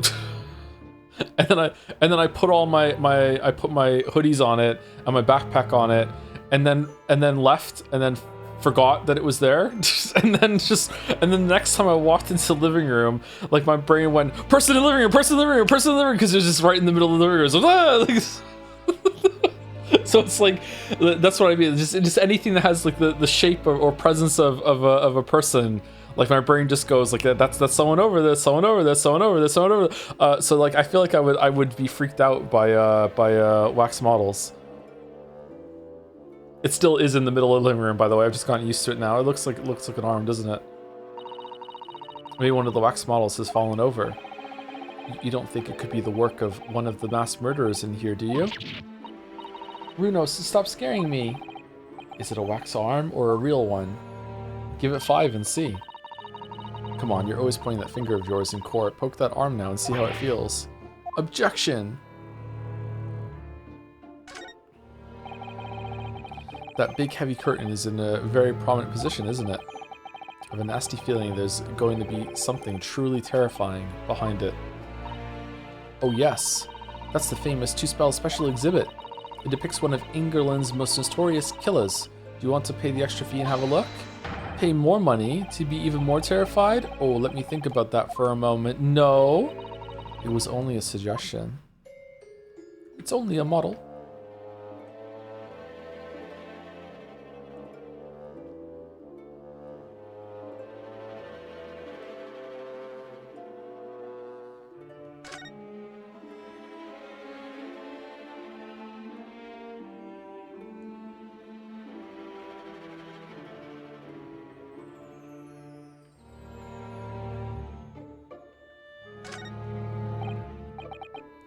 Is this some infamous murder?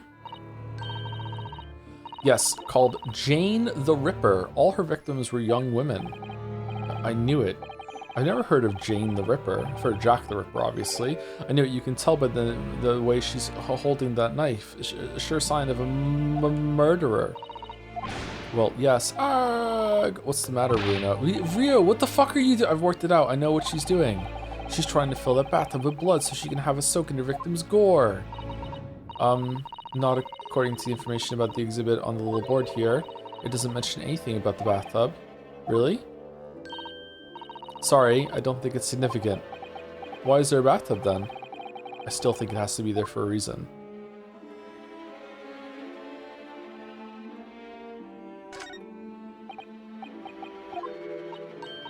Oh, everything on the left-hand side was for this.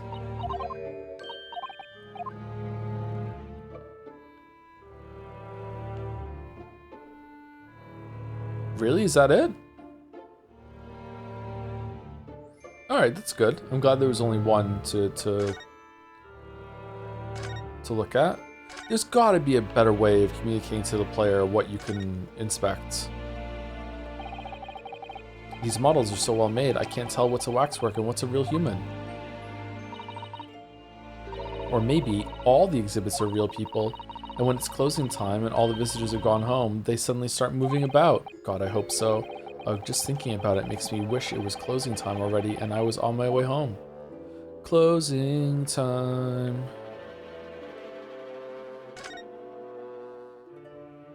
Oh, we can't look at him.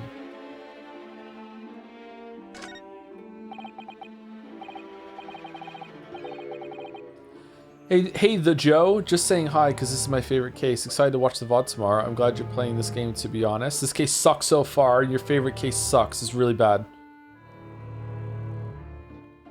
Is this an example of Western Sujiri? I don't know what that is.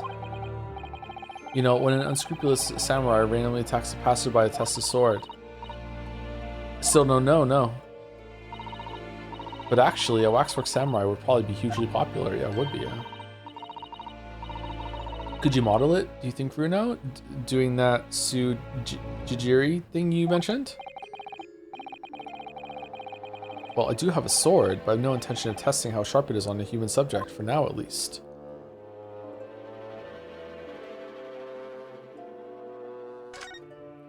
Man, he's been holding that pose for a while. It's...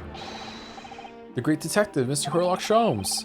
Mr. Sholmes has his own wax statue in here? Really? Well, he is world famous after all. It's an uncanny resemblance, isn't it? It makes my skin crawl to look at it. I know. But look, Bruno, you can kick this Hurley and he doesn't move a muscle. You can't go around kicking the exhibits, Iris.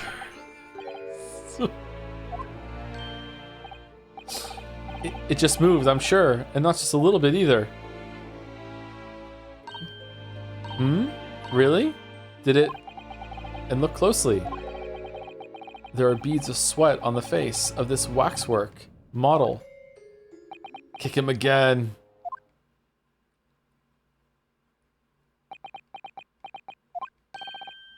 Shall we move on, Iris?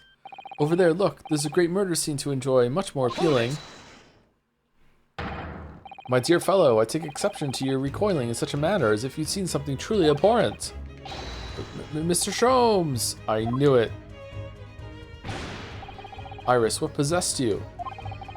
I strictly forbade you from divulging my temporary waxwork secret to Mr. Naruhodo. Temporary waxwork? What do you mean? Second floor basement?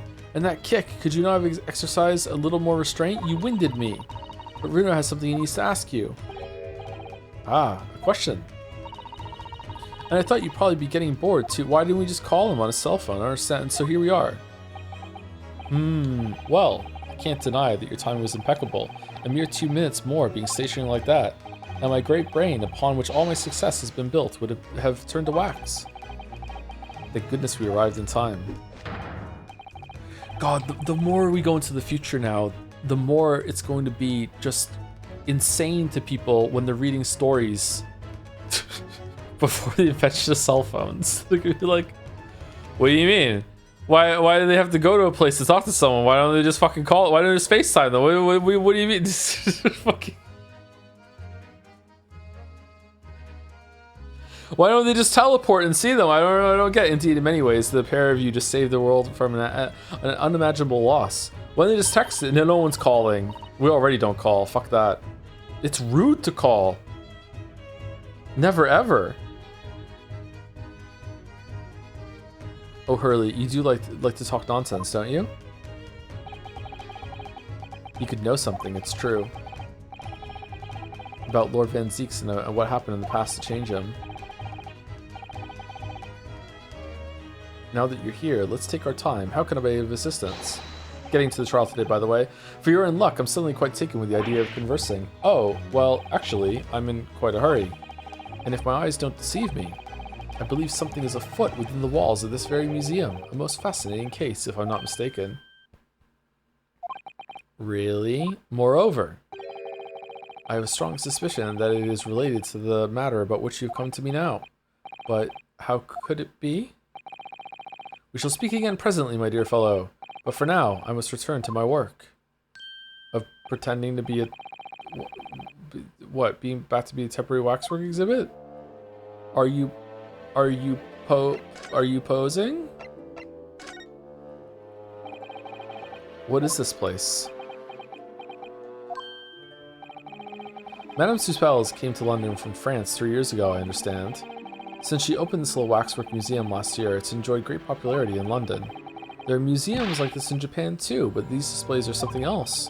I mean, they aren't made from actual real people, are they? The extreme realism of these waxwork models is a particular secret of the Suppels family, they say. They earned renown during the French Revolution for waxworks of victims. Waxworks of victims of the guillotine. Ugh, that sounds grim. The gruesome scenes were portrayed with such realism in the expressions of the faces of the condemned. Apparently, the sculptors would make the models directly from the corpses, right there at the site of the executions. That really turns my stomach. That's fucked up if true. Big if true? Weird if true? That's just one of the several legends about the Suspels family. Whether there's any truth in it, I couldn't say. But anyway, this museum houses models of famous people from all over the globe. Nevertheless, the most popular area of the museum by quite some margin is this House of Horrors. What's that university that has some fucking corpse that they wheel around sometimes when they have meetings or some shit? They were talking about that on the Rest of Science podcast. He donated his whole ass body to science after he died, and they fucking and they did it. They have him on display and shit. You can go see him. He looks really fucked up, apparently. Are you talking about Jareth E. Bentham at UCL? That rings a bell. It might be that. I don't know. I thought it was a skeleton now. Is it a skeleton? Whole ass body? Is it just that his head is missing? The head is somewhere else?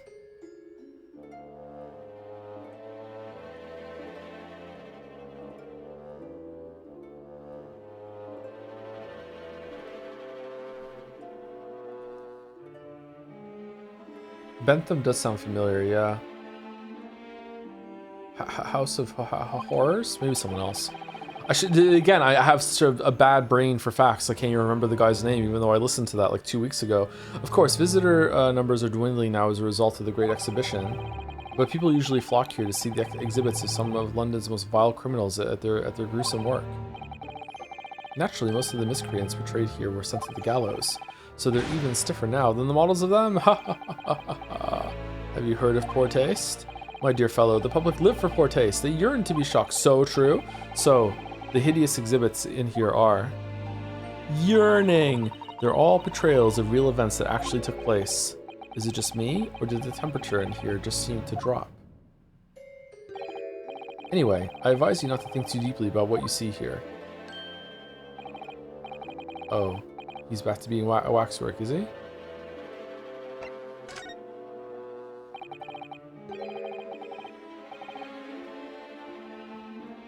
Thank you, VaultBoy127 for 21 months. Thank you very much. 4 minutes ago, what a good streamer. Thank you, thank you. What do you mean by a temporary waxwork, Mr. Sholmes? Exactly what you see. And part of the exhibits here, catching these criminals in the act. Catching them. Every half hour, I home in on a different killer in one of the displays and adopt a new pose to ensnare him. When members of the public come for a closer look, I offer them my hand to shake. For a shilling, I'll happily allow them to take a photograph with us. Okay, so this isn't an investigation. You got a job. Us? Does he mean him and the waxwork murderers in here? But why, Mr. Sholmes? My dear fellow, isn't it obvious? Always be pawning for the money. You really roared at me there. Very fitting for the House of Horrors. Cocaine doesn't buy itself, Mr. Naruhodo. As it stands, I may struggle to pay this month's rent, and I have the ravenous iris to consider. Really? Oh, Hurley, I'm so hungry. If push comes to shove, I shall have to ask you to do your bit, Mr. Naruhodo. What's he threatening to rope me into now? Are we not paying rent? So, with that in mind, how about a photograph? As a special treat, you may have your pick of the murderers and scoundrels in here. The choice is yours. Maybe some other time. Humph. Remember, Mr. Naruhodo, ignore me at your peril. Back to being a waxwork again. Is it just me, or did his final remark there sound like a lot like a curse? With what money, Joe? He has a stipend.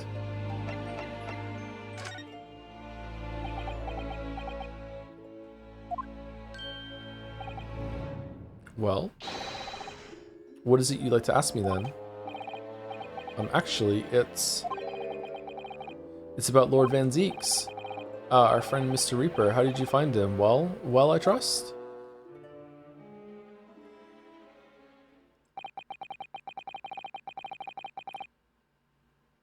Stipend is probably extremely meager. I think Natsumi had the same. And yet Natsumi could pay rent. Why don't they just go around London collecting things to trade to children that they can sell at stores for a profit? Are they stupid? And so I filled Mr. Sholmes in about everything I'd learned. About Lord Van Zeeks, about Professor Harebrain, and about the strange coincidence that they had been at university together. Wow, is this important? So I'm wondering what it was that happened to make Lord Van Zeeks such a different person. I was sure that you'd know, Hurley. Why would he know?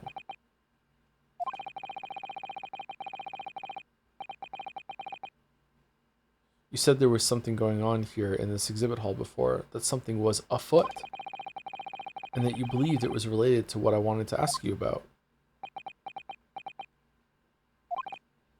Mr. Sholmes? He suddenly climbed up.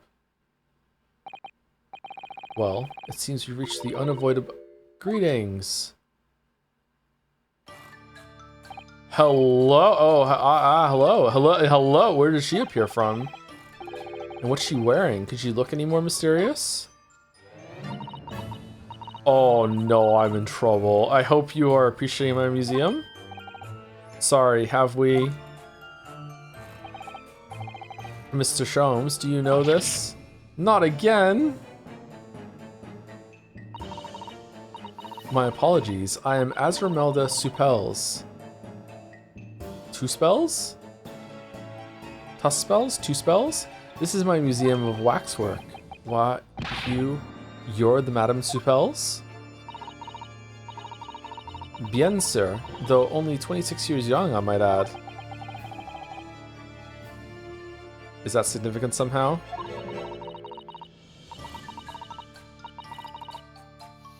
I mean, what's 14 years? That's so many years. Oh my god, I'm so fucking old. I'm a madam in name only. It adds a certain je ne sais quoi. Right. Firstly, I must apologize for my waxworks. Or rather, one waxwork in particular. That'll be Mr. Sholmes then. I was led to believe he was a great detective, but he seems unable to settle. Next time you... What the fuck? Next time you move from your designated exhibit, there will be toil and trouble. And make it... She sounds deadly serious. The animation snapping back from the floor up to that is actually really funny. That's a problem. How am I supposed to ask Mr. Sholmes about Lord Van Zieks now? Just wait. Let's not forget what Hurley said before. Always be pawning about something being afoot right here in the museum, I mean. Yes, I know, but... I'm so curious, I want to know what's happening here. Haven't we got enough on our plate already?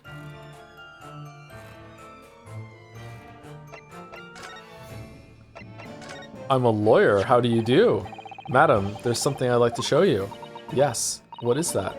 I remarked on it myself immediately, and I've been very curious since. Ah, well, it's actually the mark of a defense lawyer in the Empire of Japan. Oh. Quel dommage? Not quite as interesting as I hoped. What exactly were you expecting from an armband?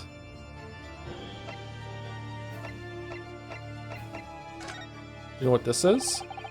Could I show you this? Oh, how fascinating. Is this made of wax? No, sorry. It's a piece of evidence. Why would you want to show me this? She can only wax lyrical about wax, is that it? Could I show you this? Okay, this is a bust, never mind.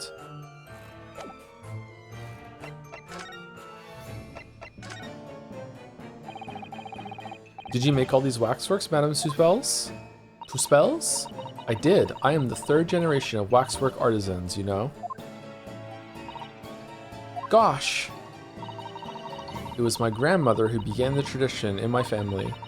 Her fortunes were checkered, living through the turbulent times of the French Revolution as she did. Though that is when she acquired the savoir-faire that leads to the astonishing lifelikeness. All these waxworks really do look as though they're alive. In fact, they look more alive than Hurley. Hee hee. What you see exhibited here represents the most atrocious of London's criminal past. All the waxworks were created in the presence of the real people in which they were modeled. Really? In the hours immediately following the executions. That is the secret to the extraordinary lifelikeliness. That sounds terrifying. All walks of life have similar challenges, I'm sure. To carry out one's trade par excellence, one must go to extraordinary lengths. My exhibits are a reflection of society. I create only that which the public wishes to see. Ugh. Why couldn't the public have wished for something less horrifying? Do not fear. Sorry. This room is the only one in the museum with such a macabre theme. I do hope you'll explore. There are models of famous singers, actors, politicians, something for every taste, I hope.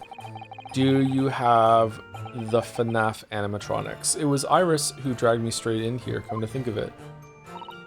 Sorry, perhaps I should have eased you into things.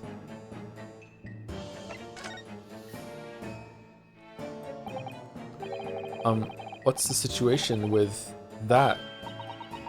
My temporary waxwork model?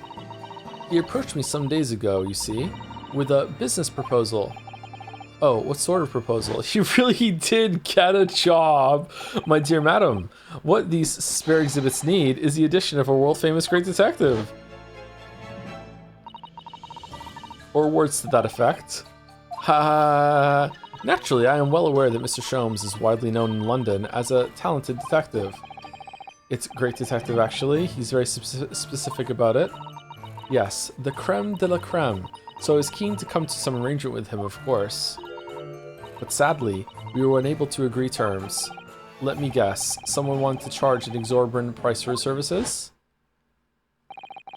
For a mere £500, I will dive into your cauldron of wax this very moment.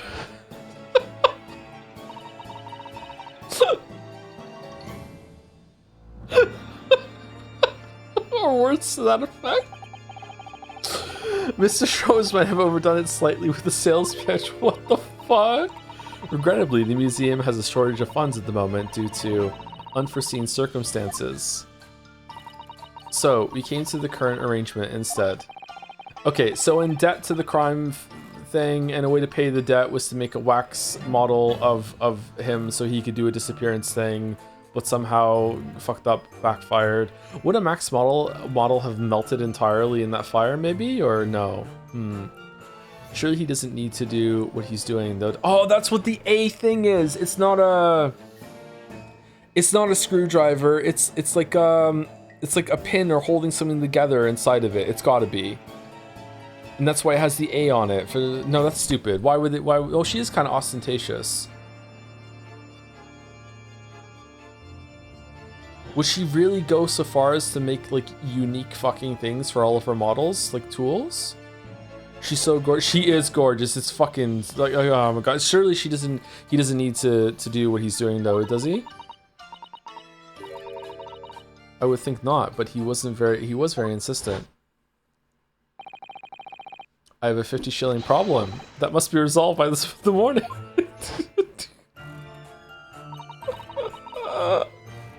Or words to that effect. It's the pawnbroker, that's what it is. He must have something to redeem. Fucking always be pawning strikes again. Is the consulting detective work not going so well? Do you think it pays?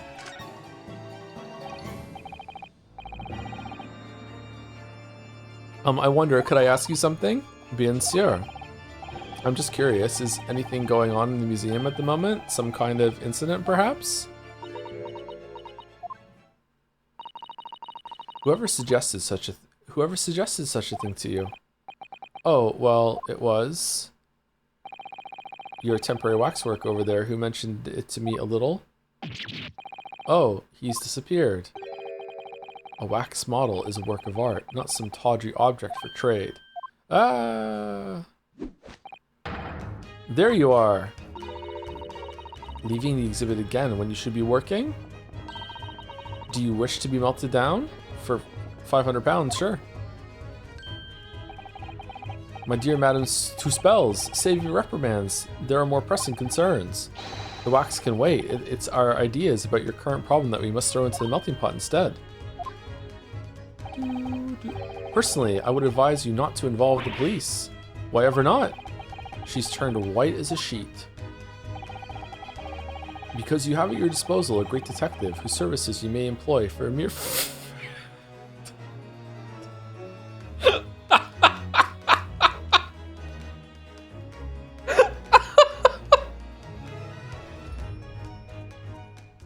for a mere 50 shillings. Though please be aware that I prefer... No, I insist upon payment in advance.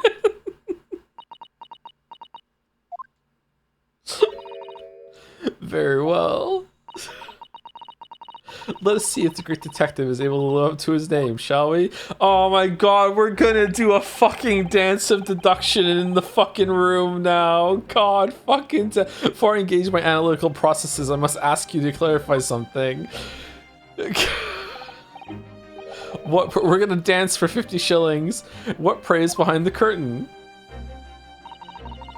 That is the Two Spells special exhibit. There is an extra charge to see it. Ah, the special exhibit in the House of Horrors. It must depict this special killer then, I presume. Would you be so kind as to draw back the curtain, I wonder? Ah, absolutely none. There is nothing amiss behind there. Nothing amiss, madame.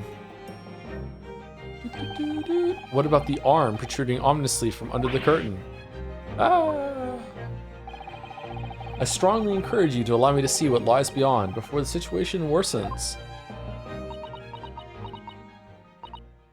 Yes, very well. I will draw back the curtains, but only as a soupcon. Yeah, soup is kind of a con. Like, you think you're getting food, but instead you're just getting soup. Still hungry. It didn't taste very good. Fucking bullshit. Number 139? I must confess, I peeked behind the curtain earlier. The two-spell special exhibit is a very bleak graveyard scene indeed. And yet, somewhat surprisingly, the waxwork killer one would expect is nowhere to be seen. What does strike one, however, is the portly gentleman lying peacefully on his back on the floor.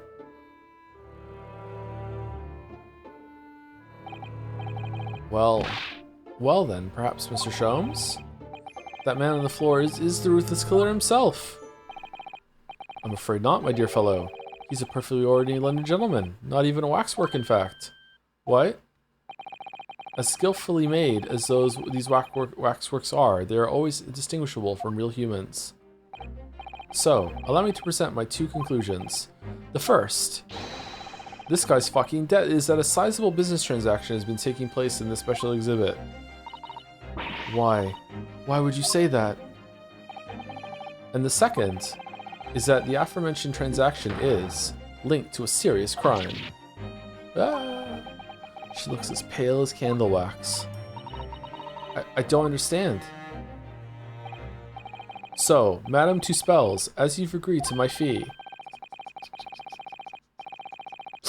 you shall now have the pleasure of seeing this famously great detective and temporary exhibit at work. The great deduction, the game is afoot. The waxworks fate. To begin with, we must ask ourselves what exactly is afoot here in this museum. The answer is revealed by the bundle of banknotes protruding so helpfully from your bag. In my estimation, some £200. That is all my own money. I thought you were under hard times. So what does this large sum of money reveal?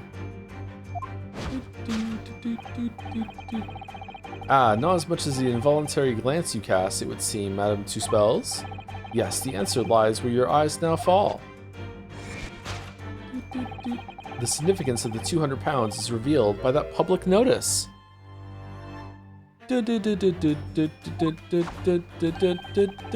Waxwork for sale. Your business has hit hard times, it would seem. In short, you sold the infamous killer, the centerpiece of your special exhibit, for the sum of the £200. No. Now, let us explore the next curiosity with which we are presented. Alright, when do we get to the eating soap part? Who is the portly gentleman stretched out so peacefully on the floor? It would appear the man has suffered a severe shock, the cause of which is clearly known to you. One of your wax models came to life and scared him and then left. Ah! Unfortunately, madame, keeping secrets does not appear to be your forte.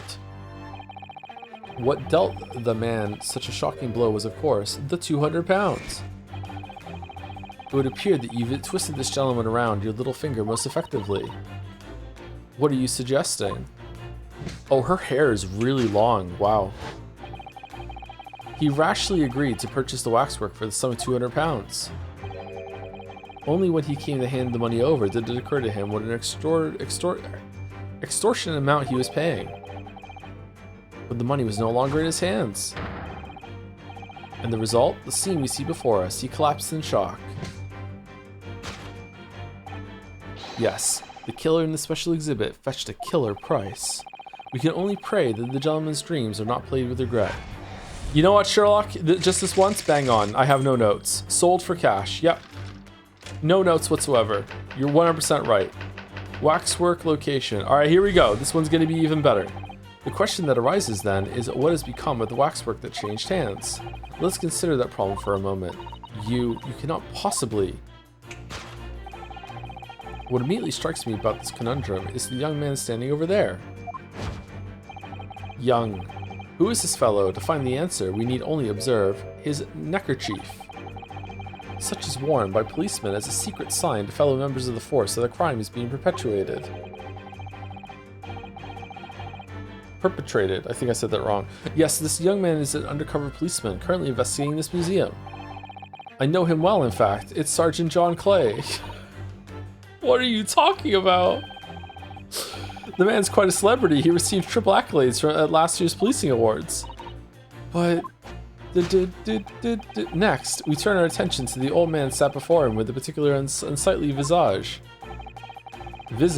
I've been watching closely and he hasn't moved the muscle, almost in fact as if he were a waxwork. But you... Your reaction only confirms my suspicions, madam. I noticed it at once, of course. Observe.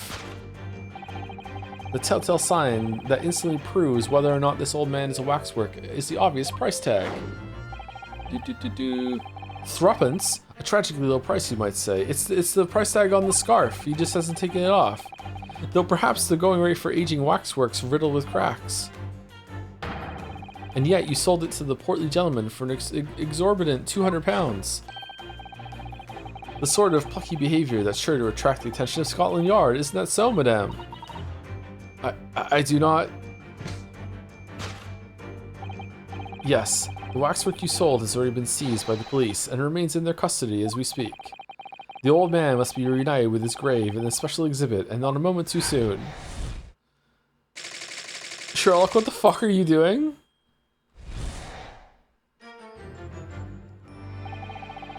Thus concludes Sherlock Sholmes' great deduction of this horrifying puzzle. What do you think, everyone?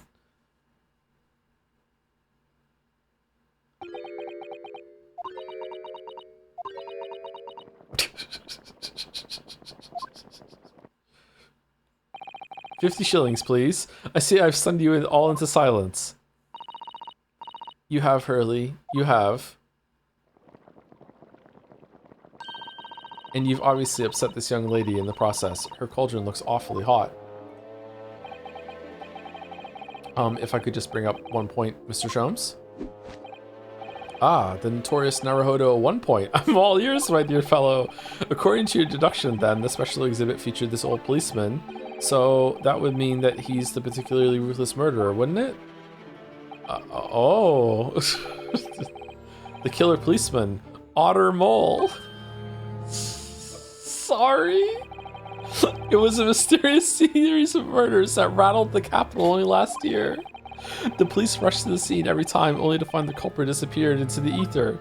Please let him be right, just this once. It's all right, please. And it turned out the culprit was a policeman himself, a senior officer by the name of Otter Mole. So you mean that's who the sinister-looking old man there is supposed to be? Indeed. It is a particularly grim face, is it not? Unforgettable, in fact. Yes, I remember that odious countenance only too well. But is £200 a lot of money for a wax model? It would be enough to afford one of the latest steam carriages, if that puts things in perspective. Oh shit. So it is quite a lot then. Is there anything else you wish to add before I melt you down? That bubbling wax is looking more and more ominous. Ugh, the smell of all that molten wax is starting to worry me. Mr. Sholmes did more or less just accuse her face to face, so I think I might have to call on your assistance here, Iris, if that's alright. To make some minor corrections to the great detective's great deductions. What do you mean? Is it perfect? Nothing but net. What are you talking about? Of course it's alright. We'll soon set things straight. Man. Well, let's get started then, shall we? Before Madame Two Spells vents her anger. Just what I was waiting to hear, my dear fellow. Okay, so Madame Two Spells, in accordance with our agreement, you shall now have the pleasure of seeing this famously great detective and temporary exhibit at work. Course correction. Hold it, Mr. Sholmes.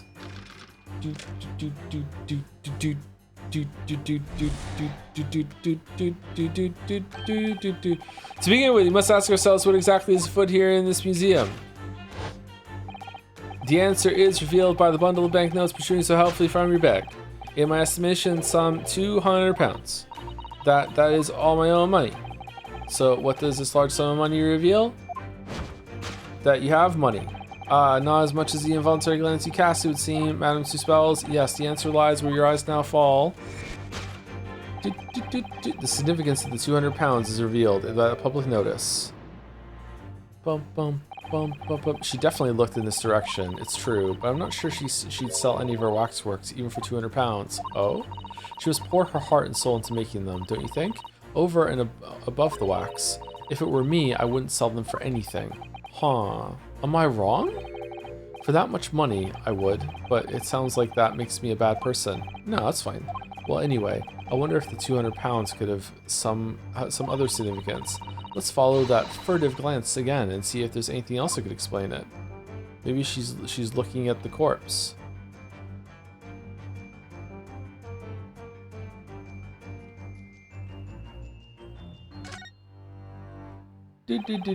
Waxwork for sale. Would anyone really buy models of mass murderers? I think I'd rather have 200 pounds in my pocket. Exactly, you could buy one of those brand new types of steam carriage. That's what I'd spend it on if I had it, no question, no doubt. Oh, I'd buy all the herbs in the world. There must be another explanation for the money. We need to keep looking. Why is the note there then if she's not selling any?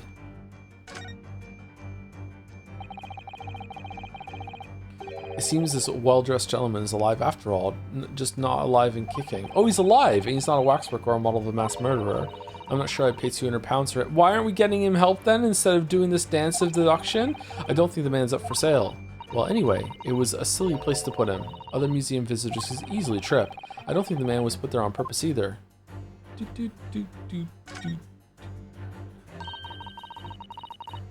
What's that note doing pinned to the wall there? Oh yes, let's see. Dear Madame Tuspels, we've taken the prisoner from this room. The price for his safe return is 200 pounds.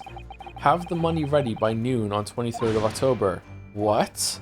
This is...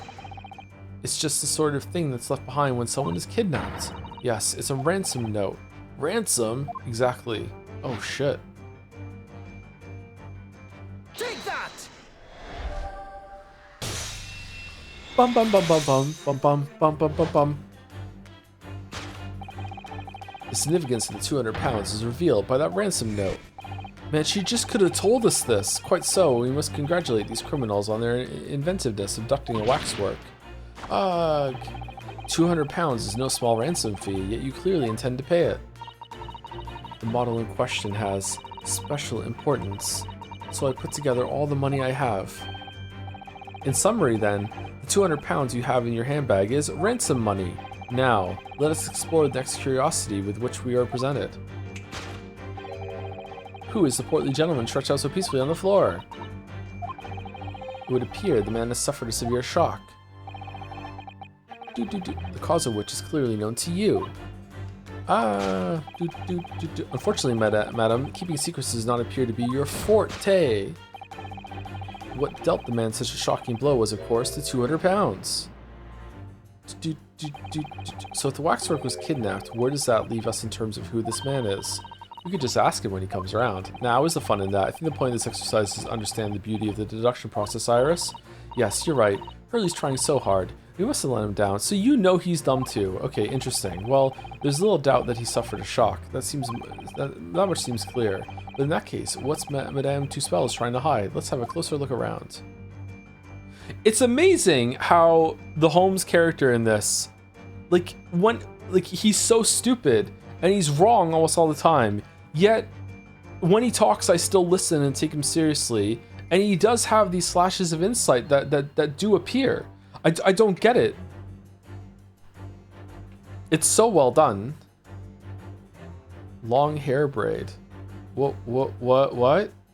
Hand of Madame.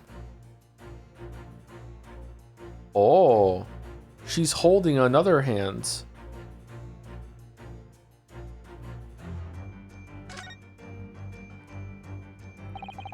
Madame Tuspels has very long hair, doesn't she? So gross. Yes, but you couldn't tell looking at her from the front. You know, it looks rather like a whip, don't you think?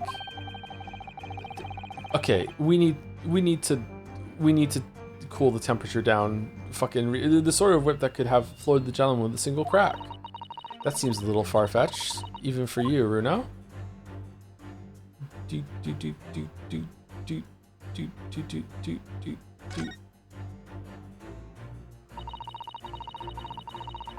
So she was prepared to pay all that money to get her waxwork back again? It really must have been a very special model. Oh, only you can be horny on me? I'm never horny on me. What are you talking about? Oh, a mass murderer. Of a mass murderer, just how special can a model of a ruthless killer be? Well, anyway, we can be fairly sure the man lying on the floor didn't take it. I suppose we should leave him in peace. Someone in your family was a killer, maybe? This is just Madame Tuspel's right hand, isn't it? Yes, it must be. I can clearly see her left hand after all. Oh, but wait a minute. This is a left hand as well, look. Yes, that's what's wrong with it. Don't say such creepy things, Iris, please. And it seems very stiff, too. In fact, it's really hard. How are you touching it? You mean it's made of wax? How was she holding on to this when she had both hands on the, Take that! on the cauldron? What dealt the man such a shocking blow was, of course, the waxwork hand. Indeed, with a solid waxwork limb, one could deliver a very substantial blow. How could you? The hand protruding from the bottom of your cape. It ought to be a right hand, but closer inspection reveals that, in fact, it's a left hand. Ah! It's somewhat masculine as well. In other words, Sumari does not belong to you, madam. It is the hand of a waxwork model. Yeah.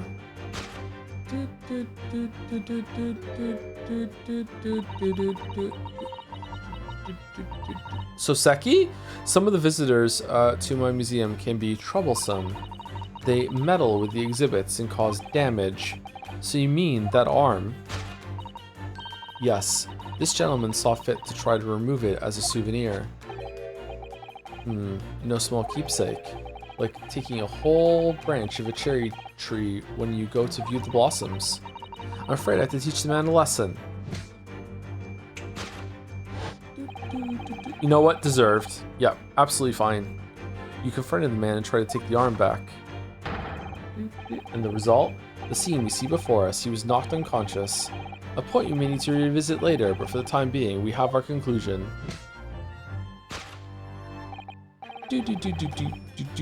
Yes, the killer in the special exhibit has been kidnapped.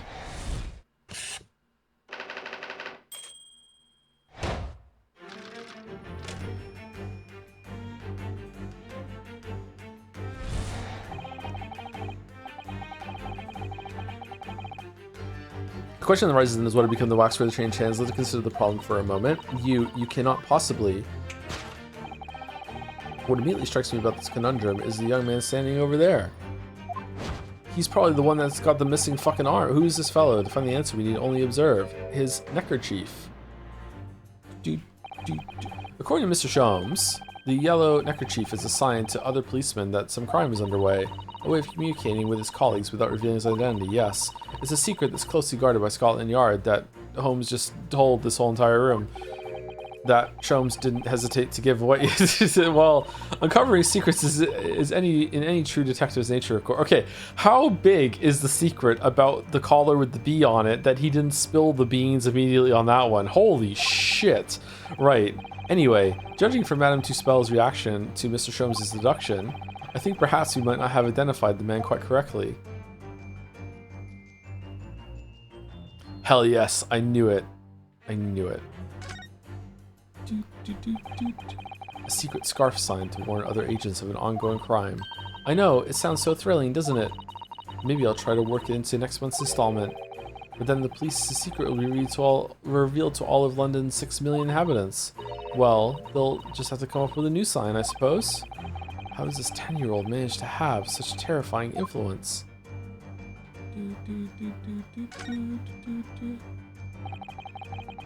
I've seen hats like this in Japan as well. They're called flat caps, aren't they? Yes, or hunting caps. Hurley's hat is called a deer stalker, by the way, very famously. Hunting, stalking, the British certainly seem keen on catching game. Every time I see a deer stalker, I automatically think of Mr. Sholmes. Yeah, me too. But a flat cap makes me think of a Japanese country gentleman somehow. My grandfather used to wear one of those too, and I still think of Holmes. In other words, Sumari, people from all walks of life wear all different types of hats, so it doesn't really help us.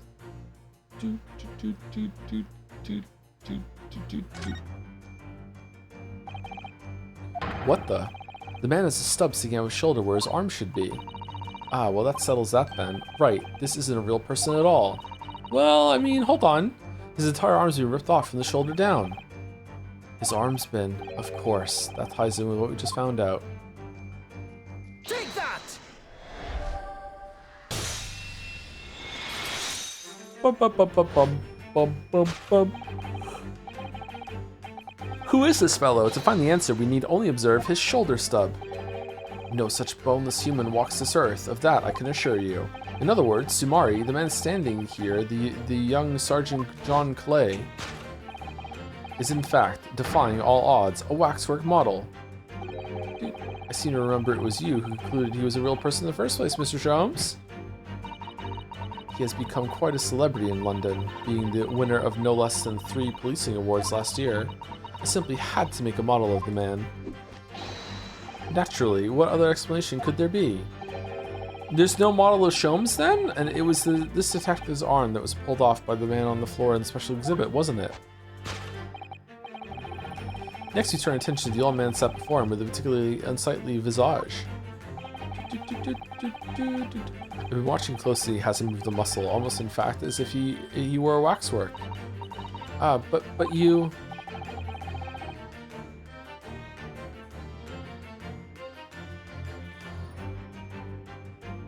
Is he breathing? Do characters even move with breathing in this game? Nah, she's not breathing, never mind. Your action only confirms my suspicions, madam. I noticed it at once, of course. Observe. The telltale sign that instantly proves whether or not this old man is a waxwork is the obvious price tag. A killer policeman called Ottermole, was it? Was he well known? It was all over the papers last year, but I can't say I know what he looks like. It's a very low price though. Threepence isn't much money. Only enough for a few measly hours of gas and Mr. Gyarados' delightful lodgings and fat and nice. So this is a special killer taken from the special exhibit, is it? The waxwork that somebody stole from the museum and tried to ransom for 200 pounds. Is this crusty old killer policeman Ottermole? Really? Perhaps we should have a good look around again, see if another idea crops up.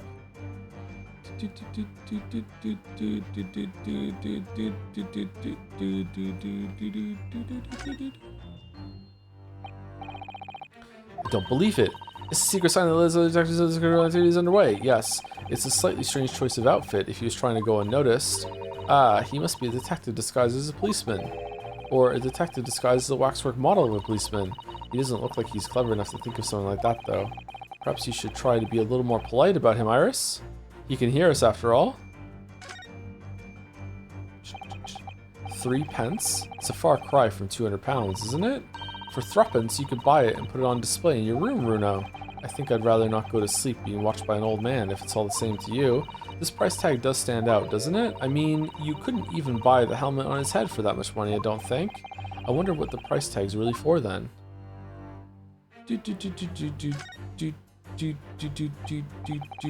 Look at this! The old man's tapping his foot like crazy. He seems to be fast asleep though. He's not tapping his foot consciously then. So you mean it must be a Twitch? Twitch TV? Never mind that. The point is waxworks don't tap their feet. It could be set up like that. Or Twitch. And look at his arm too. We've seen a scarf like that somewhere else around here, haven't we? Take that! Bum bum bum bum bum bum bum bum bum bum bum bum bum bum bum bum bum bum. Telltale sign that instantly proves whether or not this old man's a waxwork is the obvious Twitch. Even the most realistic waxworks do not exhibit a Twitch. In other words, fucking hell, how many fucking Sumaris are in this fucking case? This splendid old man is in fact a genuine member of Scotland Yard. Slight shift in your choice of adjectives then. And there you have it. Well, madam, 2 spells? Well, what? It was me who contacted the police and demanded that someone come in the first place. He is clearly fatigued. He is sound asleep. But then, what's this tag about showing a price of 3 pence? No doubt, the price tag of the muffler, which the old Bobby purchased recently at a local market. Wow, he got one right. And I presume you've observed the scarf tied around his arm. Does that not strike you, Mr. Naruhodo? Yes, the secret sign used by detectives to show that some criminal activity is currently underway. Of course. You Because, as you know, there has been just such criminal activity happening here. As you deduced from the very beginning, Detective. So, it would seem that we finally arrived at the truth. That'll be 50 shillings.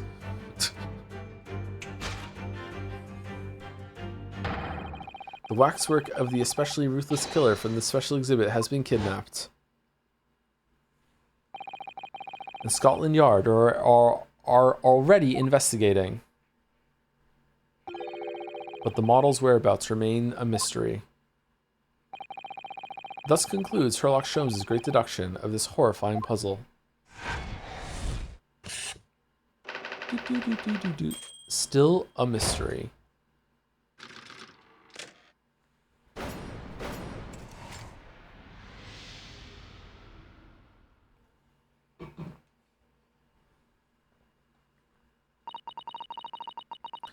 All sorts of people visit my museum here, men and women, young and old. Sometimes they drop in just for a short time on their way back from the pub.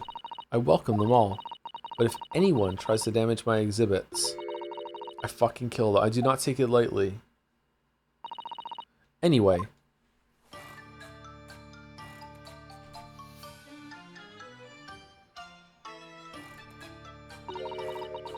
Your great deduction was even more enchanting than I had been led to believe. It was a pleasure, my dear madam. I'm gratified that you enjoyed the spectacle. And as for your rough customer, I've no doubt he'll regain consciousness shortly and return home. What concerns me more are the 50 is the waxwork for the special display, if it was indeed genuinely abducted.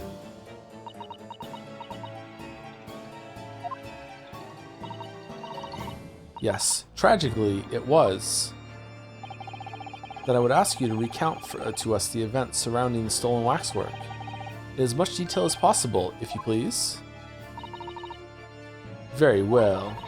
But after I have told you what I know, I must insist that you return to your work. The talents of a great detective could be put to better use, I feel, but as you wish.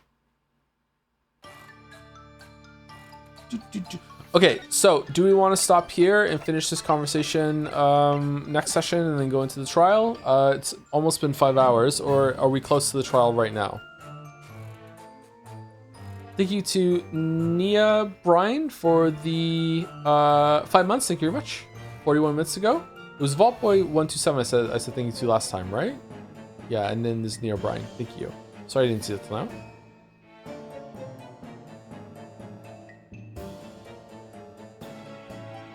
Surely 5 more minutes. Surely 5 more minutes until there's 10 minutes left. You're actually legitimately within 10 minutes of reaching the trial.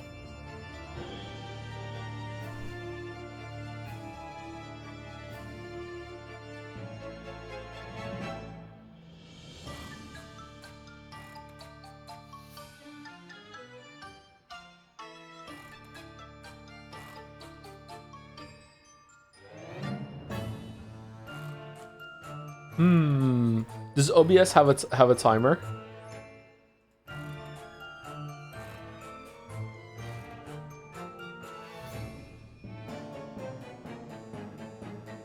No, it doesn't.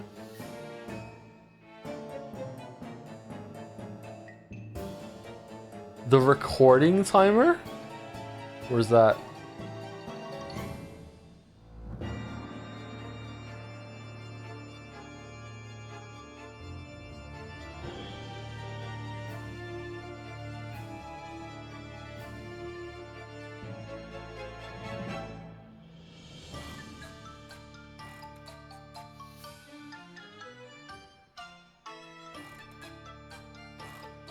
Unless you are purposefully wasting time, you are reaching the trial in 10 minutes. Okay, I'm gonna do this without wasting any time.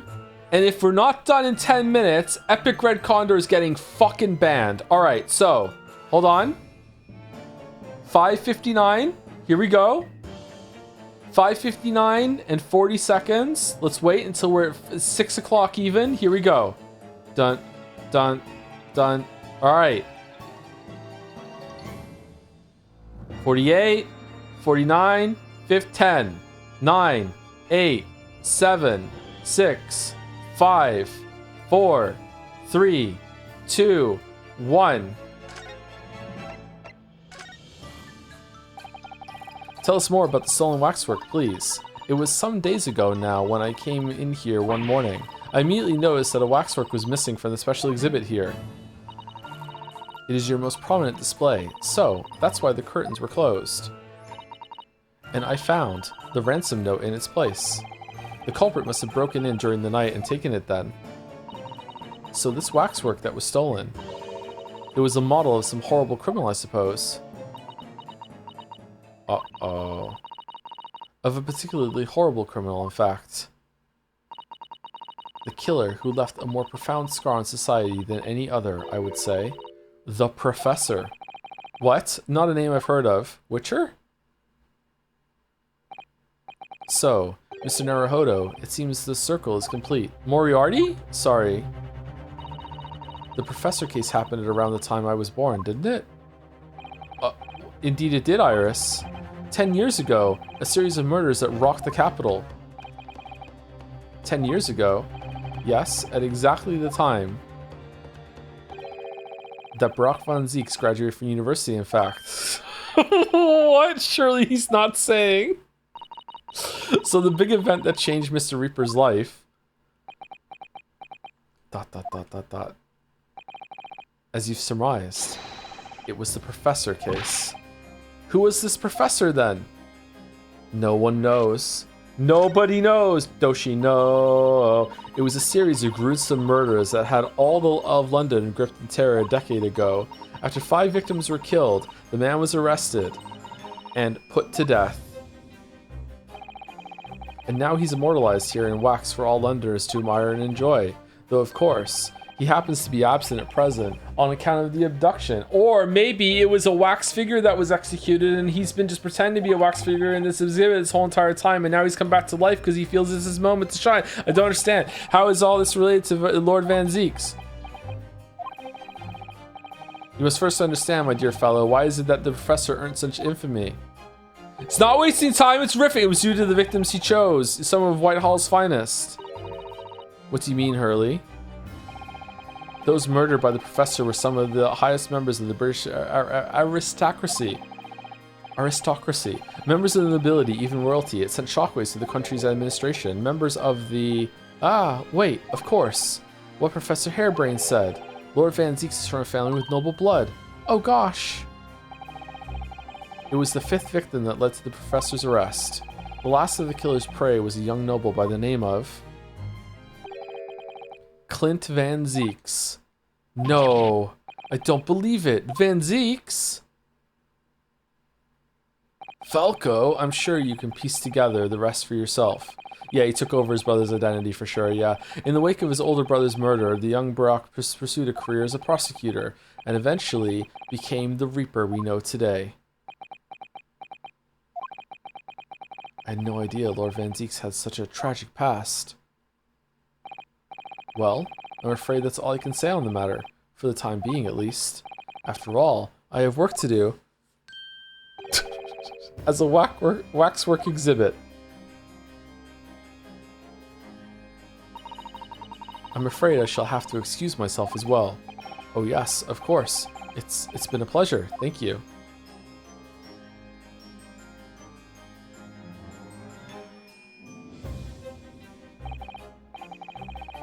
Well, none of the predicted scenarios I've been analyzing involved you coming to visit me here.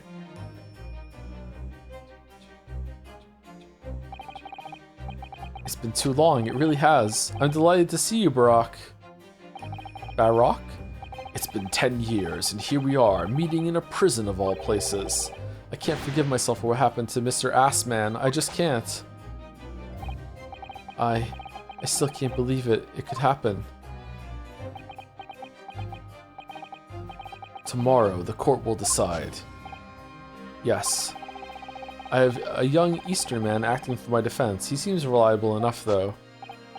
It was an accident, a terrible accident. He assures me he can prove it. I must warn you. Oh, I know. I've heard already. You're going to be prosecuting, aren't you? Yes. Since I returned to England, I've heard lots of stories. Barack, are you really? What? Never mind. I know that you have my best interests at heart. My friend is on trial. I wouldn't entrust it to anybody else. Of course, I fully understand. Thank you, Barack. Until tomorrow, then. I'll see you in court. Van Zieks, what the fuck are you doing?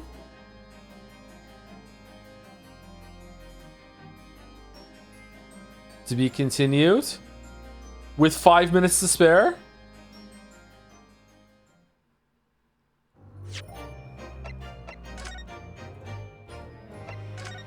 One second.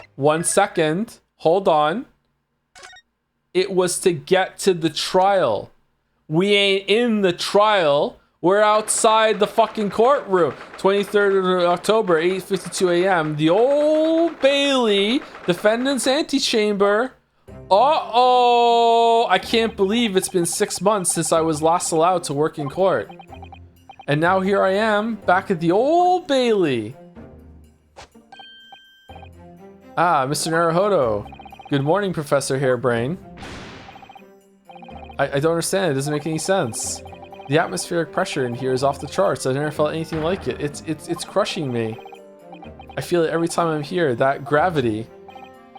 Well, this is Britain's highest court. But are you telling me it's fitted for some kind of device that can actually control air pressure? I'm going to be banned for a 2-minute miscalculation. What do you mean 2-minute miscalculation? We're not even the fucking we're not even the trial. I think it's probably all in the mind. Ah, yes. Well, you won't let me down, will you, Mr. Naruhodo? I'm counting on you in today's trial to save my life. To save the secret of my super high voltage instantaneous kinesis machine from being made public. Yes, I understand. I know what I have to do. 3 minutes! I have to establish that the explosion 2 days ago was nothing more than an unfortunate accident. Well, I'm sure there's nothing to worry about, really. Justice will prevail. My commiserations, Mr. Naruhodo. You appear to have been lumbered with the most tiresome case here. Mr. Sholmes, I didn't expect to see you here. Did you get the 50 shillings? That was very mean, Runo. Leave me alone at home with Hurley. It took me at least an hour to wake him. Is it, are you Herlock Sholmes? Indeed, sir, I am he. Herlock Sholmes. Oh, I've heard all about your exploits even whilst living in Germany. Oh yes, Rance Magazine is on sale in Germany too. This month's installment was sublime. Reduction to China's gonna get banned! Fucking move it along, please! What the fuck are you doing? The adventure of Silver Blaze is wonderful. Lives are at stake and we're talking about magazines. Ah yes, a memorable case indeed. It concerned a snake, I seem to recall. No, that was the Speckled Band. Well, thank you for coming. I do appreciate your support. I'm sorry to disappoint you, my dear fellow, but I'm afraid I can't stay. Oh. I have urgent business at Madame Two Spells. Your waxwork... No, the waxwork abduction, of course. Madame has engaged my services. Ah, so you're trying to get to the bottom of that ransom note, are you? The week's wages depend on it, as does the safe return of the waxwork, naturally. As such, I intend to give it my undivided attention. Oh well, never mind then, I understand. Of course. With my skills of observation and reasoning, resolving the matter will be as easy as proverbial pie. I shall return forthwith. For until I solve the case, I shall have no money to afford a pie of any description.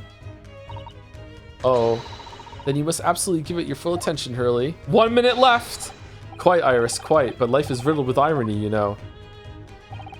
Whenever I give something my full attention, I have a quite insatiable desire for a pie. One of the universe's intractable mysteries, you might say. Stop talking about pie! Someone's gonna get banned! We haven't done the I'm gonna defend you no matter what speech yet. You're fucked, Shadow, you're fucked. Oh yes, quite definitely, absolutely, I totally understand. Is someone a little starstruck? I wish you the very best of luck, Professor Hairbrain. Oh, why, thank you. Before I depart, Mr. Naruhodo, a word in your ear, if I could, please. What's this about? Fucking rip, Beyblade, let it rip. It's a remarkably little grounding in science. I feel I ought to inform you. As compelling as this super high voltage instantaneous kinesis hypothesis may be, a practical implementation such as was attempted by the professor at the Great Exhibition is quite impossible. But the professor said the demonstration was a success. Yes, it would appear that he fervently believes it was. Oh, there's 10 minutes. All right, I did fuck around a little bit. You got 1 more minute. Let's see. I've read Professor Bunnybrain's paper about it too, Runo, and I have to say, I'm sure it can't be done. It could barely be done theoretically, let alone practically. So he's completely barking up the wrong tree. But how could an experiment that had no possibility of succeeding in fact succeed? That's contradictory. And it's that contradiction that will be at the heart of the trial, I've no doubt. No doubt. What's that supposed to mean? Now, I must hurry along. My curfew approaches. I wish you the best of luck, my dear fellow. See you later, Hurley. All right. Time for the speech with the defendant now. Uh-oh. Well, the music changed. Well, it looks like you're on your own today, Runo, but chin up, you can do it. Oh, what about you, Iris? Ah, no, I'm afraid I can't help. I have something I need to do. I see. Hee hee. It's going to be a big surprise for you when you find out what it is. Ah, that sounds ominous. Counselor of the defense and the defendant. Court is about to be in session. Make your way into the courtroom at once. We're on our way. Does this count? Does this count? Or do we have to see an experiment? The laws of science say it can't possibly succeed. And a scientist who's convinced that it did. That's the riddle you have to unlock here, Ryunosuke. That's the key to this case.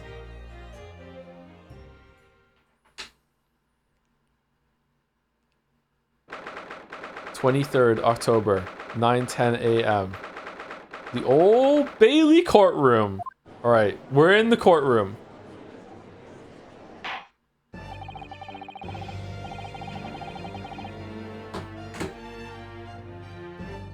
Summation examination.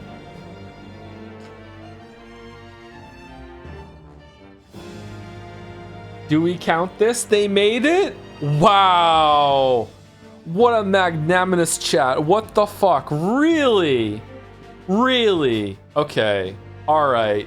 It was I definitely did not waste a full minute, and it was still more than a full minute that it took to get here. Wow. Wow.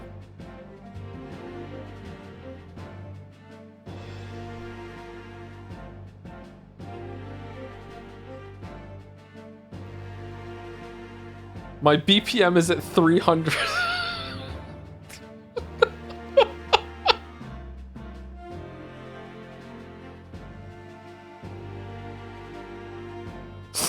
All right. We'll let it go. We'll let it go. Oh shit, we need to save it.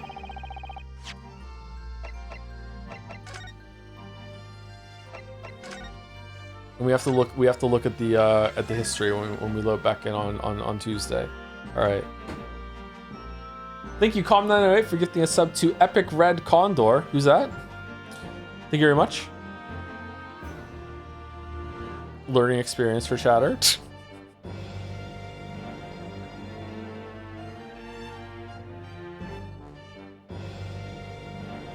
See the jury? Old man is not on the jury, so I'm happy, because that voice is very hard to do. The trial is only 5 minutes. Wow. Anyway, is anyone live from the community? I do really like that Ryu finally gets a chance to defend a case by himself without any help. Or you're hoping for that last game. Is he actually alone? Iris is not going to be there?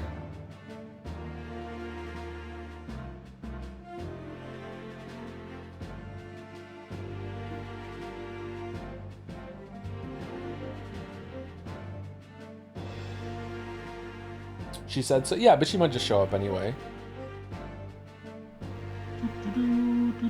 Toppy's live? Okay.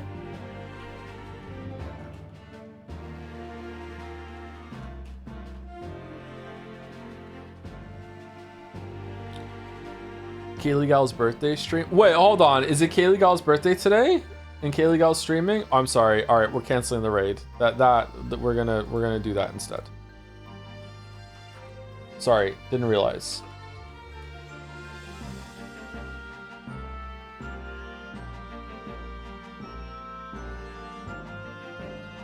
Kaylee Gal needs a profile pic. Thanks for the great stream. Thanks for putting up with me being tired. Yawning a lot this week. Anyway, that's it for me for Ace Attorney for this week. We got this done. It was a full week of Ace Attorney, wasn't it? I think it was every single day, wasn't it? Tuesday, Wednesday, Thursday, Friday. Yeah, it was. It was 4 streams.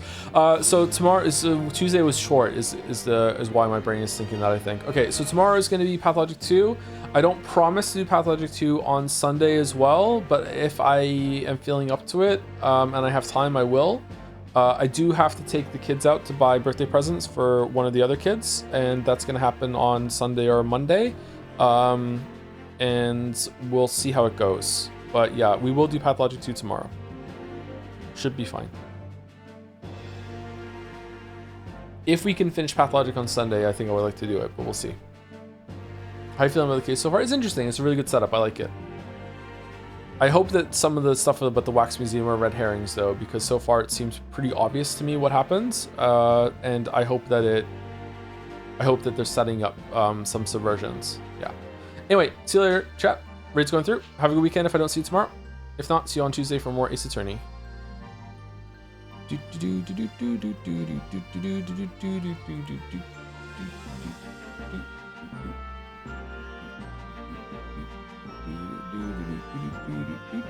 See you later, chat. Anyone stuck around for the VOD?